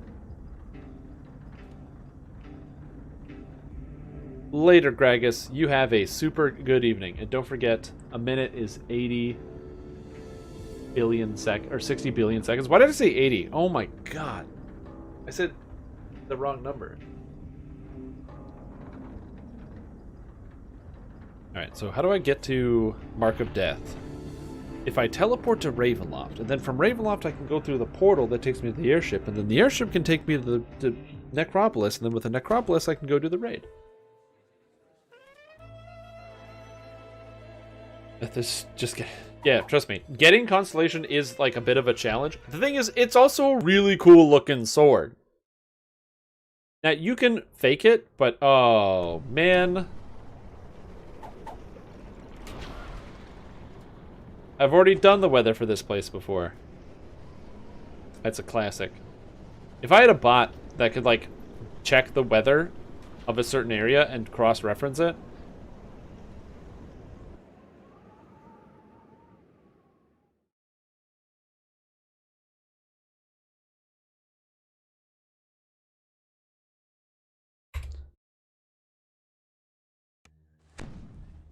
Okay.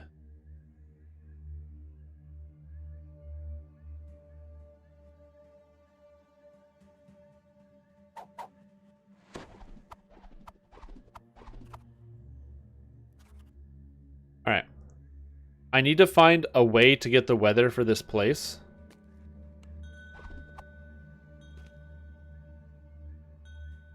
Weather. Alright. Delightful. We interrupt this broadcast to bring you the weather. Good morning, New Zealanders. My name is Strim Tom, and this is the New Zealand weather broadcast where we tell you the weather at the middle of the day, because it's the middle of the day in New Zealand. That's right, 12 p.m. right now. Crazy, crazy weather.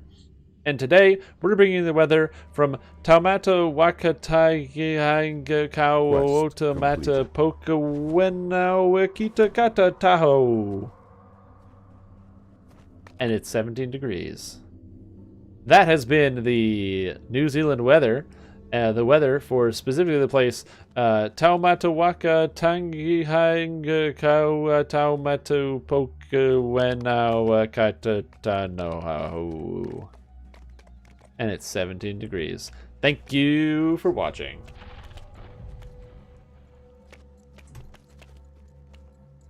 Also, Amroth Gray, welcome back to the stream team. Appreciate the sub, man. Thanks for coming back with 8 months. That's awesome. I appreciate that. Can I do that? What happens? Can I get Google to do that for me? Hold on. Let me. I gotta put that through Google.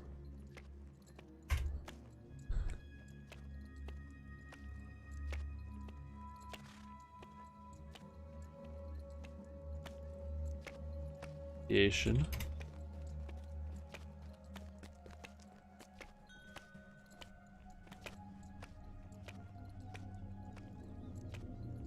Anyway, either or, we're gonna say this long. No, this is a video that's useless. What's this?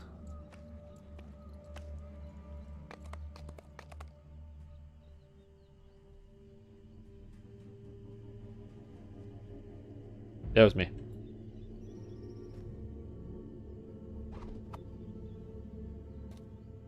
How do we get in the raid? Is it this guy? But yeah, well, welcome back to the stream team. I appreciate that one. I hope you're feeling good today. Hope your day is going well. You know, we're doing the old Mark of Death.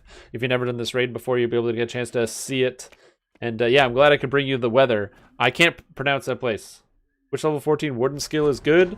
You are looking for Surety of Death. It's either 14 or 18. I can't remember. Lotro warden. Not legacies. Don't autocomplete for me, Google. I know what I want. You gotta go down to the Gambits. Determination Gambits. It's 16, sorry. Surety of Death. Basically, it doesn't matter what you do, your character is going to suck until level 16. Because it takes forever to kill stuff. Your spells suck. Warcry is garbage. Goad sucks. Defensive Strike sucks. Persevere is awful. Your highest DPS ability is going to be Impressive Flourish for a long time. I believe you get Precise Blow at 12, which becomes your highest skill until... So yeah, you get Precise Blow is high damage. Impressive Flourish is high damage at the beginning. And then, all of a sudden, you get Surety of Death at 16... Fish Shield, and you will do nothing else until you get to level 120 or 130, which is why I don't recommend, if you want to be like an endgame raiding warden, you will have to unlearn that habit, because it's a bad habit that you will easily learn. I still have to post the guide for warden and all my tools that I use. The videos.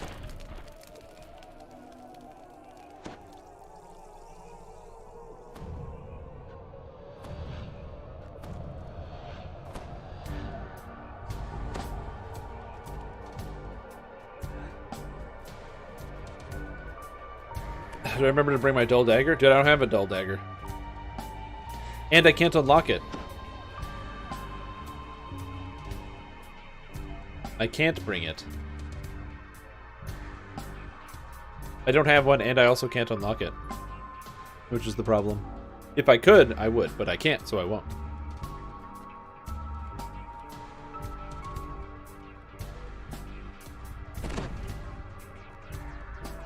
If I was a favorite soul, maybe. What do I gotta do?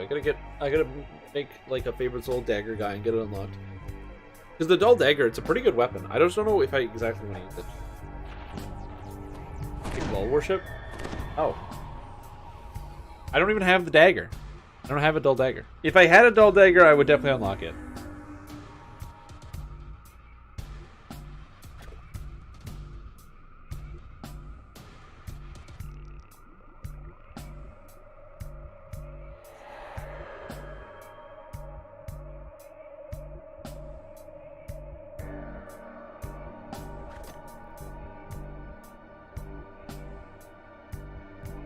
Alright. Alright, I need 1 second. I gotta grab something. I'll be back in just a moment. The Dull Dagger is a special raid dagger that does absolutely nothing. It's a raid dagger that comes from Vision of Destruction and has no stats on it. And it just says you need to unlock the potential. If you equip it while you're somebody who is a member of the Blood of Vol religion, when you equip the dagger, it'll tell you need to unlock the power, and the answer is you have to bring it into this raid with Vol, and then get hit by a special ability while holding the dagger while you are of that religion, and then it will power up the dagger and give you all of everything unlocked, and then it's done.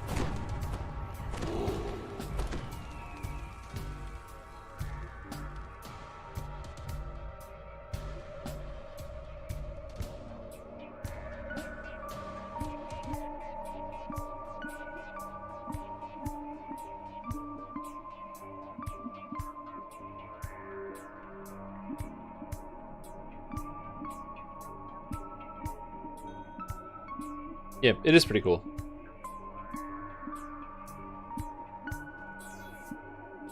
You 130 faster in Lotro by grinding points for Valor than by any other way?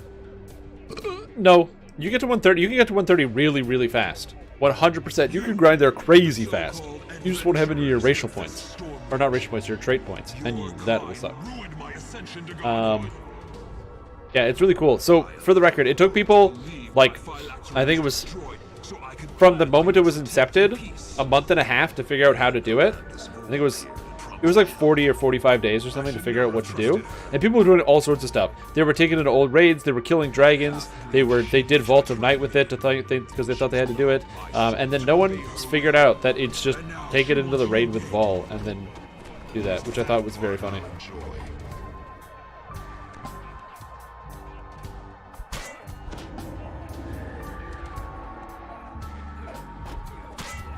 Yeah, it turns into this, Keeper of the Crimson Covenant.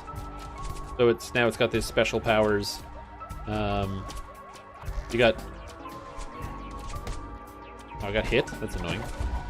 But yeah, you get the first Covenant, which deals 10d6s evil and 10d8s of, what do you call it, bleeding damage. Then it has a vampirism effect, which is pretty cool. Then it has a constitution drain and also a unique physical and magical resistance rating drain. It's pretty cool.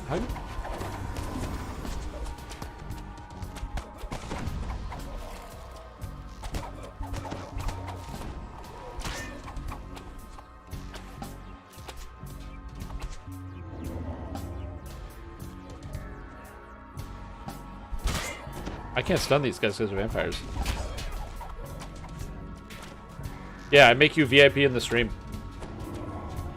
Basically, being a VIP gives you a special icon next to your name, and also it counts the same as a sub. Like, you get access to like all the sub emotes and everything else. It just doesn't cost any actual money. Yeah, so Eric's has it. The diamond. And so you essentially become a very important person, and you're like dignified with the VIP marking.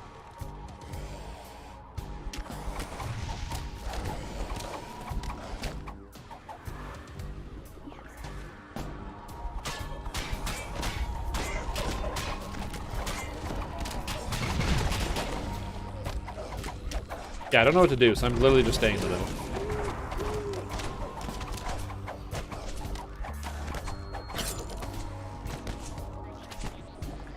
Talking about poop all the time? Yeah, that's a problem. When when you're not ashamed of yourself, but then you start to feel shame anyway, it just kind of creeps in there, you know.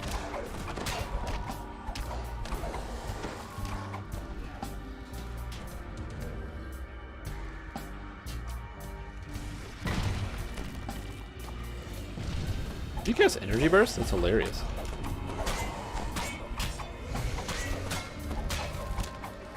Oh yeah. Oh, hydrate. Thank you.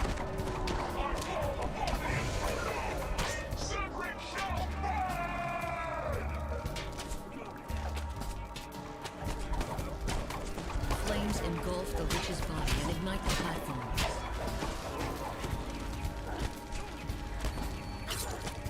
How does this work? Is it only when you're in the fire you get the inferno?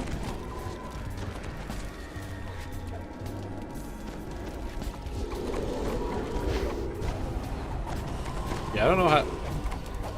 I need curse pots, I remember that.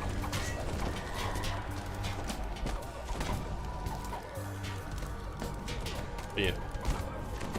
So it's just something in case like somebody watches a whole bunch. And one, I should probably put a limit on how many times that can be redeemed in like a certain amount of time. Maybe I'll put a limit on how many can be done a month. Use the ice wand? Oh. I literally don't know how to do this raid. I'm just hitting the monsters until the raid is over.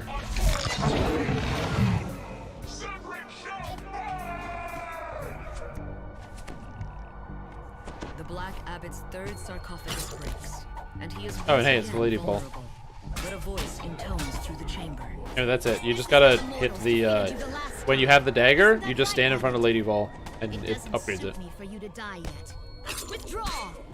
We did this the other week.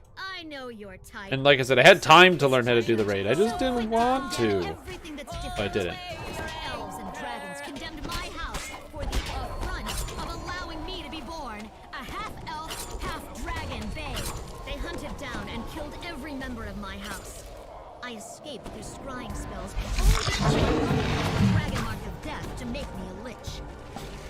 And so, I'm the last of the once great house. I think we're just supposed to kill people? That's all I remember this, is just like kill people. And don't stand in that. The dragon mark of death cannot be used by an undead lich. But after centuries, I finally found a source of necromancy. Yeah, if you want to get your dagger upgraded, you just hit those circles. Go in the circle.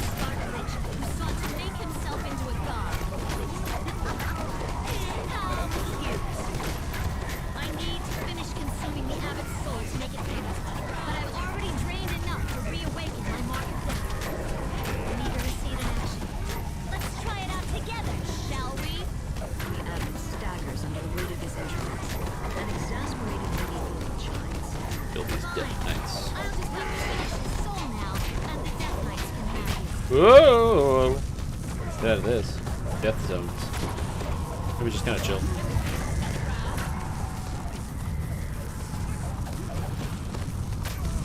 the Death Knights destroy? coal flies up, and the floor of the chamber begins Okay, and to then you go to the edge.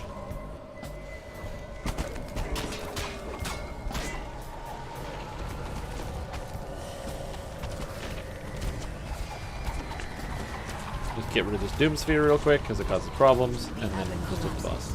then dissolves Oh, that was it? Oh, and then you just kill the abbot? Oh, you don't even have to kill Lady Vol. relinquishes her assault. What have you done? I would have used the Oh. mark of death to give the world immortality. Oh, No I'm child dying. would have needed to live without their family. But without Wait, why did the I element, die? The mark of death is truly gone. You've chosen Huh. a world as the dragons and elves would have it, where the shadow of death is always on us. Oh. Alright. I'll never stop fighting Death zones against or their best tyranny. zones? Well, they upgrade your daggers, so they could be a best Don't zone. bother coming to me the next time Arganesson threatens to destroy Stormreach when something doesn't go their way. The Ascension Chamber grows still as Lady Vol leaves. Cool.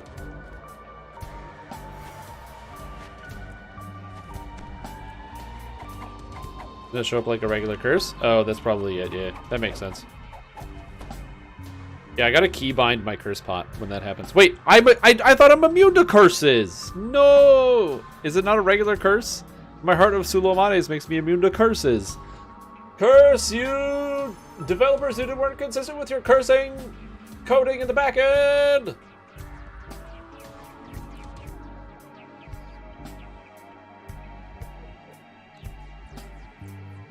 And masterwork tapestry shreds. Also, I love how much loot you get out of this chest. There's just something exciting. Oh, +6 charisma tome. What? That's crazy. What are 3 empty augment slots? Because I got it last week when we were raiding, and then I didn't put anything in it, and I didn't play this character for an entire week. So that's why. Stuff didn't even get me started on spell words. And that's it. Now we're done. And we leave the dungeon. But yeah, that's why. It's because I suck. You know, it's just an easy answer. It's not like I couldn't do it.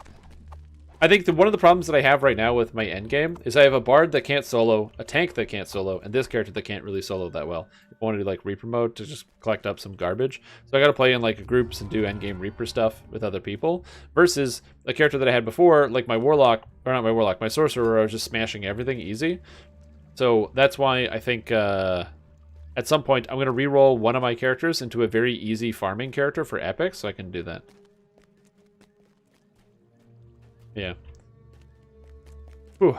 But you know what time it is, guys? It's 7 o'clock. Now, the live stream was supposed to be from 3 to 7 today. I didn't figure that out, so I streamed from 11 to 7. So you got an extra 4 hours to stream. I hope you guys had a good time, because this is the end of the show. That's right.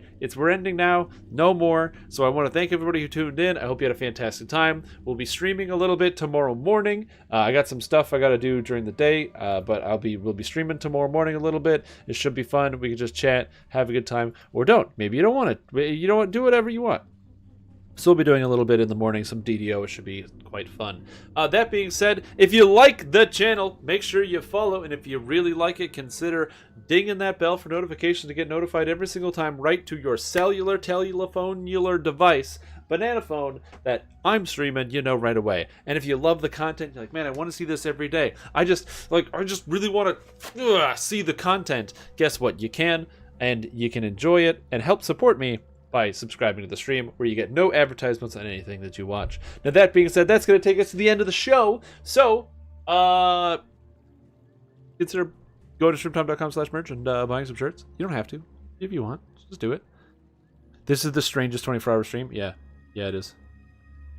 I should have maybe I should have a reward, like a Sunflash reward for a 24-hour stream. Maybe people would be in with that. That's possible. That's possible. We will see.